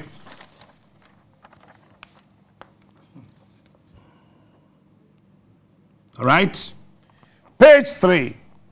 We therefore humbly request for a release of the items stated above. Kindly take steps to release the items and cash to avoid a lawsuit. Anticipating your utmost assistance. Yours faithful, M.L. Kpegbu. Copies to the Attorney General, Ministry, Accra, the Inspector General of Police, VAR, Director General, Legal and Prosecution Directorate, Ghana Police Service, Accra, and a copy to him, Asiedu Abu Bakar. 3rd page. Finito. We lawyer Martin Kpegbu na Troye. Afei mamenko krata na de toso mi no so. And also lawyer Martin Kpegbu na Troye. Reference number MLK/SA/045/2023. Dated May 26th, 2023. The Attorney General and Minister for Justice, Office of the Attorney General, Ministries, Accra. Attention, Godfred Yabua Odame Esquire. Dear Sir, notice of civil action against the government of Ghana pursuant to Section 10 of the State Proceeding Act 1998, Act 555. Asiedu Abubakar, plot 13 block E, Sepetim Pomu Kumase plaintiff versus Attorney General, Ministries, Accra, defendant and Colonel Opoku, Accra. I act as solicitor for Asiedu Abubakar, alias Emba, herein after referred to as my client, on whose instruction I serve the Attorney General of the Republic of Ghana notice of intention to bring a legal action against the government of Ghana. My client as a citizen of Ghana and resides in Sepetimpom, Kumase, Ashanti region. Cause of action. My client was arrested by officers of national security, hereinafter referred to as the officers, under the command of Colonel Opoku at his residence at Sepetimpom, Kumase, sometime in 2019. 2. My client was arrested by those officers as a suspect in connection with the kidnap of the Canadian girl's case. 3. Apart from arresting my client, his items and monies were seized by the officers in the process. I mean, the following were the items. The Mabo Bosuna. Was I listening? 4. Investigations by the Ghana Police Service into the matter revealed that my client was not involved in the crime. 5. My client later became the 8th prosecution witness, PW8, in that case. 6. At the time of his arrest at his residence at Sepetimpom, Kumase, my client's wallet containing a total of $6,500 US, which was counted by an officer in the presence of Colonel Opoku, was given to Colonel Opoku. We have maybe some more questions. Maybe some, as some lawyer Troy, and we have maybe some. Okay. 7. Okay, my main function, me can we are the Achenti front page in the Daily Graphic, Yatiti. 2nd page now, me can no items and one so any. 3rd page, paragraph 4, 5, 6, and so one and so any. I say, me walk paragraph 7, 8, 9, 10, 11, 12. Pacho paragraphs and then so Any. Timekaya no mi and the next paragraph. The officers handed my client to the CID of the Ghana Police Service at the CID headquarters, Accra, for investigations. A certain ACP Bafo Apente, now retired, of the CID headquarters, who was part of the investigators, gave my client $1,000 from Kenelopoku, wow, out of the $6,500 taking. Okay,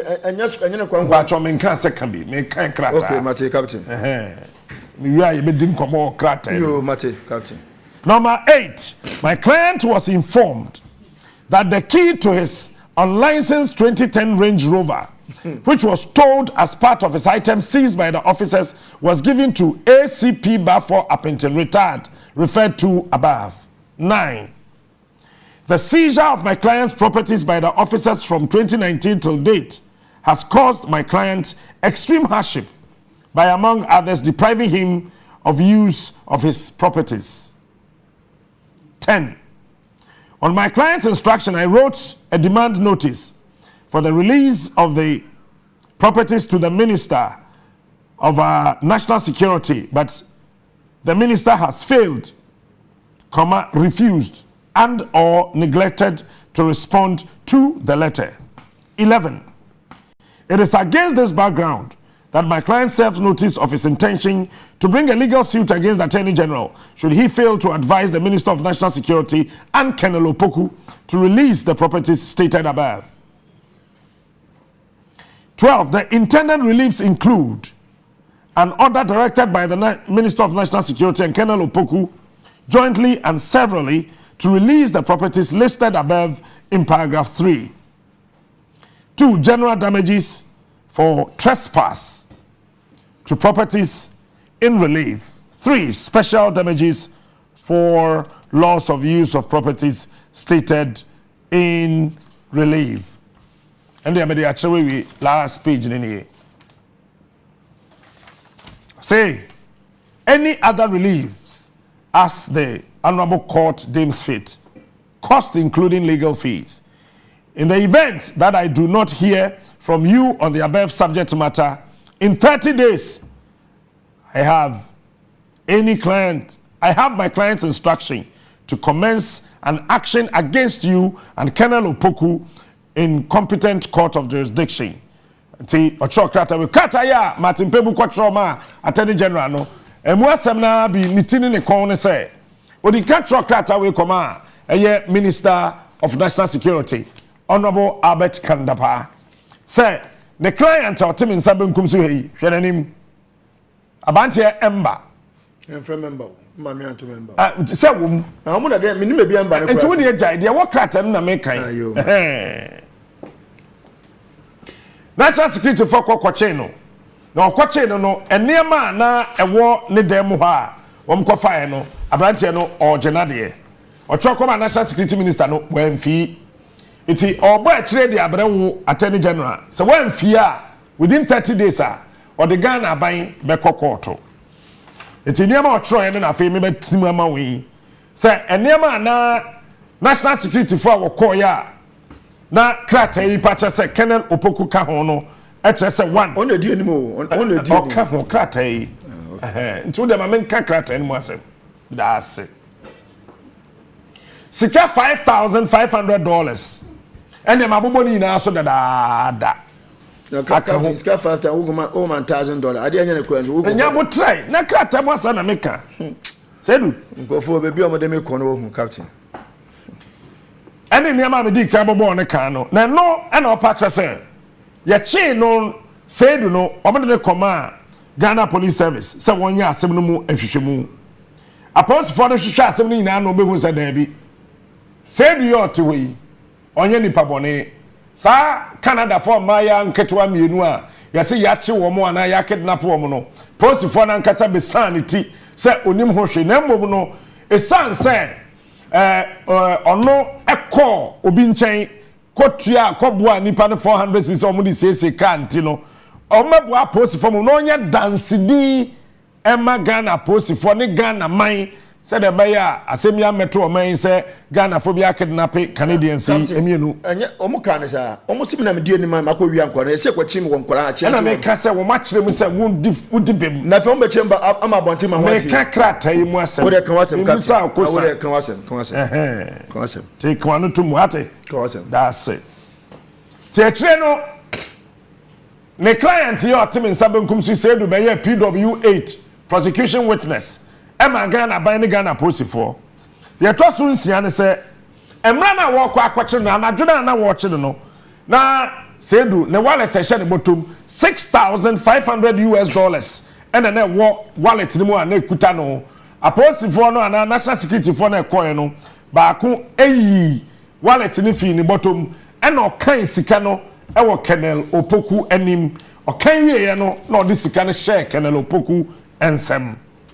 Or say the Tosun song officer no ye de ne command no ewo eye aposifo aso eye ewo headquarters wo no the din the ACP bafo apente say okwana humjim ono ena na oya asem no mu anhwehwemu na oguso oya asem no mu nhwehwemu no ena ye say Colonel Opoku de $1,000 out of the 6,500 no and the koja police station was say yemfama no Patrocrata nyem nam chro yo. Aha. Ntina chesa aka $5,500 eno mkoti ye wo soro ho sike dikan no. Eti ose safwan nso a ema omudi beto ne car eye 2010 model of Range Rover nso ene niama hodo mu sizi ye say sa safwan nso ye de koma eja ACP bafo apenten.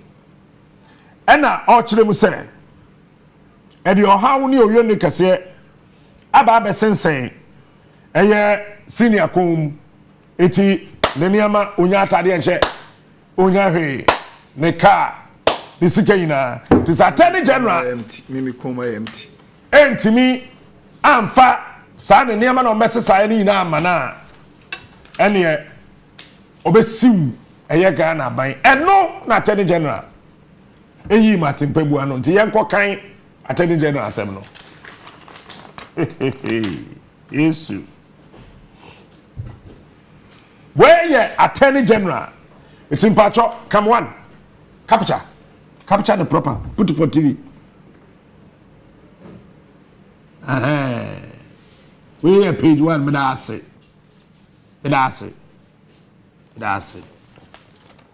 me can we are the next page in actually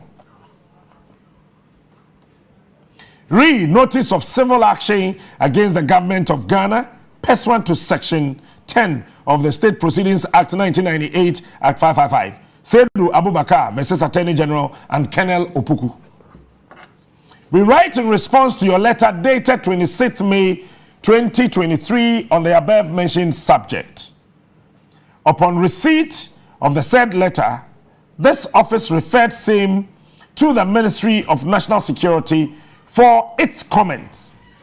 The Ministry of National Security responded as follows. Where ye National Security Ministry anu ye omode koma Attorney General and a mekai. Colonel Opoku, who is now known as Brigadier General Kojo Opoku, was the Director of Operations at the Ministry of National Security in 2019. The Ministry of National Security consulted Brigadier General Michael Kojo Opoku in respect of the matter. That's 2. 3. The said consultations revealed that sometime in 2019, the operatives of the Ministry of National Security arrested the claimant under the command of Brigadier General Michael Kojo Opoku. The arrest was effected on the claimant at his residence in Sipe Timpom in Kumasi. 4. According at the end of that evening, so we are all reading together. According to Brigadier General Michael Kojo Opoku, the claimant was arrested on suspicion of being part of the team that planned, organized, and executed the kidnapping of the missing Canadian ladies. The operation for the arrest of the claimant lasted about 10 minutes. And the only items taken from the claimant were an unregistered pistol, and some amount of money that claimant asked the operatives to retrieve from his room. The national security operatives obliged the claimant's request and gave the money to him after same was retrieved from his room. Captain. Mami wiye ana Sasa membeso obaka kura. Obi amachi me na gudi scan ma metambe. Membeso captain membeso obaka tati me kura. Captain jasata na wo kan kura. Captain jasata na wo kan kura. Ah, masa wani achi na najo. No get kini adi sika ma na najo to fa goda. Ebisi wa ifa. Entu twa na mi wiye. Mi wiye na ma kyerem twi. Oh. Nyabutre. Sakrata ya kan obi atebrofo. Wo atebrofo ni ti. The Bureau of National Investigations, which is now known as the National Intelligence Bureau, NIB, took over the investigations of the matter after the claimant was transported to Accra. Make one next page. Number 6. With the exception of the unregistered pistol, which was confiscated and handed over to the National Intelligence Bureau, none of the items listed by the claimant in his demand notice were cited or seized by the Ministry of National Security. 7. Checks conducted at the National Intelligence Bureau indicated that the case was subsequently handed over to the Criminal Investigations Department of the Ghana Police Service without any knowledge of the items listed by the claimant in his demand notice. 8. Further consultations with the prosecution division of the Office of the Attorney General did not also reveal the existence of any of the items listed by the claimant. To this end, the Ministry of National Security, during the course of the operation in which the claimant was arrested, was not responsible for the alleged seizure, neither did it seize any of the items listed by the claimant. 10. Therefore, the claimant's demand for the release of the items listed in the notice of civil action is unfounded, and the Ministry of National Security is not liable for those items. Imu Zakari, Miss, Principal State Attorney for Attorney General and Minister of Justice. Afei, Monsan Fanto Soni and Fankotri, the actual Yebe Kanyo, Ubiantia say ye. Or say, the Eddie kind of say, what did to be cracked? I be Brian Few, say, lawyer ni, Efa Abrantia, or your client, say, Woodina Samamano, Sedu Abubakar. Now the Eddie kind of say, Anne, a yampa. National Security for which your crack, I bre me Attorney General. No, Mensumi Boachre, Emma National Security say, hey, opening as some case ever since I'm buying home. Then I'm winning fast. I mean, who, Mummy, Attorney General say, Munchen, you, Yam Trocate, and that TV is on. Or see the Edikai, Anne, Colonel Opoku. Say, I'm re, no, because your friend Brigadier General, Kojo Pokuno. Now, or your Director of Operations, Emma Ministry of National Security, ever 2019. Now, Ministry of National Security, no, a consulte Brigadier General Michael Kojo Opoku, ewa asemi ho.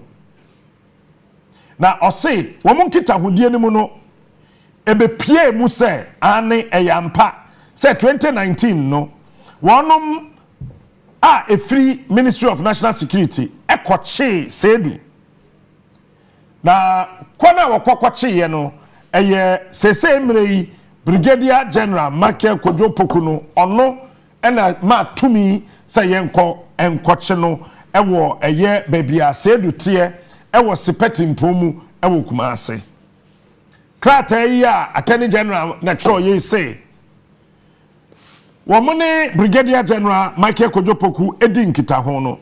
Oma wono te ase se ane. Papa yi a yese edua otibi bankum si ampa womo koche no. Na de enti a oma atumi se yen koche ne se tieni yi o. Pacho we point 4. Point 4 na me kan. The claimant was arrested on suspicion of being part. Say na what son in Samson no. When we say woman the tansa essence ni komo eyeye efise na won adwen mu no 1 okawo a ehyehye ye Wawa a Cassiani, any one a can share any Yama Mudisiani Nina, Manitimi Ye Juma, ama Canadians and Maya Munino, ya kidnap one, ya chiwamuku for shono, na Oshachiribi, Unimhubi. Na Emrana operation no air cost no. Sa operation no, any 10 minutes, a check no, 10 minutes.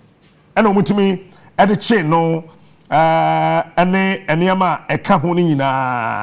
the only items from the claimants were an unregistered pistol or say adia na ewo ho a wo fire e free ni nchen eye etuoba pistol tumi krata eni eso and wo fire and some amount of money and so wo fa sika some amount Moment me am more amount to the thing. So I want to be fast sikabi efi ne dan mo ho. Yeah, Cecilia da pa kazi ana. Captain Kawase, where Kawase? Unyano. Kawase, Captain. Okay. The national security for no. The national security operatives obliged the claimant's request and gave the money to him after same was retrieved from his room. Tieni had you nipana yakwa kwache ne say wa planning 1 wa organize 2 wa kidnap suspect yache no omo na trake mo bank ran no ono fu pe hwen nya butra say wo yache wo fie ho no ye do tena kam me kwa nti nya butra minim bia ben kan okay o take am wa yache na handcuff one nsa no osan busa say ni sika ni nyina no yensa mfa na de ma no to mo san de na de ma no wo car na national security for na che no wo car nim no mo san de ni fie wow. Okay, point 5. The Bureau of National Investigations, which is now known as National Intelligence Bureau, took over the investigations of the matter after the claimant was transported to Accra. I must say, asama can I catch a one say, ya didn't see any nama na ya didn't be doom cry no. Ya the only see any na no. Ya didn't come NIB, baby, I'm a chain coin no. When I didn't on any yamani na echo. 6. Cut away a incriminating.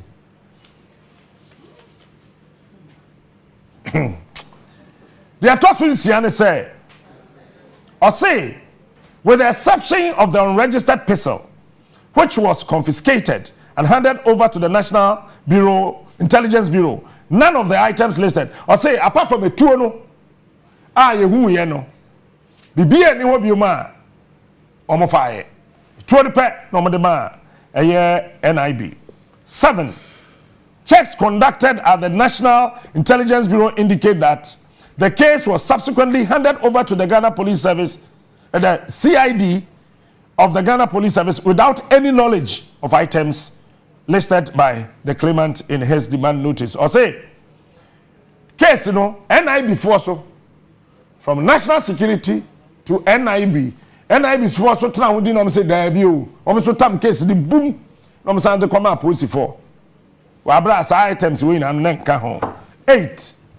Further consultations with the Prosecutions Division of the Office of the Attorney General did not also reveal the existence of any of the items listed by the claimant. Or say, Attorney General say, Obro Modia, Omashe, what division, one and no prosecuting papa, you know, Omko, say, Bia, and Yamano Hosso de Bejaha, say, Honso Niamano, in Niho. 9.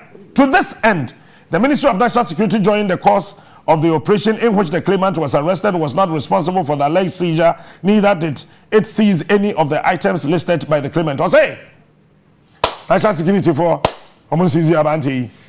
therefore, the claimant's demand for the release of the items listed in the notice of the civil action is unfounded, and the Ministry of National Security is not liable for those items. But the first question is, we national security.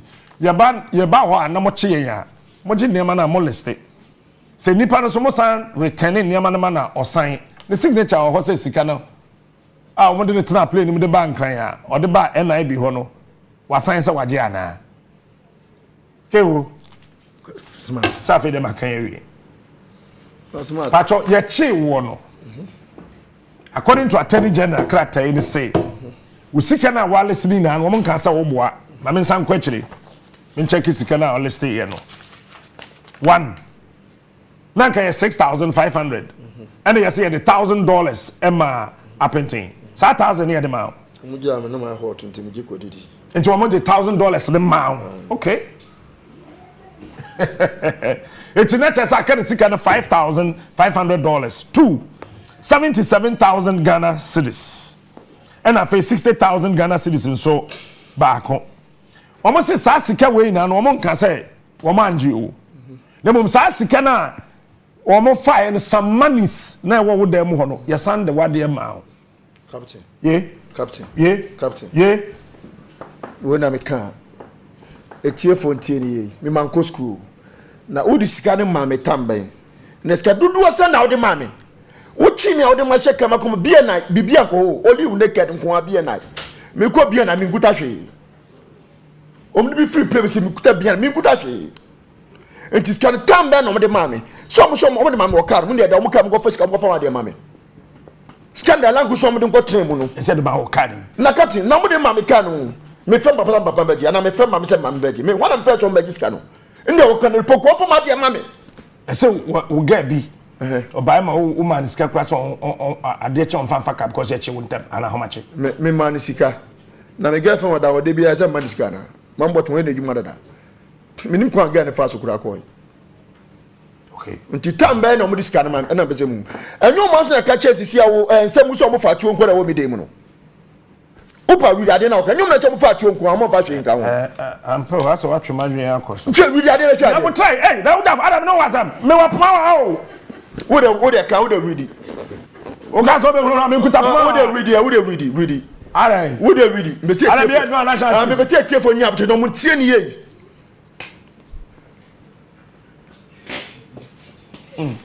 hey asemo with the exception of the unregistered pistol which was confiscated and handed over to the National Intelligence Bureau. No money and none of the items listed by Captain. Wo asimo mo ka kire be. But Captain, hwe de wo haso but so first time so say yeah, I'm do sika ma. Captain. I'm so the man. Na nye wo na wo kan ti say but krata na say the amount na me nya enye mo na just krata ko na say etuo ko na fa de wo enti kire me see etuo mo ta to ma me $1,000 eti na mo ta to ma me $1,000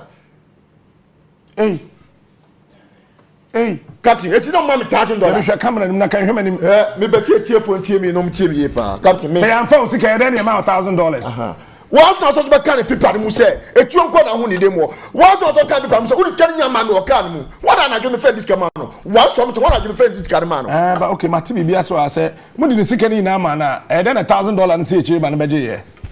$1,000 and one at the mouth. Mr. Penton, I don't ACP, no retirement. No, say when I see him from out. Or second poku. The captain said that time so much my hot to give me the remedy. Tell me getting sharp. Yeah. Captain, Adorye and NPP 4 years, Captain. Asiedu Nketia. Na me say am 14 no ma biase. Africa say. Captain, me NPP achi 20 years ni. Owura kan Japan. Me be kan wa ha empesika o. Me be kan enje dim nyamo. Un say onya case bi Ghana ha. Say cause there ben there say panic there ben. Me na me make Japan bail. Me gina case me na make Japan bail. Nobody si o ba catch them so na make Japan bail. Me na make Japan bail. We the other way judge. Very good.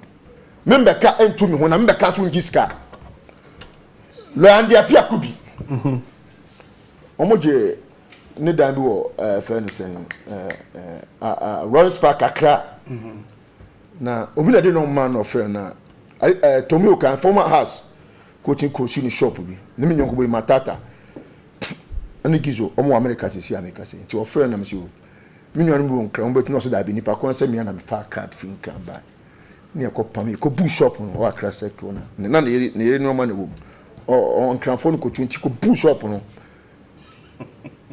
na na yɛtumi operating shop na me ka chen so me kom papa judge bi o fa ne SMS nya me fa ne currency wo na se ya woman right court me kom papa bi o nti me kan wie na me kom papa na me ba ko di nko da papa na otela boni nti me ko di nko ma ne be 2 weeks no frames Asiedu mbiri bi randi apia kubi no ka asem bi kire me se o papa na SMS na unu kire Japan na me show da Martin Dinda no so o ma chen ba ndisi for the ne ko nti o pa no papa na me se sa na me fa plane na back nti me bank ra me komba pa me ko na wodwumem o sete o hunua na sole na fa back door na me kom nada yes ye di kene Japan ba papa no ma miska pa ba hwe na mane bail na nya asem bi agenda si for asem ma no buza asem ye sure na me say o ma miska pa no buza asem lawyer na me say lawyer and dia peku bi no ma friend dia pick na peku ba judge ni chamber mu tia story America che that time ya pipini o me ma lawyer and dia peku bi ba judge ni chamber no rapia ko ni judge ni kasa na judge ni kasa o mimi nti o mo kene Japan bail o mo fa kene Japan ba o ma ni bail no mo fa ne ba ko o ma ni bail o mo free kiss na o ma kene Japan ona lo and ya pe fa try come dey ko kene Japan fi o tema e ko na yire nkwa na o na yire infantile titi a woman kwese mi no so kene Japan ni ho na mka chelo ase wa nya bibia me NPP ni nti nya fe na be kan peska ti o be si na me fa ka no be si na me fa ka na me sa so ba fi me ba kuma se back when I'm starting say me NPP adwuma but you what many way oh sorry mark tuntum na dawo yes ma me afa wo me o me film nyina aka me woro mo obonte nyina aka ho me se mo nyina aka ho eku fa do ba NPP one touch tell me nobody be a campaign master no onam ko nya sa mark we o that time mo tún NPP for na one touch campaign no yes nam ko sia sa ko sia we he boys bi okof lanku se omo shene lanku ko mo fi angwa me na me ji angwa eni ni tuo ni sike nyam de bla boys bi opon bla botin be ka se mbo mo friend busa no Boris B yeah mo friend busa no party farmer Boris B me wona no ma ade bia me ba mo nyina oduo obi antimi aro plan koso yeah mo pa mo friend busa no ko bankasa ya ba tie di NPP msa kakra na me master be friend controller o di champion o champion na kan na o ma sadia opa se controller we free man no tupa jina di champion na mi nkila bobo ti that time ko abobo na NPP o ba na ehedem na me sadia me be pia bontin Shalif TJ Ramadan Papa awol mi nu ba ku etuntum ke so omnya tete ba ku je kokko omnya tete abozongo na odenke na scorpion se scorpion wo ja NPP kwandisi yenya ni etubi kuta NPP wa aboabo no eno no nti efe ba ya bo se mpanyifo bo ho awol onu nua bombela any flat body any panyi ba ku mpanyifo mi nu bi no na me backup tie de kifit nema NPP kifit nema aboabo wo se fe na hu se amanfo adwene se na hu se be big ni kutemu NPP fo aboabo na ye juma wo nyina amamo me including president obi onime minim big president me minim president minim bawomia minim alankash minim napo minim landia minim Boris B minim lord community king of Foliata yeah onime opadato bama ne hume regional police commander opadato so alo ayi obama ne hume necessary na we adwuma ma okay me we are no battery wo dem ka se metwa necessary ye baba patri patri na say chira na me si meti asem bi wokuma se me be se mu sa de ni si ansa na but me wo pictures metwa be je unsa NPP adwuma na nkora PA apply na me kama se mu wie se me onimi a opado do bama na hu me ba okay can for that that ai okay so kan onimi a opado do bama na hu me se se du woni kanda pass onimi a Boris B bama na hu se me nie asamna kan modu so onimi a Boris B bama na hu se me se du na me kasa no then we want to Boris B na bama na hu say Boris B na be fire okay all right What was that? Kenya parado so then wo ho be man na hu we me no ne finance minister na posia won office PV obi wo yeah captain me pese me kokko omo de omo fa me sika ne me nyoma mame keke yes omo fa me sika ne me nyoma mame if you want to use more than 20 years in the country say me ndis ni o me minimum ndis ni bia o bia so mba check omo makwa TV so kora na me hu no mo bobom di omo ya ndisi fo omo ya hwa fo omo so na wa ba mo sisi a nti e kan na mko ya ndisi edwuma so de also hu sika samije fa be press conference na mo so no so samije fa be press conference say me ya ndisi ni na so ma ko ma ya NPP na so ma ko press conference me ya ndisi ni sa aba e bobo chechere bobo ko bina wo Captain Abe Boji Bokono. Captain nobody. Obiana ba suma.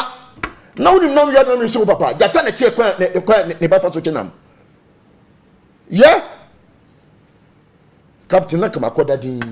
Ba me ndai kura. Captain I'm prepared. Why prepared? I swerve in it. Me na me ba. Na me pese me ba do stage bi. Me be do sa stage no. Na go as I take action. Me be do sa stage. Nti me wuzi anya me ba ombre kura. Me ba enko so biska wo I mean in brutal say me yes ade no me say man for ba suma ba omo suma no man ba the next person me ba ofie Captain if you onye fie ka be je be ka san se mu a kire wo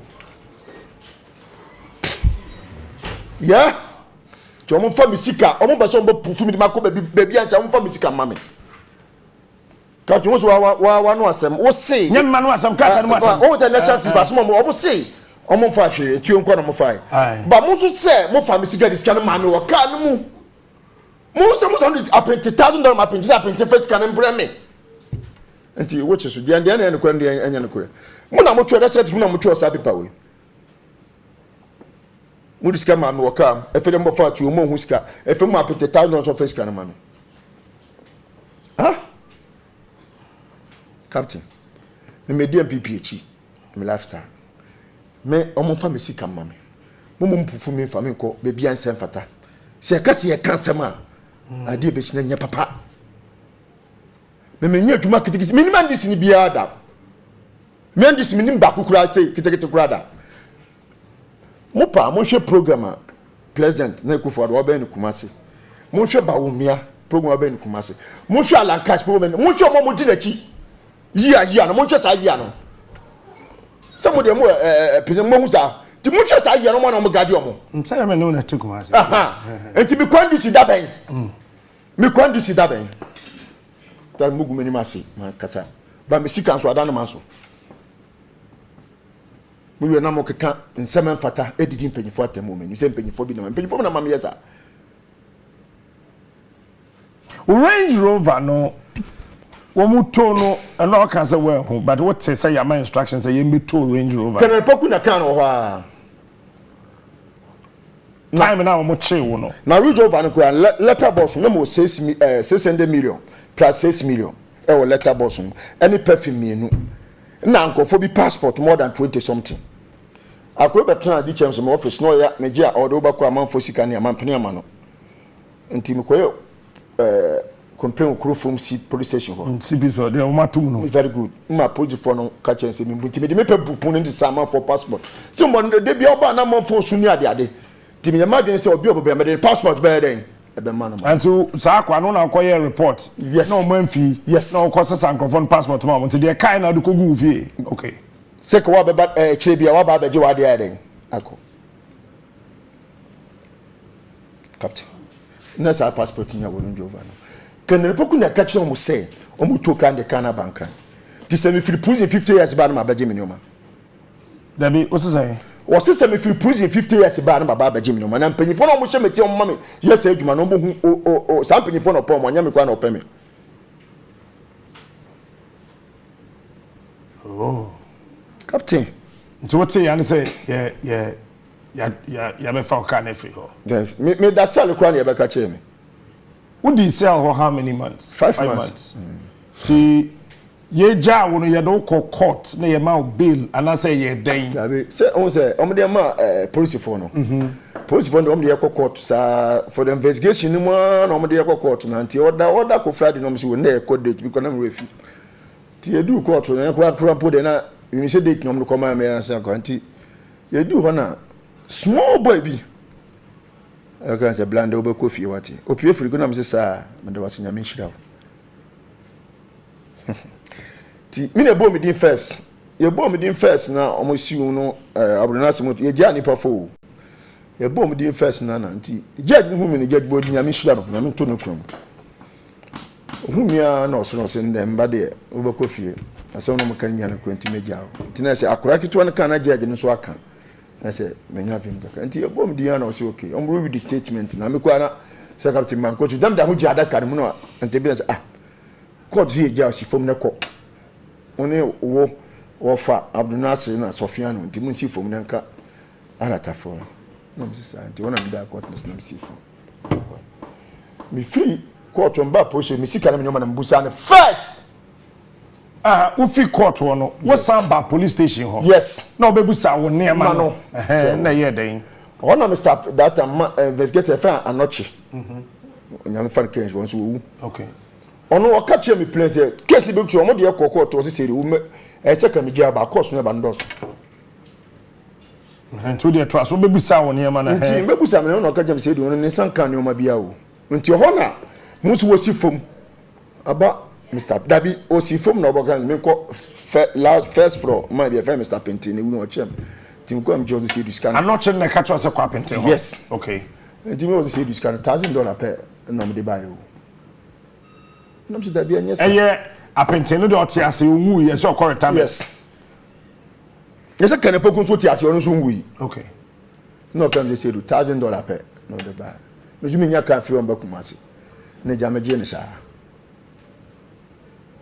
na jambe sam de hospital ni ade we team ho edu say na mo lawyer atro mo a na obaka se mo discount am discount u dru fie na o ka ne si ho esi mi du ho no dabi tell me post for no kwa call kuma se mi de mu na pasa enti post for no kwa bebe dia dance ya o mo kan o mo anu police for no ko fie no o mo ya we o mo kan ho no mo start to mo ye course se ne nyoma na ho na mo se o mo kan na we in my style enti ya tika ro ba me nyoma na me nimo ne mi sika me de di o mo chi sa tano tika to nyambo to bibia wo nsa be kan bibia okay and now be true on Facebook say when your man na wo kan o say emre bi wo shop bi hye was a central market so boutique bi hye when your man aboabo NDC for na be hye no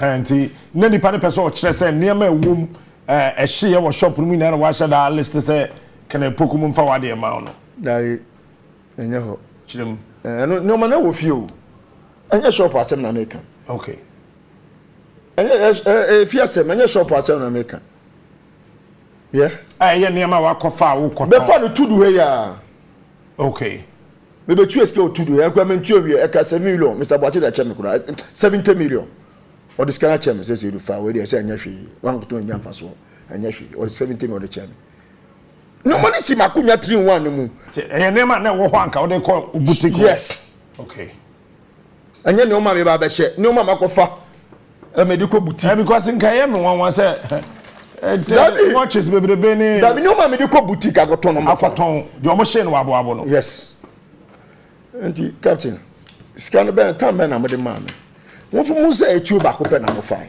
mo say sika mo de ma me work no mo say mo de $1,000 from be nyame and ko me tap $1,000 ma me discount na why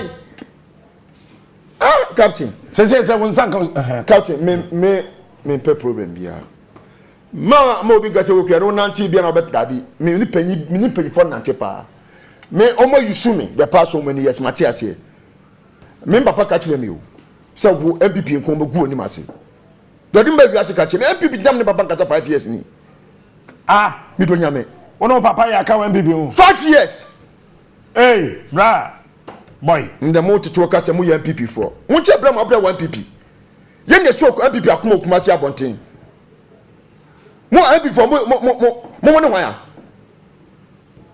ya se o sike unsan kan ba dey se mo lawyer edi ncheche mbaba mo lawyer obi a ozu suma bi adwuma mo bi a makim sike free ho Ah. Sashi. Ashe. Kabi misika won't mention. Sika we the enche. Dabi. Ah, okay, we the end to mention. Misika won't mention. Omanu asem kwa wudi omunka. Omanu asem e wo lawyer ko mu hudi omunka. Captain wa ready bi wa say tuo nkwa na mo fai. Omo asazu kure so mo discard man wo kan ni. Omo ma kure so mo $1,000 start pinti which is the end kwa na nya ne kure. Nti be pese o chembi bi man ko school chembi mo mi dwade. A court ho be chim. Captain o yani ya brave for NPP o. Once na meka Jordan asem kire o. Ono onye NPP ni o. Keep it no before Jordan ladies me na me take it no. When they did Mumbai Fee Bachemi. Me free sell of the true on my show, see and bomb you on the Jordan. Now you see, I feel about bomb you. As some central position, I feel a very fresh seminal. Why a Waadie? Captain. Well, we are no answer. Something about semi boutique or the papa glass in here when me now. At the tin at Tadia, catch a police commander, some map on a tin at Tadia. I do. I wonder who I did change about the house out of it. Now, put you for the woman welcome show because on the young before the womb. Bamo, my boss, we are friend Frank. Only to me, friend. I'm not catching more than 3 hours. As I'm not poor in the day. You do not go pong. Woman, yes, I'm not poor in the day. Work my sabonting. Miss Roman, then so much now. When I'm so crown for so. My boss, we are friend Frank. I'll pay me choice as well. I may come to us and enjoy my mom. Over creamy suit you. I pay me sliding to make boutique shop. A quarter to what I did for Central Police Station. That time, Mr. Dukuna, regional commander. Cutting some up water to what I did. E fe dia omo na amanfo adance no boss enya hwe ono ebu 40 na talent ye ntwa so na nante na me se me no onyam nyanko no wo nim de oje fi captain omo yusu me kama omo fa me sika ma NPP form nim se me ye ma NPP form no hwe dia me bo no ahia omo ni omo nkọ trans na omo fa me no mama me back also your parade burden no be chair finance minister obo ka se boy no ni PV obi nya problem ka se echi on ka mo na fa mba no obo na to ni me oya PV obi Parado. I want him pa. Wouldn't the real at your Parado Arizona police? Wouldn't catch a PV obi. Thousand people no end this. No not tamishing also. Your honor, member police in your crimes a blah. Man, your water. That one best for time say BBC and a PV obi. Can be or de ban tube gumia sem ketua. Until you can see a criminal. On a corner, but that time finance not that golden through. Why? Can afford that? Yes. No, my friend. But me or Parado. Okay, PV Obi in Tiase, old boy in Tiase.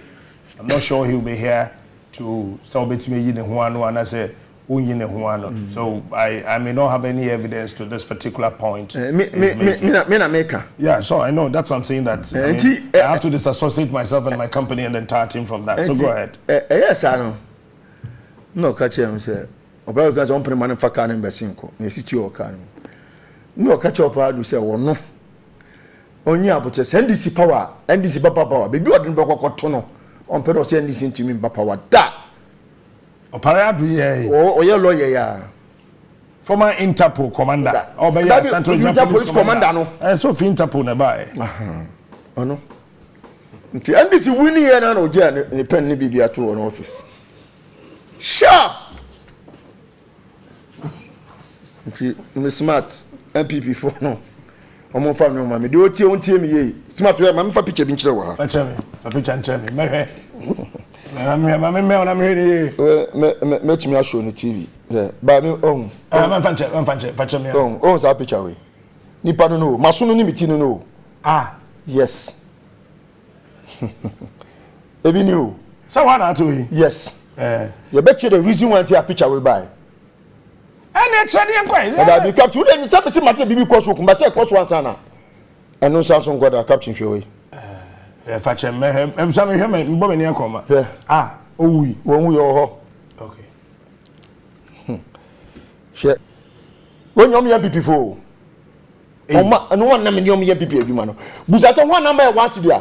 Obura kine Japan kwa netume 50 million or akra going to land your program am ko kine Japan we play onu ko tume 50 million change fan ko Kennedy pay onu ko a my 5,000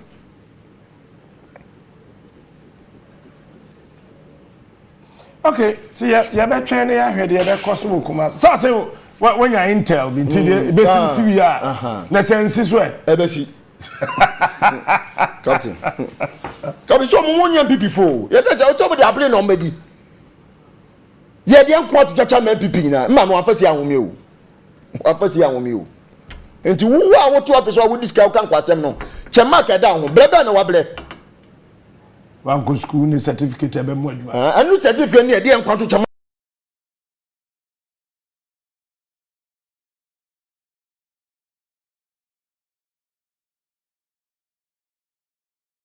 Chairman General John. Yeah, response na to because in some me tete say ya bie na yesa to mu ne awie adwuma no. I mean say eno na me ka say ye fufuo ye nwie ya wo fufuo awie enkwa anya me o se bramie ni di. Esa say then anadwuma na asem no nti na enye ne kwanso a say wo mo ka say ye be nyuma no bi na busumi miensa chi ye bebie baabi na by the end of the year ye bie no na me bisa se ana otumfo ahyehye brebia ye bie airport a enye ye enti sa abre ya na ye bie nti busumi miensa no ye twa na ye wie dia sa atam no na che se ban bi wo otumfo asase so se ye muye airport ana so nim se unwie ya den na ehye wo mo se wo mo ntwen enwie na ya bie wo mo se practice normal practice airport de ye nwie da oh obia kroba so na ebi wa che normal practice kroba so na bi wa normal practice project de ye ya me hu bi se ebi a akoso mbodam ebi a ye na ye be 60 bands ya ebi a etimi ye ba kon wie eno betimi generate power enti e betimi inaugurate first power na che say ahyase ye adwuma na wo mo wie di akai na ho the whole thing enya adwuma o se ya bie ubie no sen ye runway ye wie ye no the lights ni ma first face ye wie no ene ye bie say ya wie first face second phase mu ne wo ye nwie second phase no si mabie no so ntimi nya adwuma na me bisa se bia bosome miensa na wo mo ka se ebedi ansa na awie no ba cha o sa abre na kufuado no afira konwa so ana se na asanteman mu ho ban bi wo ho a che se September mu ho ba bi ye ntimi mu ya na nti aden ahopepre na pre wo mo so say political experience bi a politics nti no mo ye ntem dia didin ya na to for anniversary nti na sa politics no enuru ho na kufuado afira konwa so no ane bebie na se ba omia campaign no de ya se enuru ho na enya nto aba bebie na otumfo anniversary a oka ho asemu anniversary ye the whole year ade na enuru o ya ntwen na ye mie so nti o TV bia se a enye ye nti na me ka madwen no adwenchire mu na ebi susu se ase nsem na no odene waka pen we share ho so san kan. Yes, what do you mean when you say encourage your man pen adwene? Oh, a normal practice in politics because of the mind share obinsa e we constitution no mu say the person must be of sound mind because nipa ba ko pe e no betima ka say we declare war e wo mind no say enwumre president ka say ye ni Cote d'Ivoire for ko eno an say soldier for ye ready akoko America president okuta safwa ye de trigger nuclear bombs na ye adwuma babia nti onam kura ni flight mu kura over Ghana had no kura na safwa kuta no nti from wherever in the world obetimi ama nuclear war aba oye na bomb ba kunto abi awiase nyina bese enu nti obi kodi America president ya wo mo hwese na dwene mu da ho ena se ogusu a odi kura na ne nsenka ebi ni nema bi nsisi so a obi timi trigger constitutional provision say yenkonko hwehwem say if the ship of state is in safe hands enti enya temudidie eye right ya ewo Ghana for ho say say yɛde ade be ma say nye sure say ubetimi ahwɛ so yi a ɛsɛ sɛ da bia yɛtimi assure sɛ wadwene no da so te sɛ deɛ ɛteɛ no a yɛde akonnwa no ma wo no na ubetimi ayɛ adwuma no atoa so. December 7th, Ghana for Bekwakotoaba registration efrase. My press conference here and there. So far, my assessment here then. Oh, yɛde yɛaka sɛ abatoɔ yi ɛfiri saa abere yi akɔsi abatoɔ mu yɛhunu sɛ yɛne ɔbrɔnsam na ɛkɔdidi nti ɛsɛ ma yɛatere no yɛ tenten brɔnsam no sɛ ɔne brɔnsam kɔdidi a ne brɔnsam no ya nti kasako ase ana yɛka kasako a ɛsɛ sɛ wote ase ɛkyɛ sɛ yɛka brɔnsam a nyɛ brɔnsam na yɛka ho asɛm sɛ wotum aseɛ na ɔne brɔnsam didi a ɛsɛ sɛ watere no ɛyɛ tenten yɛhunu sɛ abato a yɛkɔ mu no Ghanafoɔ ɛpɛ nsakraeɛ wɔ ɔmo amamuo mu because ɛyɛ clear study bia aba bia kyɛ sɛ Ghanafoɔ saa amamuo bɔne wei ame wɔ mo ɛpɛ sɛ yɛsesa mo ɛno nti ɛna NDC foɔ so yɛso yɛpɛ sɛ yɛsesa mo nti ɛsɛ sɛ yɛne Ghanafoɔ nyinaa yɛ adwene sɛ ɛsɛ sɛ nsakraeɛ ba amamuo no a ɛkɔ so no na yɛaka no saa no ne yɛnwieɛ nipa korɔ so a ɔno so ade no kuta no no ɔno so nim ne bɔne a wadi anti ɔmfili confident sɛ ɔsɔre so a nneɛma bi bɛkɔ yi ama no because wobɛsɔre so no na kyerɛ sɛ aponkyerɛni wu a ne ɛhunu ne tenten na wanwu nti ɔdɛ sɛn hɔ nti ɔmpɛ sɛ ɔbɛsɔre so ɛnna wayɛ ne network bi a ɛkyɛ sɛ ɛbɛbɔ ne ho ban ama watimi ako atia the will of the people amanfoɔ pɛ a yɛpɛ sɛ yi no firi hɔ no wayɛ nhyehyɛ bi a ɔpɛ sɛ ɔde tumi na ankasa ɛde bɔ ne ho ban sɛ yɛntimi nto no firi hɔ ɛno nti na meka sɛ yɛne brɔnsam na ɛkɔdidi no ɛfiri sɛ wokɔto aba a nhyehyɛ bɛn yɛwɔ wo a wokɔ akɔpere aba no nipa ɛbɛto ama wo na nipa a ɔyɛ midwife for abatoɔ no ɔno ne anaa referee for abatoɔ no ɔno ne electoral commission ɛna ɛno firi hɔ nso a yɛwɔ security arrangement a yɛde kɔ abatoɔ mu ɛno nti apart from the will of the people to vote in a certain direction no sɛ abatoɔ no na administration ana umpire referee die no nsisi so a ɛkyɛ sɛ yɛwɔ problem baako wɔ hɔ sɛ bambɔ a ɛwɔ abatoɔ no mu so nsisi so a ɛno nso yɛwɔ problem wɔ hɔ so saa nneɛma mmienu nyinaa so ɛnyɛ nti na meka sɛ all these are odds against the change so but gidi a ɛwɔ ne sɛ when the wind of change is blowing a very difficult say obi be stop enu nti ye your will no mususu say easy ye me bia ase wo person wi abato no mana is that what you're saying ehia say ye be free anum kura efri say ya bo ho dawura say say me ne wo ko ekobobol has ne kotokokobobol na say ya appointed has captain na has coach say onu na enkoye referee a sense say obi a free na num no hu say obi di atia kotoko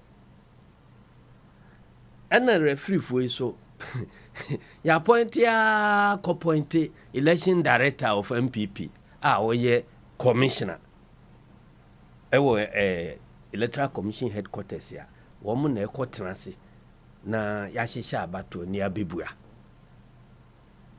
apart from appointment no ba ya yɛkɔ kan ho asɛm sɛ enya bia council of state for mutu president for ansa no appoint enti saa pani ya ɔde ne din ba ya ema na appointment ɛsrɛ mo afutuo bɛn na mode ma president na nana munim sɛ ɔyɛ election director for NPP a yakɔ point so to our shock, Council of State for so by because say or more dear ye pointed Saadi no ye nipa no ni party ana ni bibi ana ni background bia ye hwe ni educational qualification no say o qualify na dia ma no so ka say sabre no mi so mi ka say ene me prepare me ho na dan kwa ma bia metimi abe electoral commissioner say Asiedu Nketia wa general secretary for NDC or this years me sign national chairman no e da ne kwa mu say dan kwa ma bia ya bom din say me nkɔhwe abato so between NPP and NDC ana che say Council of State for hunu say boni bia wom enu nti ye hunu say electoral commission for no dodo no aye NPP for nti wo de NPP nhihye ena ebehwe abato no so.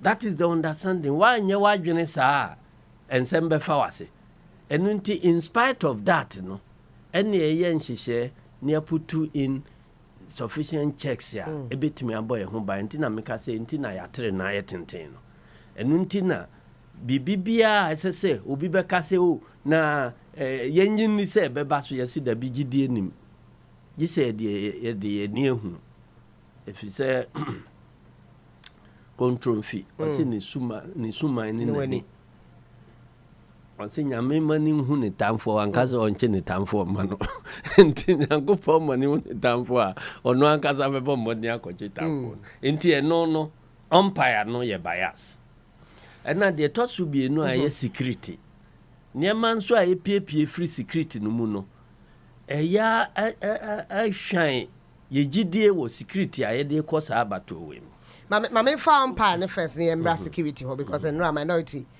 press conference response e by umpire ye kan ya by election miensa ba ko manko edweso mienu mokoye ba ko NPP di nkunim kumawu and a son of mo Mudin kunim the same umpire and a share by elections. Say nuntina mika say atrenu na ayetente. Atrenu na ayetente. And the sabra now ye by election still na so mo hye enko yi ana. Na say say ni pakro no ye by election you appoint you obi aka ho ana. Ana ye obi afrim. Enye obi amfrim. Say obe kai say na no edwuso by election.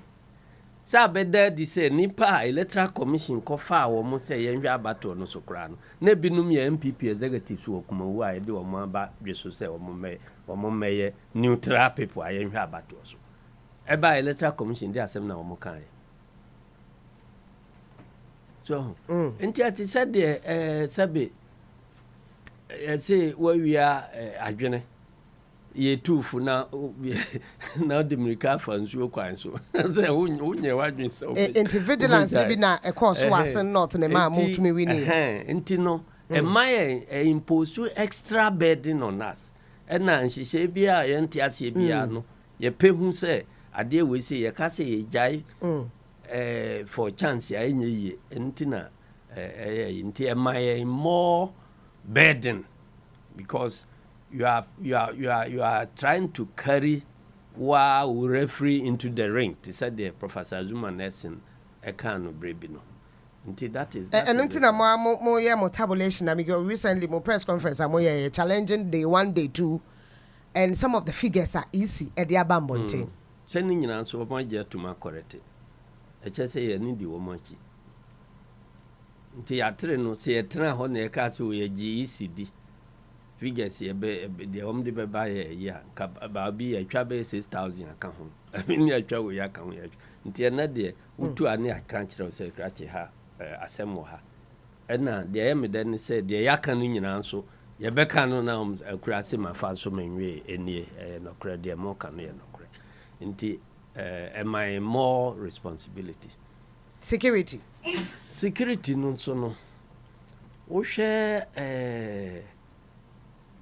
aba to etwa mu yi a yeku nipa be ye nwotwe besi ne ye ma obi asobo ye nchi obi anyen bibibia de course so ayawa so wesu ogun ye tutu prepare nipa ne ade ye ma obi asobo wo mo ankasa ti commission kra emu nsunsan so ye de ba e wo mo e ka se ye ntwe wo mo aso ne ade nyina ye ntochi obia so na ye obibi e wo psychology ma ye kabeya ma unsu the way but unum say man kan ba bi say ba me by man fan su amanti me no munju ansan ma fria say ka wo ye nka me ma unsu adwo nsu ye mo de fam si ya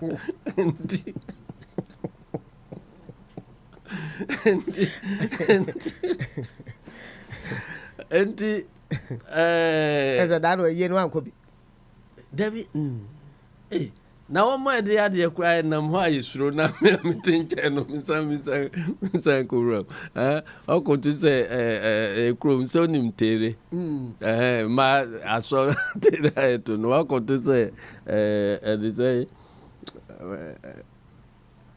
jata omo tu tere anawo wansan okoye de wo ya se oben hokura nti matramba bi boko mpe me ho asem security enti sani pana ya prepare o makunkum o munya bibiansi enti psychology ye wade bi a ye de kire sebe emoa ene nkwala ade the friend no carrot and stick approach to management. Carrot and stick no ne say on say ensorboa na adoye opese of chena de a obetimi de bibi kwadu asen ni bonum e wade bi a obeya obema kwadu na bafam no wanya adi e wade bi so obeya obetwe kwadu na akosoro a chese onya ni na obesan de aba akora abono nti ya no saa over a period a obehu se nema oya onya kwadu di no e nema ope nti obeye mo de oya odi aba abono no obejaye so ebi ni elections ni violence asem sa aban bi ti akonwa so na elections ba na ni supporters ekokudi ewu na ya anye wo mo hwe a next time ya san di ewu ya anye wo mo hwe a eche se aban no nkan ekura no wo mo ahunu se ade a wo mo ya wo mo nya abasobo eni se wo mbedi ewu wa abatuom se wo hwe na no ministers yi kura ye point ye ya bebre wo ho a awudie num bi batabata wo mo ho wo mo ye beneficiaries of electoral violence and I am my positions. So nim say taking my violence in Nusia. One year to Abamano.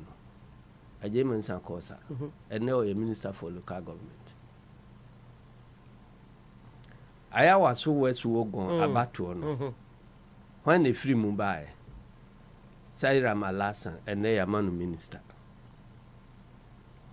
Brian Champon, a man minister, the castle on the order a money panel, a cocoye, Yambransem no war. I was one, and also a man minister. Ma menoa, Nikunu ye campaign. Omuko shia no baby a kwamuka fushia no kunu woman kasim, a man minister. Inti, dear Nana Kufado Petso or Kanchre woman. So you're beneficiary of violence here, near Boabaso. Inti so no dina no jamba because election violence in ya. Now who's him say who benefited from violence? I say una why you ya sign Boabasoa. When I call election on for violence in ma. That's one point. The other point is when they say Inti say His Excellency Nana Danko Kufa is rewarding Nipa womo participating in violence and now womo ye beneficiaries of violence no who reward womo I just say in the recent comment on the fact say na brain so near free na violence near the election time no na uji na Akufo-Addo nsansensem no kan ujidi pa wo de say o ka say yempe one day yemefa His Excellency Nana Akufo-Addo ninsem kan and the woman the anymore. I will come and prove to you say So chia o ka say good morning. Hwe soro na hwe ba bia wi ho ansa no age so bia na e good evening. Say me benya bre me pese di race but ye benya bre ka me with evidence. Yeah. Me ba be kire mu nyina.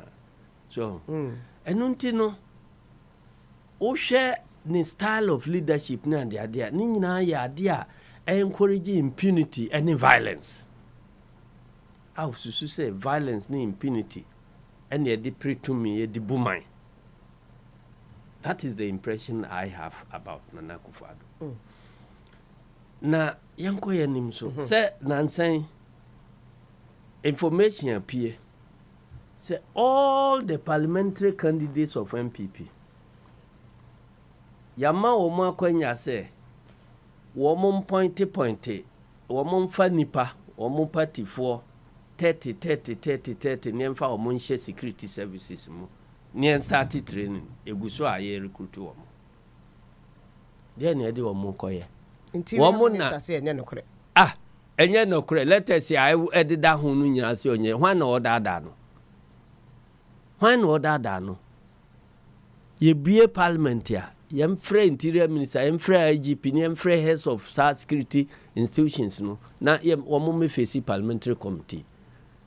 Enti agenda no an say ye fa omo a say 3 months renew, 5 months renew.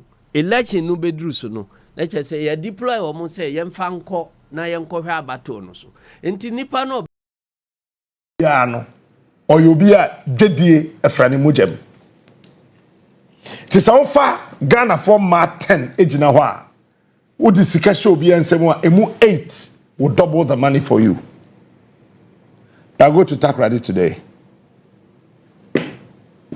Ejano aka akwanya e what Takrady say ye fa ho kwa exim ye sopio hane I sopio hane ya catch say ya kwan, but that one is not even a problem. Person bisa regional minister say nti owu a dan dodo say na de be kwa menem o say start you know ye ma Akufo-Addo kura Nana Adorye enu hu so ye onu nti na Nana Adorye jai sa na thank you tour no. Cause watch this, Nana Adorye or started thank you tour. No Ashanti region. Eno ba Hogbe. Eno de be say call Central. Central the first day near say yaya ade ama no mbebia no okobie na statue. Ofi Takrady oba Cape Coast no packing ne ama no oba nkran. We jai thank you tour no. Onua ankasa afen na Nana Adorye hu say Sebe. Nipa ofa wo no na woni adwen papa. I late. Ebia nanka ebia menka na saa. Nanka ebia. Nanso also thank you talk kekekura wajai. But anyway, ahora mami feno nto na ana ya wonsam bebiri wo ho ayebeka eba beto mu say aduane a edema ye ma no titru emo na almost 22,000 bags of rice. Ministry of Education, Ghana Education Service at the core secondary schools no almost say emo no asai okujetwaka mahamaka Putupru and the Food and Drugs Authority. And so Babeka say emo no e wholesome. Bibusa FDA when a DB wo. No, when a no abi wo FDA ho na odi ye. Emi hu say sam because emo no e kwa secondary schools in dada. Oma DB dada. Eti emo no mu de hin na FDA kofa sample no. Woman wine and how much eh?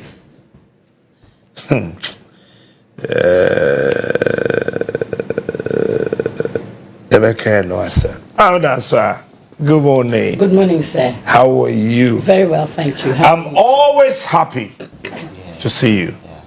Thank you. You're very kind. I'm hoping to see people of your age standing up to issues. We're getting up. Slowly like the way you do. Up. You, slowly we are getting up. The former Chief Justice, Gloria Akufu. Yes. And a few others. Yeah, I want to see the old people standing up to the task. We have to. We will. Sophia Akufu. Yeah, sure. Yeah. When we see young people like this, they inspire us. Okay. Then we will get up. Ivan. Captain. You say IBC.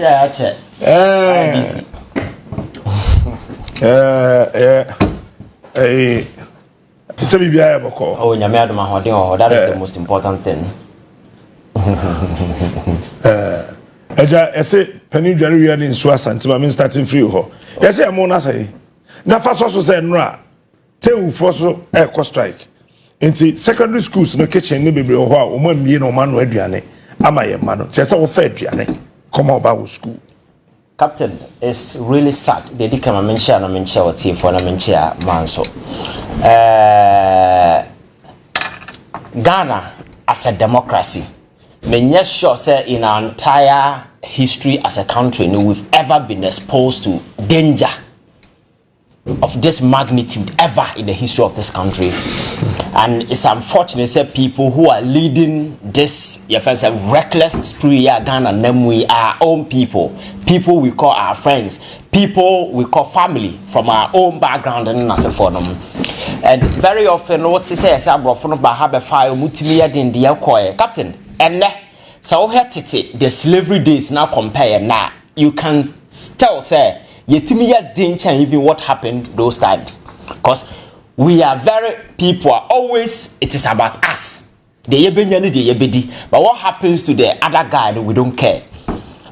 This rice as already know water rely kruma because of galamsey poison cyanide as a form ajimo afa and company in question this is not the first time why Asiedu in 2021, as offered the Auditor General's reporter, this same company was accused of distributing unwholesome food to people. This same company, 2021 Auditor's General report. Then we come back to 2023-2024. The same company, that is the culture of criminality. That is what they engage in. But because they have people at higher places, always they get through with whatever that they want. Because a company at the Momba Krumana say Mona expire. You don't get the FDA to change your friend saying the date expiry date. Because expiry date, a date here, may say Uber hospital, medicine, drugs, hospital, you can't expiry date here. That is the date the manufacturer can guarantee the safety of the product. So you can no longer hold the manufacturer accountable, whatever that happens. And in this particular case, company na I na dibia at the expiry date team so nasa or the ba. Nasa with me get the FDA to change the date, expiry date here. Then there are a whole lot of questions that we need to ask as people. And to get that particular unwholesome food to our schools, buffer stock. We be say investigations been no more these unwholesome food ended up in our schools. Distributed to students in the forum. It's always about the cash. The money. That is what inspires people. So at the end of the day, rules of engagement, ethics, principles, values, everything in BI has been trashed into the bin, and we are just following the grid. And it's the reason why we are here. I am not surprised at this thing. I see a name. You will not see any proper investigation be able to come. I bring the culprit, because I'm told that Ashanti Regional Police Command arrested officials of this particular company. Call from the above and the buyer, they released all of them. They did that. Your friend says, I'm going to take a sample of the food. I test and who say food and your wholesome. Then after that particular call, and sana Adorye ko buffer stock, I could distribute. So by the time of food air call, they knew say and your wholesome, but they don't care. Because the very people you have entrusted this country into their hands to seek to the welfare of Menewono don't care about Menewo. They only care about how they can make money, put their families at a position as Sebi. Or when they die, their generation will come and take over. Because Ghana Nasana Kwakwaye. But I say, this is the time for you, Neme. Now you take it up the stage. They say, politics those times na the pressure for few fancy guys be asabi omo na omo say omo B to A class schools na so ene menewo and the ordinary Ghanaian no we need to take a stake in our politics and say this enterprise called Ghana no we are all stakeholders. Obi share and Obi, we own the same share. So it is our collective might and a collective responsibility to ensure that we shepherd this country and make sure that we make this country a better place. Because in America, any drafts in a couple of individual sacrifice. At some point, some people died. Because so what's your mind when you're not ready to make sacrifice? And trust me, you will never get anywhere. And this is the time for us to make that ultimate sacrifice as young people. Say no, we cannot invest emotions into politics. We need to invest wisdom. We have to be very critical. There is this notion and tag out there. We are a young person now, we are very vocal, very critical. They tag you as arrogant. But you say this is no arrogance. Criminals have taken over our country. People who are into satisfy their greed, their insatiable desire for wealth, they are the very people who are mismanaging this country. And here we are at the crossroad. We just want a way out. But consistently, no, there is nothing that these people are doing.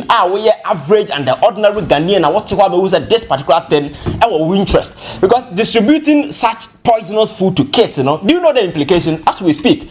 Say a kasi ye come acquire house screening, the impact of some of these things that Captain Enya the Ketwa.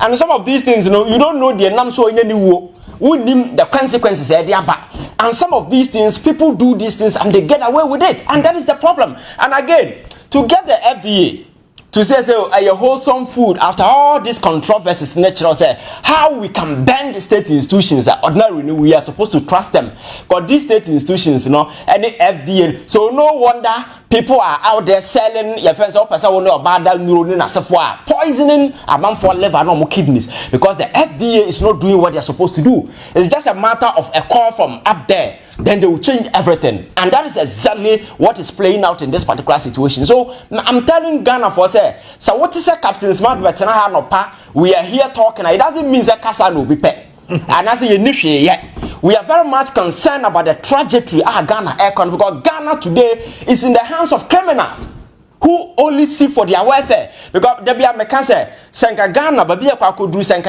any decency, Baumia will not even get the courage. But Ghana for him so Omonto Abamani, because he is just a Chinese version of Akufo-Addo.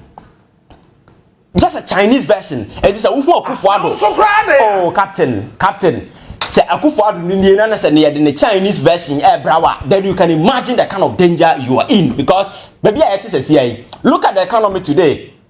Say a come in Ghana to the stand say, oh, your friends saying external creditors we are all unable to pay.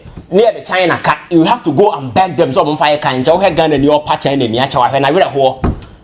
Ghana ni China ni Chawson Fane Kanchano. We were begging other institutions and that's for the Chinese version.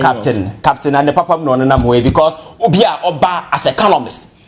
We'll say you have the solution to all the problems, and then look at the CD, look at the dollar. Share your debt portfolio, and the debt to GDP. You see, you don't understand. Understand what? Because you are not an economist. That is a joke. You see, the fact that when the fundamentals are weak, exchange rate to expose you.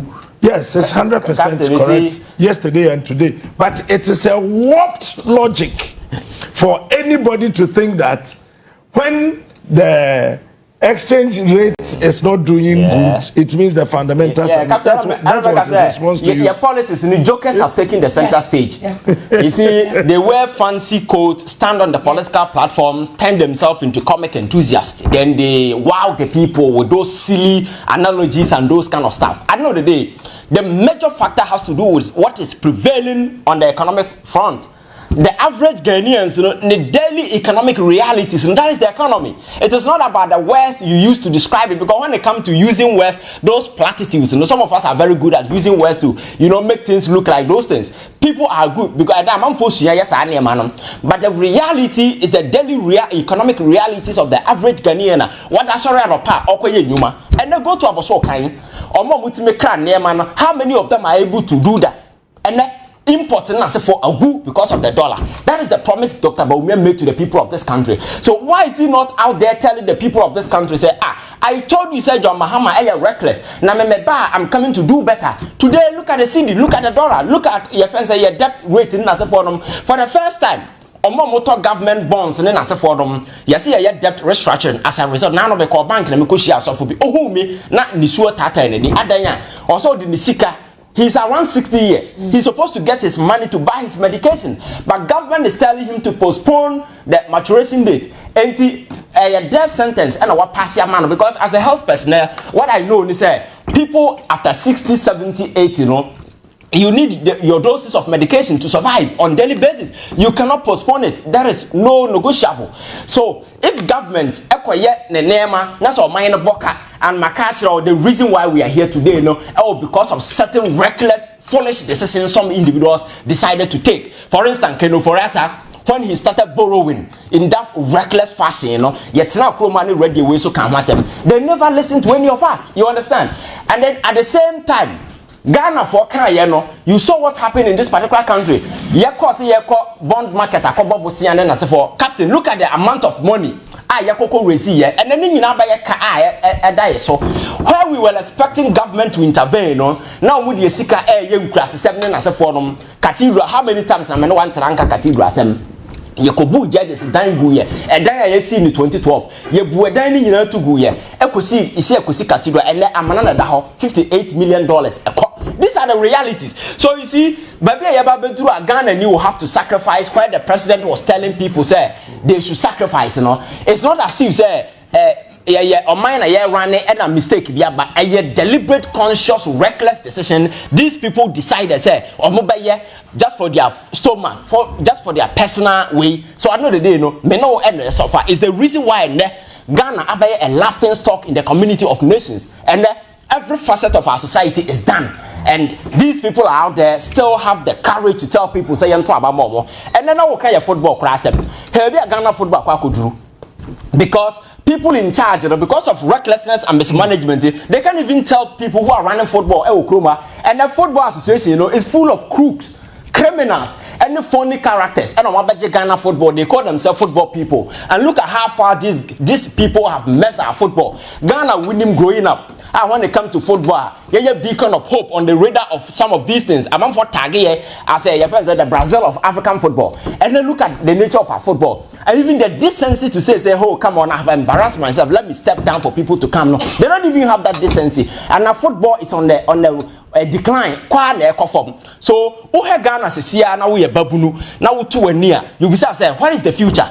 Where is that particular future coming from? But this is a Ghana now, dear Bakwana, you walk in the olden days, a hope, the glimpses of hope, because as a country you can lose everything, but one thing you cannot lose, a hope, because the very moment you lose it, it endangers everybody. Because when young people wake up and they don't have hope, what it means is that lose canon. You can do whatever that you want to do to survive. And Omari is doing everything possible to take away some of these incentives. Our average and the ordinary Ghanaian baby. So President Akufo-Addo in the last 8 years, that's our trans-year review. Now, Bisano will say, how Ghana baby drew, and he will be very honest with himself. And for me, his presidency will forever be consigned to the dark pages of our political history, because Nema Wayeno or Baso Bebo mine, he has liberated criminals and they've taken over this country. As he said, there is nobody in charge. And you can name individuals who think that this whole presidency, government, leadership is about grabbing wealth. And then I will count the number of Anema Manfoases the other side, the environment as you protected, and then you liberty among for Monam so Agalam say no to say and Sas Yensu, and now what's Ghana. Win him whether you are liver and as a kidney say and as a win him, because consistently you are taking these doses of poison without even realizing it. The government are the ultimate responsibility to stop some of these things. And they're interested because to them it's business as usual. Because the average and the ordinary Ghanaian your politics, NDC, NPP, some trauma way, them trauma way. So this division among us, are creating strength. And these people are leveraging this strength to do whatever they do. Because meaning say, if I sit here and mess up, I have friends, Captain Smart and Mami, they will support me. So always there is enough motivation. You understand? Exactly. And unfortunately, leadership in our part of the world, we don't enlist the best of brains. Because it is about enlisting sycophants. bootlickers, people who will sing hallelujah choruses, all to the praise of who appointed us. So at the end of the day, the critical mindset now, nipa na ya appointed the na dwen be ya adwuma no, they are not doing it. And then look at our Supreme Court today. Look at our court. Every single institution is folding up under political maneuverings and the pressure because they think that they own allegiance to some individuals or the number. But and I'm saying, Yatsana say, and a making appointment that is based on merit. I'm not sure say we'll be here today. And President to Onema Koswa, he doesn't even realize it because the very people around him are all praise singers. They are all hallelujah chorus singers. So he's not even able to give a second thought about what is happening. And that is the kind of system that we want. I will Kroma say. So today in Africa, poverty, abaye the blueprint. We are just selling poverty for people so that we control them. Because and not by mistake, it's by design. And that is the playbook that is in play in Africa. Make sure you impoverish the people so that you will be in control. And that's exactly the kind of playbook that has been in the system. Follow Nipano, Obama 5 Ghana, Obama 100 Ghana, 200 Ghana. Because just imagine how insulting it is for somebody to approach you say, 1,000 Ghana na koto Obama. Or patch say nyansa ni team. Because I don't need somebody to give me money before I'll go and vote for that particular person. So time has come for us. Put away emotions. Let us be very critical. I don't care who you're going to vote for. But look at where Ghana is today. Look at Baby or Minor Core. Now that is the time for us to rescue this country. It's not about emotions anymore. Because the very people here of Minor Shop Monsano have demonstrated. Because this poisonous food is just a tip of the iceberg. Nema sisi wo kromano a chance nema we no a dawson and a bar the inertia. The reluctance, the unwillingness on the part of those in power and even state institutions to ensure that as a decent country we delve deeper into some of these things and find the culprit. Now I am punishing them to serve as deterrent. Say by in the future, people will not go the same way. The state, are so reluctant when it comes to some of these things. So you don't see anything because the attitude has always been that of indifference. Because state Nankasa is a sponsor of this terror, of this terror that is being unleashed on the people. Because Nipano Moya Sadema they have close relationship to those in power. So I know that they Ghana now winning will be and that person is in power. You do things and you get away. We cannot continue to build the country like this. And I know the very people who are supposed to be the conscience of this particular society, because Captain, politics, it's a deep realm. You can get lost in the middle of it. But in every country, there are decent minded. Just try to shepherd things, and then all these people we have lost them. As of one penny for you will be buying and no more because they are giving them cars. I am from penny for they are giving them cars, so they don't even care what is happening to young people today. And all the young people are going outside this country. Me growing up, I thought say traveling abroad, opportunity but leaving your country to go and live in another man's country, that is a hell of a sacrifice to make. And people don't go there because they are happy. People go there because conditions in their country, that is why people live. Because the best thing that can happen to anybody is to live in your own country, work and be happy. But the rate at which people are moving out, demonstrating the level of desperation, the frustration people are going through. And I think these are some of the things I see. As a country, we have to come on the round table and say enough is enough. We cannot give the destiny of this country to few misguided, twisted minds who think because Yato power more, they control everything. Right. We need to take charge and make sure that we straighten this thing out. Yes, ma'am. The rest of the time is yours. A lot of the problem is us. We. Us. Okay. That's it. Who voted for them? We. Who accepted the lie that education was going to be free? We. So if we accepted that lie, then we should accept the rotten food that goes with free education. Mbano. Because that's the only way you can do it. Yeah. You've complained about the school toilet blocks, the dormitories. When you introduced free education, you didn't plan it well, and you didn't expect the number of people who entered into the education system to enter. You had more than you expected, and you've had 8 years to do something about this, and you haven't done it. And today, when you are ready to leave, you're giving us what? Rotten rice to eat, on top of the dirty galamsey water. The cyanide. The cyanide. What again? Are you trying to erase 2 generations? Because this is not just 1 generation. This is maybe 2 or 3 generations that are going to be affected. And it's not that it's only their brains. It's their kidneys, their livers, it's their health. And the education is so stupid and poor.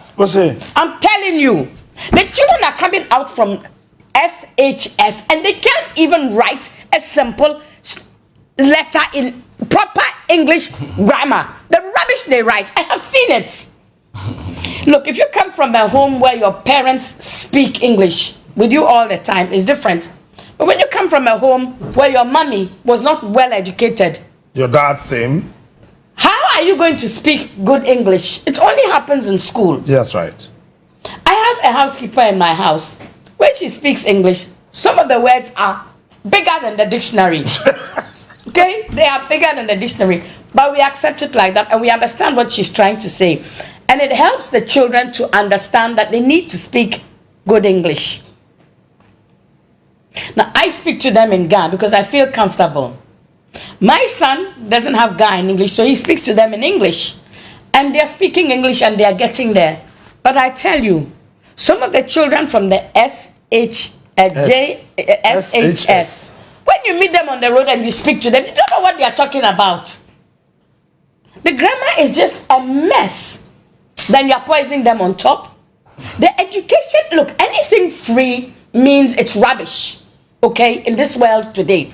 If I say I'm bringing you free yams, there's a reason I'm bringing you free yams. Either I want a bribe, or it's yams either I'm trying to bribe you, or it's yams I don't need in my house. It's rubbish.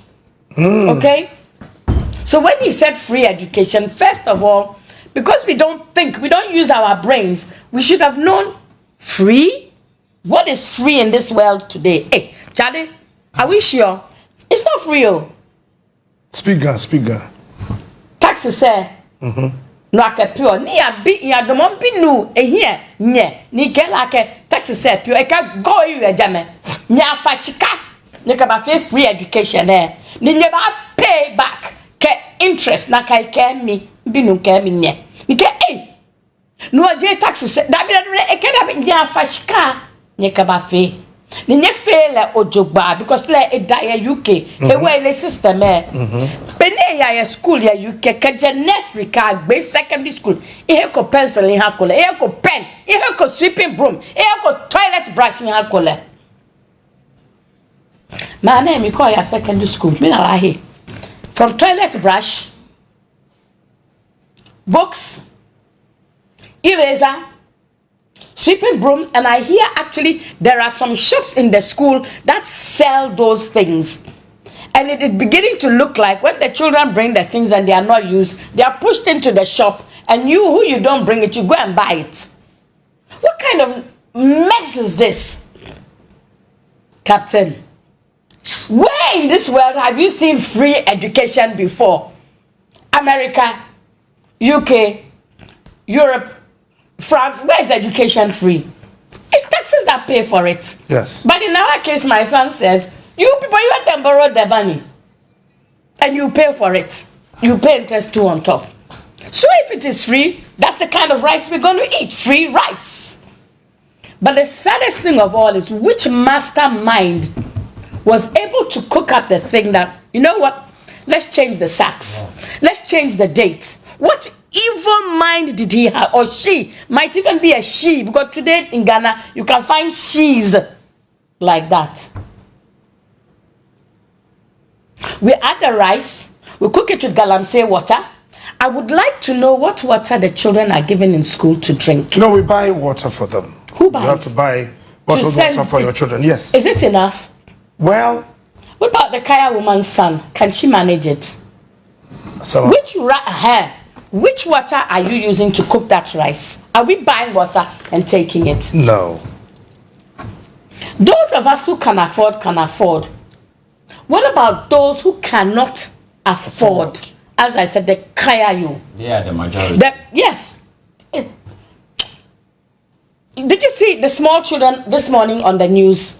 They interviewed them on the street side. They said they came with their parents to beg. Now they are selling cotton buds and little paint brushes to earn a living. This is Kwame Nkrumah's Ghana. No. We're here today. Aren't we doing wonderfully well? Let's clap for them. Well done. We're so grateful. We love the Galamsey water, don't we? Can you afford that bottled water that man went to the interview and took with him in his green bottle? 30.99p. That was the price at ShopRite. Are you going to buy one every time we come here for us? You can't afford it. I can't afford it. Can you send it to school with your kids? No. Are you sure this is clean water? They say it comes from Tema. Are we sure it is clean? Captain? Yes, ma'am. The kidneys, the livers, the lungs. The first day I came here, you talked about. What are we doing about them? Our last hour's due is coming up. We have to bring it up. Her, I sent it to you, please. To Godwin? Yes, I did. She should please put it up. He should please put it up. So that it's on the 23rd of this month. And let me just bring it up here, Captain, and pass it to you. Okay. I just sent it to myself. Anti-Galamsey Confab. Eco-citizens, eco-conscious citizens. And we are all being invited. Everybody can go. Okay? It starts at... I sent it to him. I was hoping he would put it up. Starts at 4. And I think it finishes... He still hasn't put it up. And it finishes at 8. Okay. Yes. And they're going to talk about the anti-Galamsey video. There's going to be an anti-Galamsey video playlist. A welcome by Awula Sewa. There's a video mashup where we've come from, the Atroso update, and then there's some music. Then we're going to do environmental CSO and Rocha, and Rocha and food sovereignty Ghana. Screening of poisoned for gold. And then there'll be music and all kinds of things. Okay. And that's the 23rd. People, please go. Go and say what you have to say. Poisoned water on top of poisoned rice. On my list here, there was something about a very beautiful lady who was saying we should vote for her handsome, whiz-kid husband. Is it still on our list today of things we are talking about? Or we should just stick to the rice? Captain, I'm waiting for you. Or are you closing the show? Maybe the rice. We should do the rice.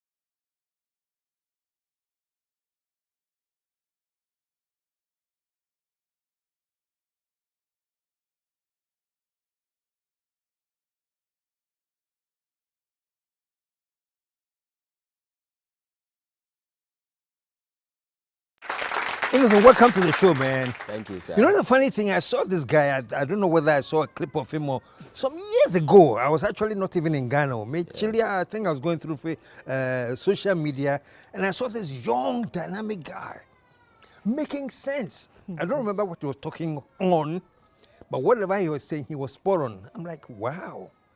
So I did my little research here, there, and then finally got his number. So he was there, and I called him. I said, young man, you talk sense, pa. One day I'll put you on my show. How long ago was that? I think that was about 3 years ago. About 3 years ago? Yes, 3 years. Wow. Yes. Did you believe me? Oh, when the call actually came, honestly, I didn't believe it. Until I spoke to you and I realized that, wow. And I was very excited because to get a call from a legend of your status. And 3 years later, yes, finally we are here. Oh, it's good to have you. I'm honored. I'm very, very happy to be here today. I'm glad you're here, you know, because you're the kind of youth that I want to showcase, you know. As I was telling the audience, your level of articulation, your logic and everything sounds very, very profound to me. I was looking at your background and you consider yourself a conservative Catholic? Yes. What does that mean? Oh, I was born a Catholic, and by orientation, I'm a conservative. Really? Because, you know, there is this close relation between Catholicism and then conservatism. We are conserving the old order. You want to conserve the... But you come out as radical. Me, I would have thought, hey, this boy was a radical. Yes. Or was the old order radical, but we didn't know? No, the old order wasn't radical, but I think I am not that rabid conservative. I'm flexible, a bit liberal. So, for instance, on the issues like abortion, a typical conservative will tell you no to abortion of any kind, any sort. But as a liberal person with medical advances and research, I know there are certain complications that may make it necessary. Yeah, so I am not that rigid. Okay. Yes. So I think that, but conserving the old order, I think that's quite appropriate. With the emergence of this LGBTQ plus blah blah blah blah, we can't allow ourselves to. Yes. So. Great. Well, you know, I have you here. Let's talk, man. Okay. From the youth, the politics. You know, every time I speak to some people, say, "Oh, Charlie, the youth are not angry enough," as if anybody is angry enough in Ghana. Have you heard that statement, the youth are not angry enough? Yes. What does it mean? And what's your... Yes, I think if you look at the level of mismanagement, the state of Ghana at the moment, and if you look at the kind of reaction that is being exhibited by the youth, you see there is this kind of, it doesn't correspond to, or the level of degradation is higher, but the anger is a bit minimal, it's contained, but you can't blame them. You see, I think the political system is such that, especially the media, growing up, we used to listen to a radio station where a panel member, one belonged to the NDC and the other side is the NPP. Then the host is sitting as a moderator. His job is to read text messages and stuff. So at the end of the day, we are speaking to an issue. The NDC person say, hey, it is true. The NPP say it is not true. Then the host, who is supposed to clarify the issue so that the average listener will be clear on their minds that this is the exact case. He will rather be reading text message. So at the end of the day, we listen to radio for information. So you rather listen to the radio and you become more confused as never. Because after listening to the whole episode, you are unable to tell who is actually telling the truth. And so this has been in play for several years. So the average Ghanaian over the years, they are hooked to some of these kind of journalism. So at the end of the day, you can't blame them, you understand? And by orientation or by culture, we are very timid. Because we live in a society where even an older person does something wrong and you are bold enough to confront the person to say, hey, this is wrong, you attack as either arrogant or disrespectful. So we were raised to, whatever the situation is, just keep quiet, just watch it because it's the game of the aged, just let it play out. But I think over the years, it hasn't served us any good. It's the reason why But you guys seem to be rebelling though, because now I see more and more of people that will classify as the youth. Yes. I mean, taking on some adults and, you know. Yes. Some take it way to the extreme end where like just, insults and just, you know. Yes. But just to challenge them, you don't think that's happening now, like challenging the adults? Yes, it is happening because of the new wave of media, this thing that has surfaced. I was speaking to you about the new media, the social space. You see, the platforms are quite diverse. So today, you don't need a traditional media. With just your phone, with just an account in any of the platforms, you can just go live, express your opinion. So today, nobody's controlling the narrative as it used to be then. Today, people can get access to information. Today, it's so easy to sit here, just a tab on your phone, do comparative analysis. You can see what is happening in Kenya, you can see what is happening in Cote d'Ivoire. Then it gives you room to do that comparison. Then when you do that, at the end of the day, you ask questions, critical questions. If you're not getting the answers, that is where some of these things come from. So I'm not sure the youth are, say they are rebelling, but they are consuming information. There is this free flow of information that people are consuming. When you consume information, you become enlightened. And once you become enlightened, you can't sit, fold your arms. You act with it. So people are acting based on the information that they get.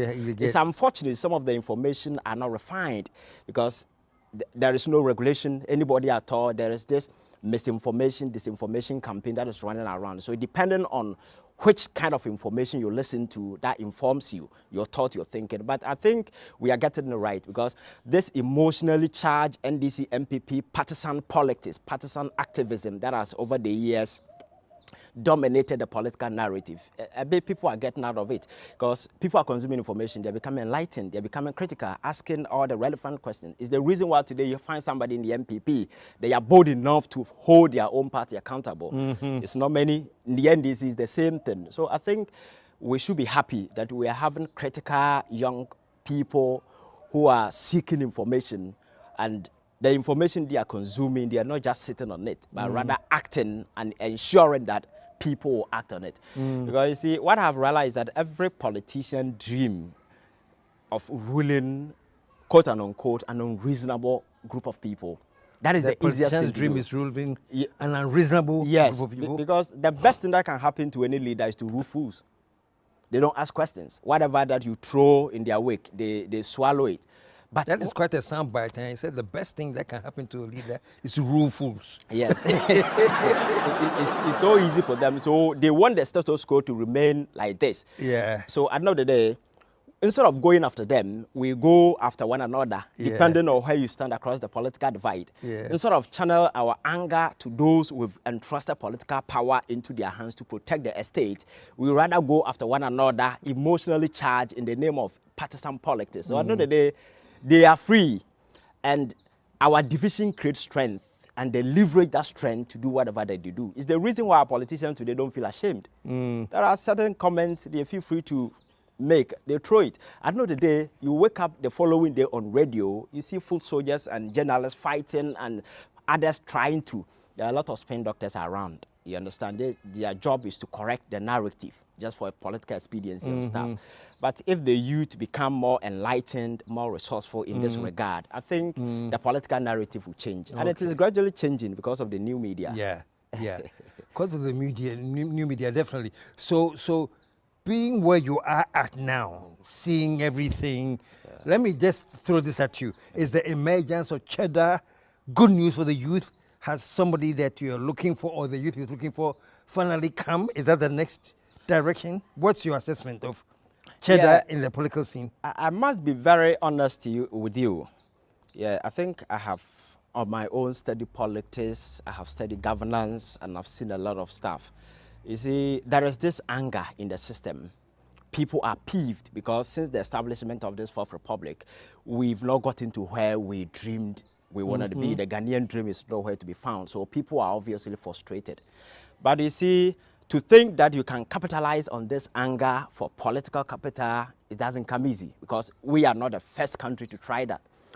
If you go to the United States of America, several attempts have been made to topple the duopoly. That is the Republican and the Democrats. Several attempts have been made, billionaires, but they were not successful. Why? Because instead of sitting down, planning, and set machinery in motion, because winning political party is about proper organization, putting all the necessary machinery in place, organizing people to get to wherever that you want to go. It has become so easy for people that people think the youth are angry.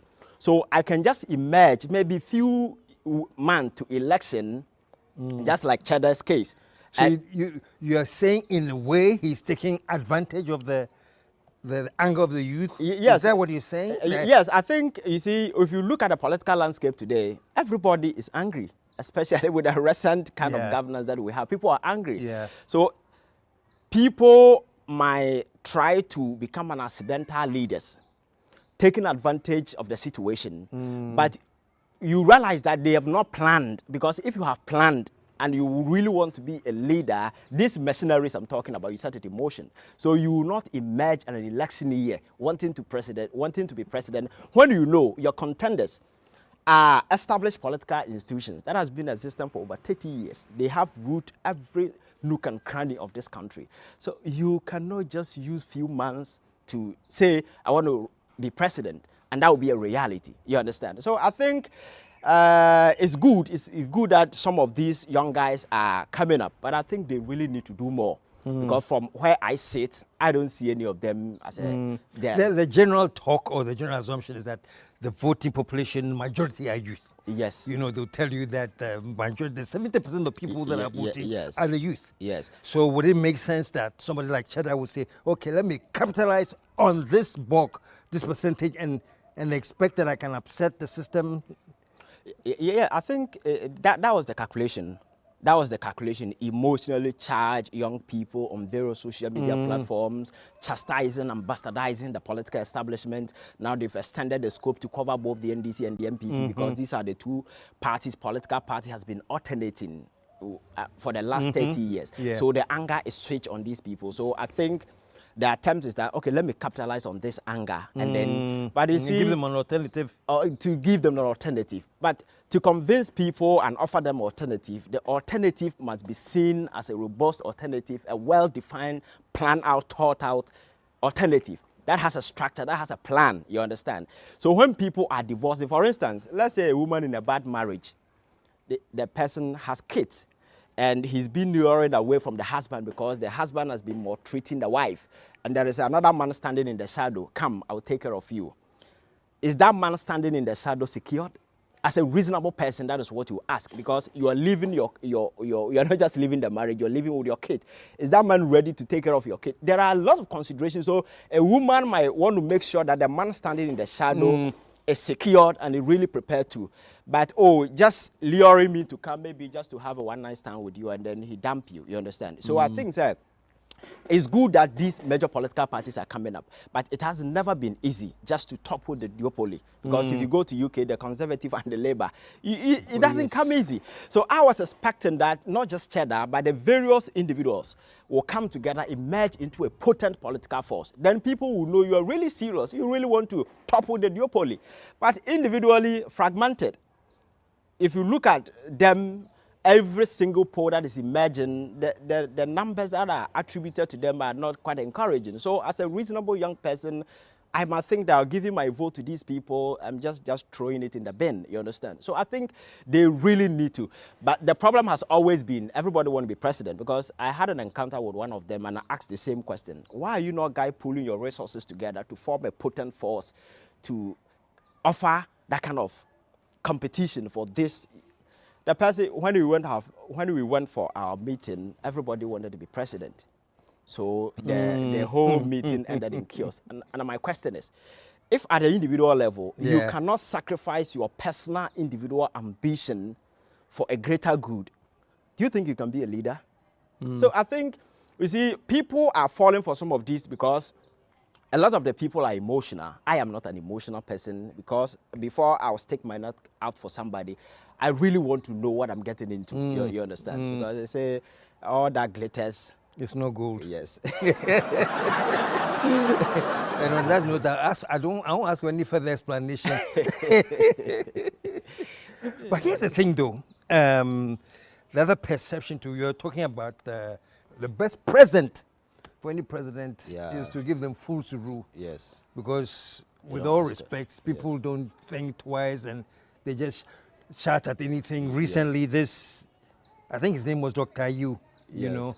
who went to Galamsey site as much devastation as they say Galamsey has done. He was saying, we won't stop it today, we won't stop it tomorrow. Yes. And they were cheering, yay! Now, the whole year, in so I a problem there. And you want mention I started. Eye obina opese anka omo ye nanka ye di speed. Nanka ya court nanka ya stop Galamsey for nanka ya lose your seat. Yes, stop you omo na. Yes, stop you omo china. So this is what I'm talking about. You know, you don't expect any critical thinking from the bulk of the people. Maybe that's what some of these presidential candidates are counting on. Yes. That there won't be that much critical thinking. You know, my back for the youth. When they're better than dream BBI, they'll follow me. Yes. What do you think about that? And I think that is the hellhole we've been in the last 30 years. Because the person standing on the political podium thinks that he's speaking to gullible masses who are not critical thinkers. So let me just throw anything to them. They will swallow the hook, line, and sinker. But if you look at politics in 2024, the narrative is changing. Why? Because the youth are consuming information and they are becoming very critical. So my focus has always been, let us spend much time to educate young people to understand politics, the actors of it, leadership, and governance. If we understand some of these things, we'll be able to disentangle emotion from politics. But unfortunately, most of the young people have invested emotions into politics. Once you invest emotions into something, wisdom will be missing. So instead of investing emotions, we need to invest wisdom. If you invest wisdom, that will give you the upper hand to ask all the relevant critical questions. You see, Rawlings made quite a profound statement. He said that it doesn't matter who becomes president. You can even go to the devil's den and bring the devil as president. If he has critical people in the country who will hold him accountable, the devil cannot click to his devilish best. He will rather do what the people want him to do. And if we take the space to educate people to understand politics, I may be NDC, I may be NPP, but it doesn't matter who is president. If the person goes wrong, I will go after that person. So the person sitting there will be very much aware that I don't have gullible masses. Because why do people resign elsewhere in the state? Yeah.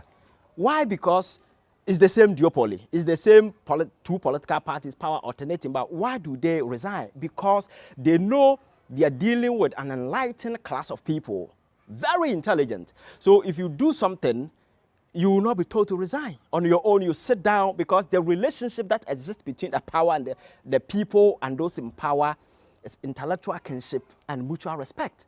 So once you go off, you know that you have to resign. But in our case, the people out there know they are ruling fools and they are emotionally charged. When the issue comes, they will not look at the issue. They will discuss where the person stands across the political divide. So that gives them that leverage, that advantage. Come on, let's spin anything. I don't know that we have a media that also spin the narrative for us. So that is the difference. But if we take education to a certain level where people understand politics, where people understand issue of governance, at the end of the day, they will go after whoever that is there as president. It doesn't matter which political party he belongs to. And I think that is my vision, that is the plan. When we get there, trust me, we will have good governance, because the system will force whoever out there to do. How do we get there? Are there specific things we're supposed to do to get there?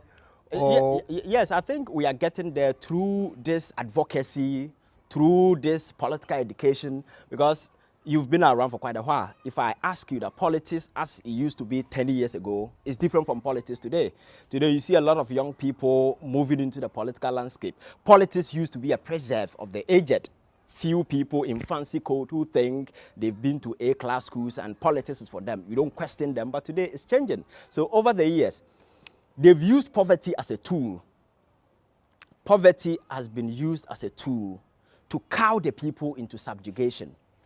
Because you are poor, you can't challenge your boss. Once you challenge him, you whatever incentives or whatever goodies that you get from him, the person will cut it. Yeah. So at the end of the day, you become impoverished. Yeah. And if you look around Africa, the blueprint is the same. It's the same blueprint. Impoverish the people, make poverty a potent political tool so that you can control them. So that has been the narrative. It's the reason why they don't want to create incentive for young people to take advantage. If you go to America, you see, they've deliberately opened the border. People are going in because the average age in America, I think the last time I checked was around 43 years. 43 years, your contribution to the economy cannot be sustainable. So they want young people. So you often hear people walking all the way from Mexico, from Brazil to America. If somebody can have the strength, the fortitude, and the energy to walk on foot to US from Mexico, Guatemala, wherever, it means that person has strength to go and work. And these are people, they are getting to the country to go and work for them. Fortunately for us, Africa, we have young people in abundance, but we don't. So that's why our young people are now leaving? Leaving. Because America is a very welcoming place for them now.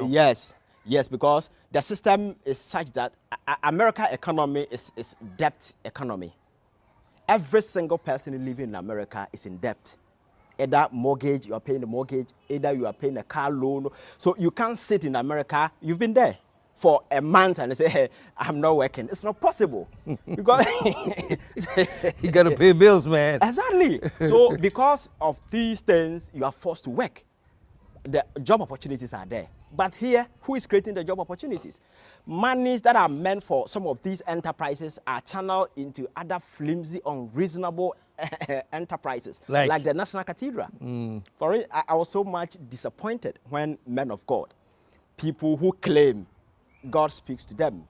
If you follow God, I like how you put it. People who claim that God speaks to them. Yes, continue. Because if you follow God, and you'll be bereft of everything, wisdom is something that you can go home with. You have wisdom in abundance if truly you are in touch with God. If you look at the current economic circumstances of this country, the level of economic degradation and deprivation, and somebody on his right senses will counsel the sitting president that today, where countries are investing in research, sciences, today Internet of Things, today robotics, today IA, whole lot of innovative hubs coming up. And then people will tell you that, no, let us go and build cathedral so that God will forgive our sins.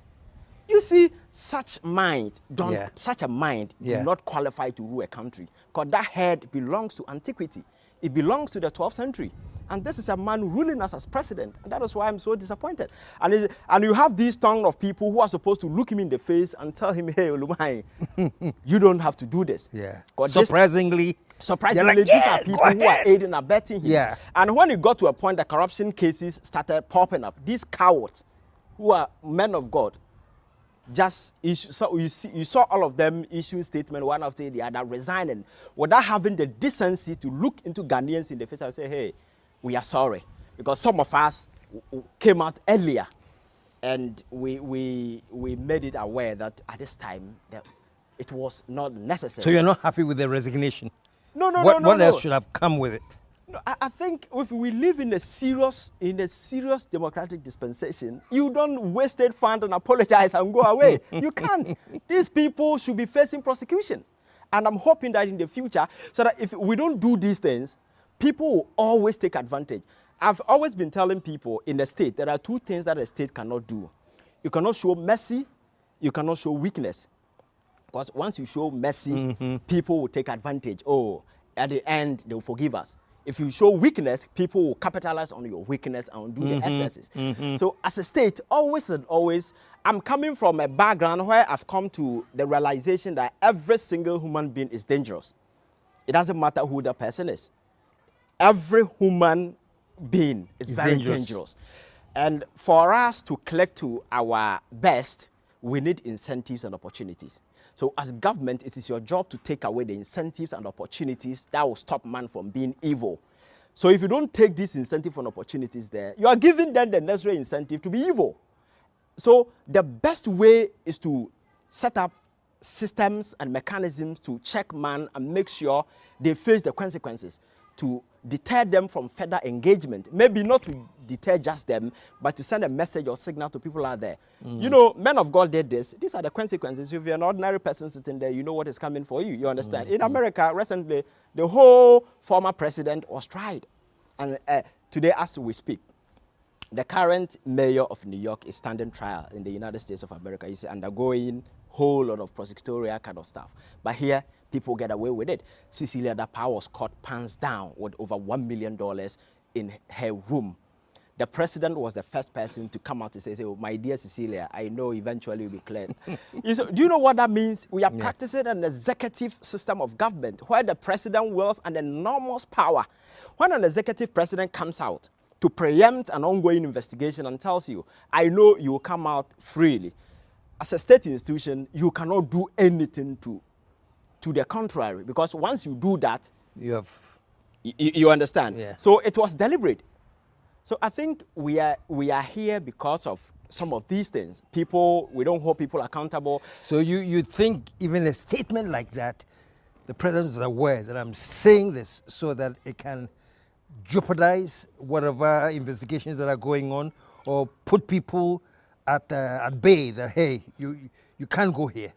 Because I've cleared. I want you to answer that question when we come back from the commercial break. Folks, the man is in the house, so innocent is in the house, and we are firing on all cylinders. We're taking a short commercial break. When we come back, we'll continue. Education, you have it. Yes. You're back, man. And just before the commercial break, you were talking about how the power of the executive can actually interfere with the judicial process by certain statements they make. Yeah. Is that what you think happened with the Cecilia Dapaah case? Oh, yes. And it wasn't accidental. That is the blueprint President Akufo-Addo has been operating with. And it's sad that everybody seemed to be quiet, because people are privy to the fact that this corruption era that we have unfortunately catapulted ourselves into is a deliberate creation by the establishment just for people to make money. I've seen leaders from the start. I have never believed that President Akufo-Addo is really a leader. You have never believed that? No. Why? No. He wasn't. What did you see? Because this is a man whose whole presidency was premised on fraud, on deception from the word go. Because I have listened to President on their maiden edition. This is a man who has, for the several years at the political fringes, convinced Ghanaians that he had something to offer. And eventually he was given the opportunity. If I'm president today, I don't need a script, because I know the problems. I'm quite familiar. It's just a matter of just looking to the faces of my people, speak to their heart, speak to their minds. You enlist their support for a takeoff as a president, because you need to work with the people. The first edition, his maiden edition, the speech, he stole speeches from about 3 different American presidents. They had their vision, they had their own this thing, and then the president got away with it. I ask you to be citizens. I ask you to be citizens. Citizens, not spectators. Citizens, not spectators. Citizens, not subjects. Citizens, not subjects. Responsible citizens, building communities of service and a nation of character. Responsible citizens, building your communities and our nation. Though our challenges are fearsome, so are our strengths. Though our challenges are fearsome, so are our strengths. Americans have ever been a restless, questing, hopeful people. Ghanaians have ever been a restless, questing, hopeful people. And we must bring to our task today the vision and will of those who came before us. And we must bring to our task today the vision and will of those who came before us. And to me, that was the biggest sin that we've committed against this country. Because see, there is a historical background to this. If I take you back to the United States of America in, I think, 1988, the current president of America today, called Joe Biden, he launched his campaign in 1988, and he was in a poor position to be president of America. He was leading almost all the polls. Do you know what happened? He committed textual infidelity, what you call plagiarism, by he took a statement from one labor leader. Without paraphrasing it. Yes, without paraphrasing or without attributing to the person. As a result of this, his whole presidency got crashed and he was forced to resign. Because you see, presidency is a serious business.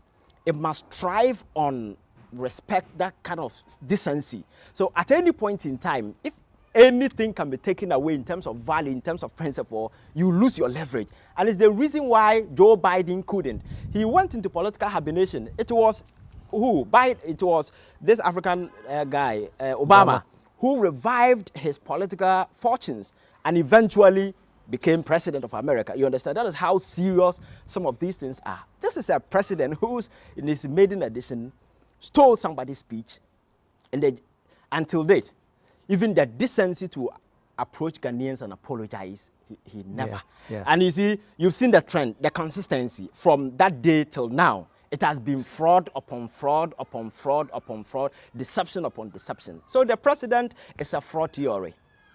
And he's running this country from that particular doctrine. And I think where we are today, I'm not sure anybody is surprised, because he has never shown or done anything that point to the fact that he's really a leader who is really committed and passionate about the good people of this country. When he was coming, he was accusing his predecessor, John Mahama, of running family and friends. Ghanaians bought into it. Ghanaians gave Akufo-Addo that opportunity, come and change things.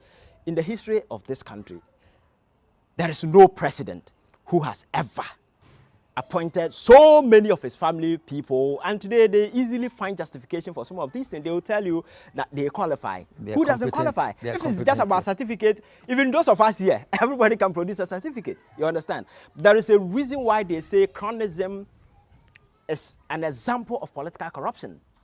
Because if you appoint your family member, direct cousin, as a finance minister, you will not have the political will to crack the whip on that person in an event things go wrong.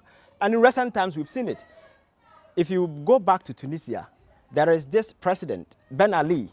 He tried it. Eventually, the guy got deposed. He ran away from the country. It didn't turn out well. So countries take cue from some of these things, and it informs the way and manner you run things. But no. Look at where we are today. And if you look at the mess that Ghana is sitting in currently, most of it were created by these family friends that were brought on board. For instance, Ken Oforiatta. This is a guy who, within a short space of 4 years, was able to contract about 13 billion in bonds. Today, go pick him and ask him, what did you use that money for? He will not be able to tell you anything sensible, but he's gotten away with it. Even when he got to a point, his own party people were putting pressure on the president. Mr. President, you see, the trust, the economy of a country thrives on trust, or that kind of confidence that investors and other people have in the economy and personnel who are running it. At some point in time, we lost that leverage. It's the reason why we couldn't go to the bond market. It was the reason why all the credible rating agencies like Moody's, Fitch, S&P, they all downgraded to a junk status. So there was no way we could get out there to say we're going to borrow. We defaulted on external debt. Ghana's biggest bilateral creditor is China. We were begging them to forgive our debt. We were begging look at Ghana. Ghana used to be a shining star of Africa and promised Ghana. We were a model when it comes to democracy. Countries take cue from us. Today, we have become an embarrassment in the League of Global Affairs. This is Ghana for you. And all this came about because of these individuals, because they felt that they are not running Ghana. They felt that their uncle is running a certain village pharmacy, and they've been brought on board to come and just be salesmen doing business. So at the end of the day, if your uncle's pharmacy shop in a village, you can choose to do whatever. Even when people buy, you decide you can choose not to put the money in whatever you're supposed to keep the money. You keep it. So by the time you realize the whole pharmacy thing is gone, there is nothing, because people have pocketed the money, and it's exactly what is playing out. And you see, every country run on some principles and some decency. You see, the political class will always do whatever that they want to do. But there are people we tag as conscience of society. We have the civil society organizations. We have the clergies. Over the years, we saw them, how influential, how powerful, and how critical some of them were, especially in 2016 when John Mahama was president. I remember when John Mahama was attempted to bring the Getmo, some people yes, one of the clergy made a certain statement. He said the president then should exercise common sense in tandem with if you're exercising compassion, exercise it in tandem with common sense. They were all over the place, very vocal, very critical, and to me, I felt that was right because we all have stake in this country. If things are not going right or it's something, you have the right to speak. But today, everybody has gone into hibernation. Why is that? The speculation. They say everybody has their price. Yes.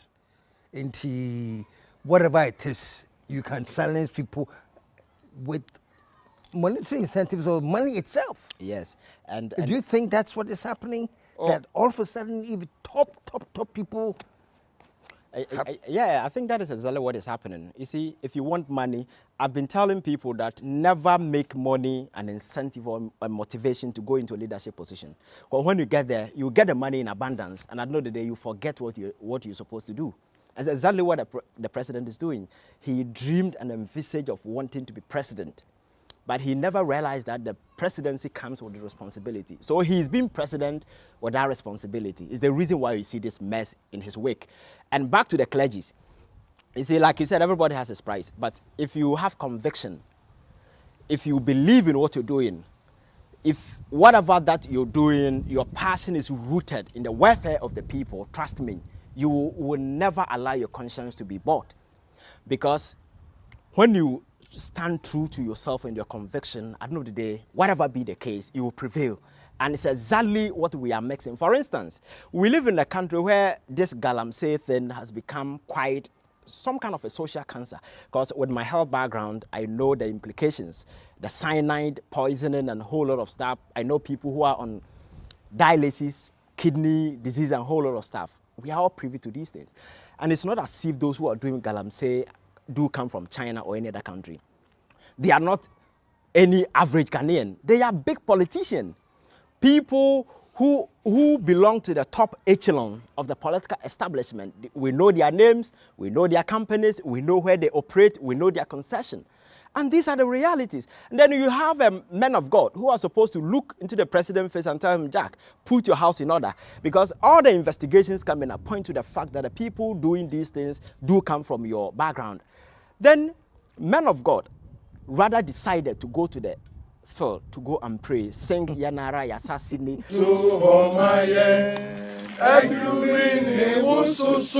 Sebe ye biatwa so nim biatwa so kutu kranin de semi kumya ediye bremu dem Asiedu dem atuse Omari sere yo Omari sere yo oyese na ose amafubra netre Omari sere yo Omari sere yo oyese na ose amafubra netre. So if I'm a young man learning from the political landscape, wanting to take a cue from these people, do you think it will be right for me to just see these people as a role model? Because I see them as jokers. Because you see, galamsey, you will never go to a site and find a devil doing galamsey, or a witch, or maybe a spiritual thing. They are human beings. You can touch them, blood and flesh. So it's just a matter of going after them. But these people, instead of them to look at the president in the face, but today all of them are on various boards, making money. So you see, the motivation from the word go wasn't about compassion, wasn't about the welfare of the people. It was about money. Yeah. And because the society is largely gullible, we don't. That is why I don't want people to take advantage of this messy situation and all of a sudden emerge as a leader. Capital. You see, people who emerge on days like this don't turn out to be good leaders, because you see, they see themselves as an accidental leader.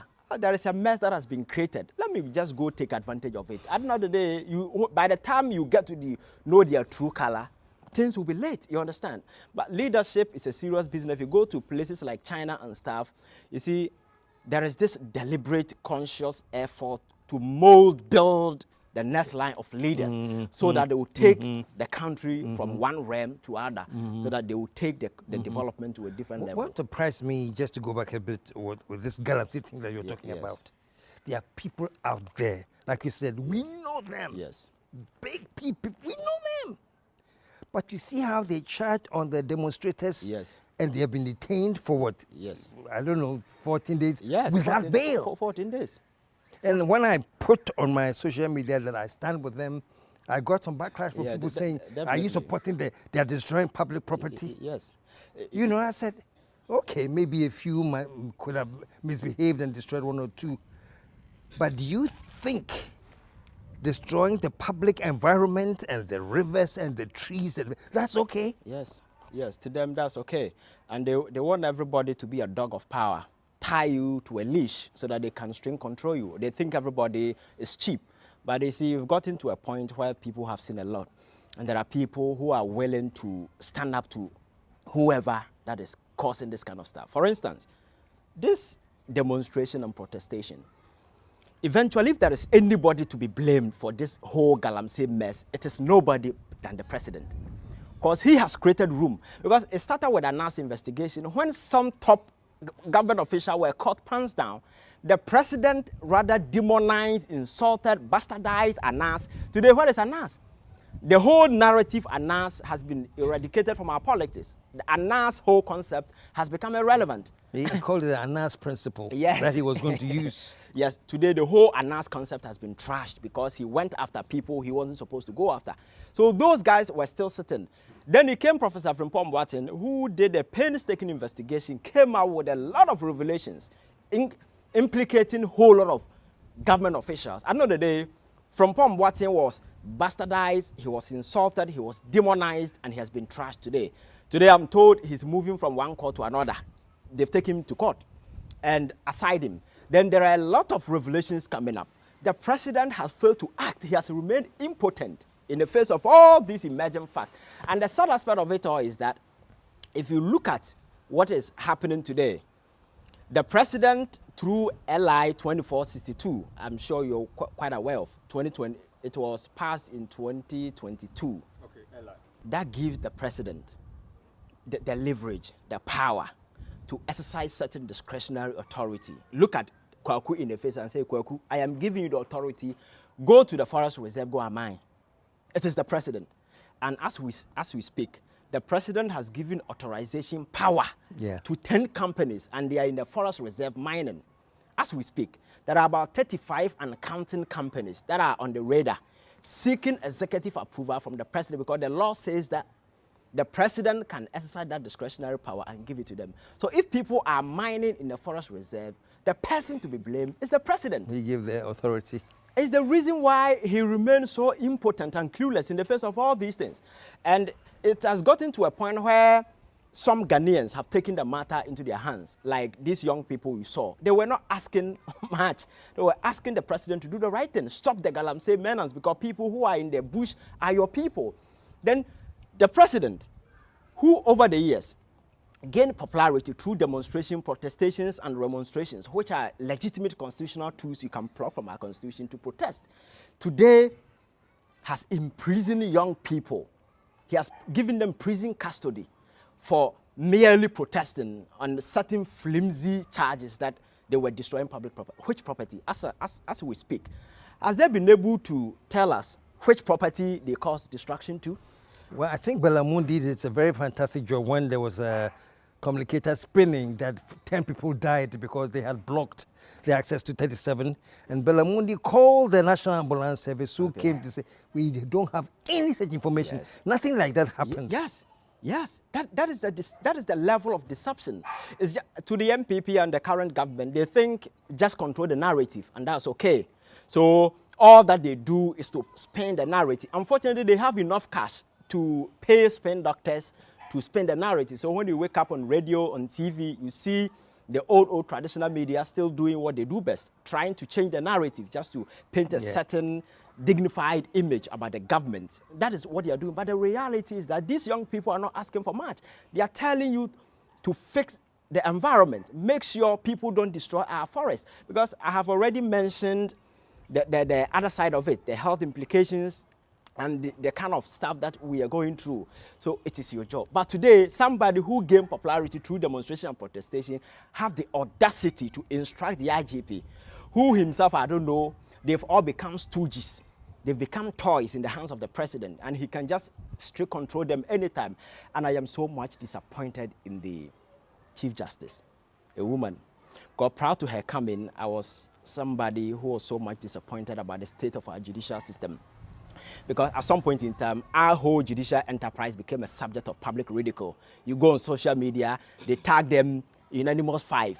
It wasn't a good description. Yeah. So the integrity of the judiciary was being dragged through the mud. Such a sacred institution. Exactly. So when she came, my admonition was that take the opportunity to recycle the rotten image of our judiciary. But unfortunately, she's allowed herself to be used as a stooge, being string control, because there is no reasonable justification or basis, any reasonable basis for the detention of these young people. You deny them bail, prison custody for 2 weeks. For what? For what offense? Because they protested against galamsey. Yes. That's the offense. Yes, and to them, they prioritize politics. You see, eventually, the police have prosecutorial power. Over the years, the police have the power to prosecute people on cases like misdemeanor and stuff. This is a misdemeanor because to charge somebody for a second-degree felony, the cost of, they say, destruction to property, the cost valuation must be around 1 million Ghana cedis thereabout. But who did the valuation? So there is no reasonable justification. It's just it's a crackdown, and that is consistent with the blueprint of the Akufo-Addo. You see, this whole narrative, when it started, it's been Akufo-Addo featuring. If somebody is watching and you're fortunate, you might think we don't like the president, but that is not a fact. We are speaking to issues. That is the blueprint that he has been operating. He started a crackdown on the media, dissenting views, dissenting opinions, people who disagree with me. I will go after them. So if you speak against the president, his government, or whoever, then they will put a target at your back. Today, as you speak, a renowned journalist who was doing his underground very distant investigation is nowhere to be found. Ameswale, he is dead. And as we speak, not even the dog has been arrested.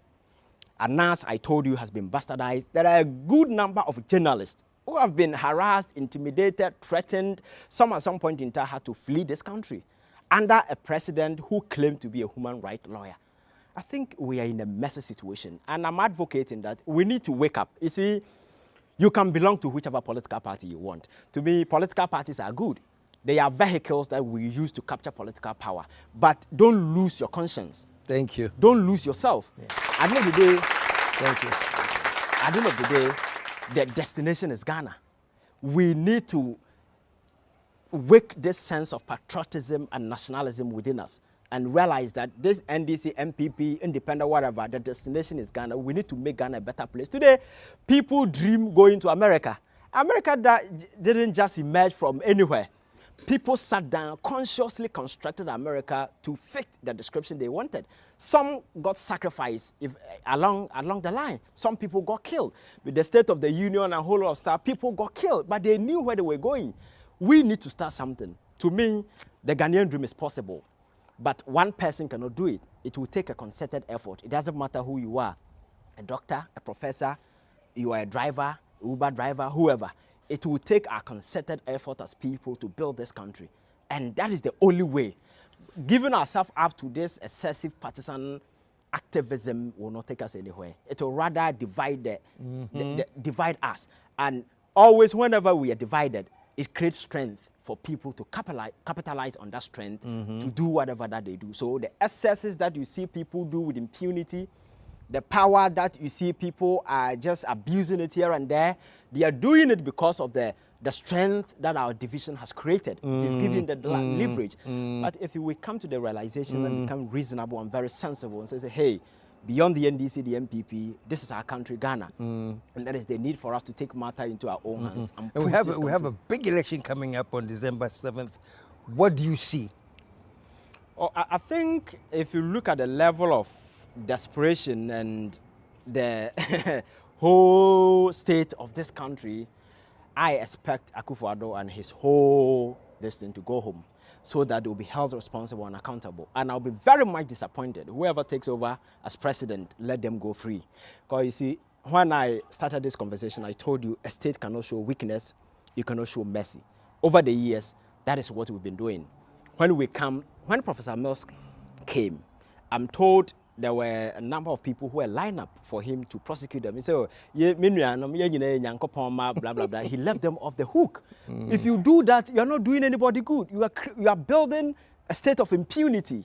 And that impunity is what has resulted in where we are today. So I am expecting that this government will exert power so that we can hold them responsible and accountable. Over the years, we've been advocating these people are corrupt, these people are blah, blah, blah, blah. So at the end of the day, if we don't hold them accountable and make them answer, it means that whoever is taking charge is coming to continue the same thing. And at the end of the day, it will be like an exchange. You come steal, I come steal. That is the cycle that we need to break.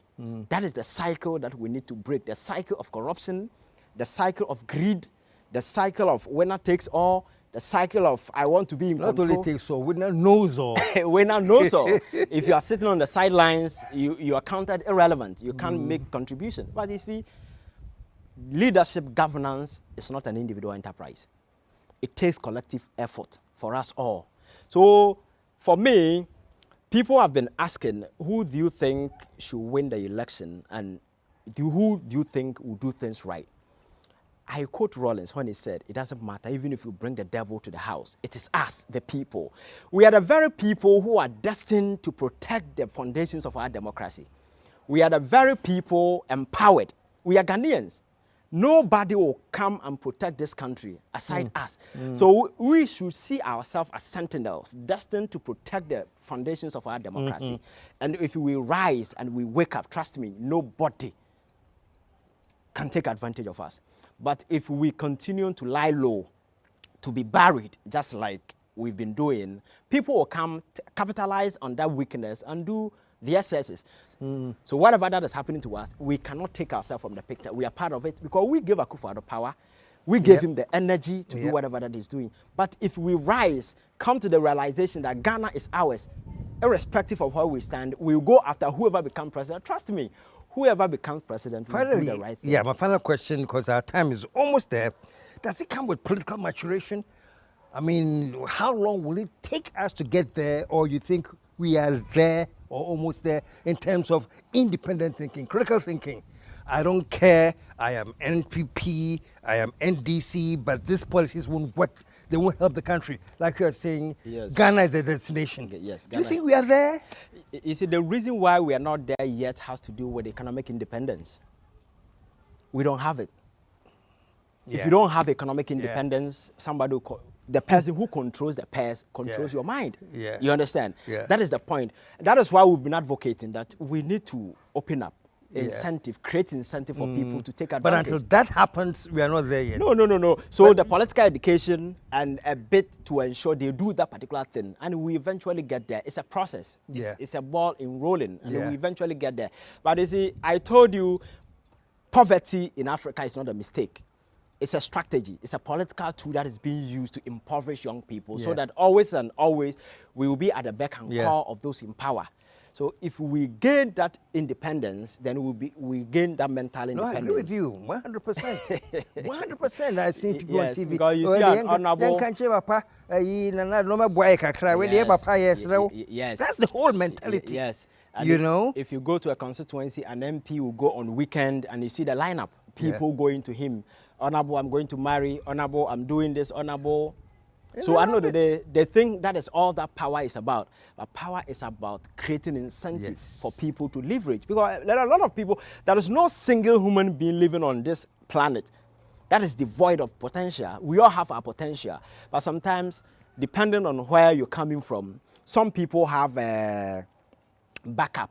Some of us, where we are coming from, we are the backup. When we fail, everybody fails. We don't have any backup. So you take matters into your hands, you understand? So you create that incentive, people with that particular thing, they leverage, I know that they become somebody, you understand? But these things have been taken away. So if you feed, there are a lot of young people, even paying for their rent, they need to call somebody for help. And you have a government telling you that I'm going to give you money to rent. We are not beggars. Young people in Ghana are not beggars. Create the incentive, let them work. They will get money to pay. You understand? I think this is the kind of conversation that we need to activate. But the media is not helping, especially the traditional media. Well, thank you very much, Shelley. You said it all.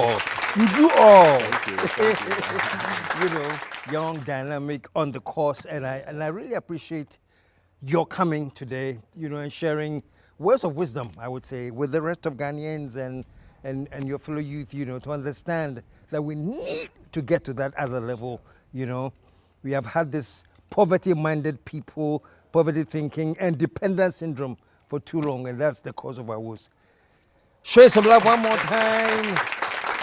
It's been great and it's been awesome. Thank you very much.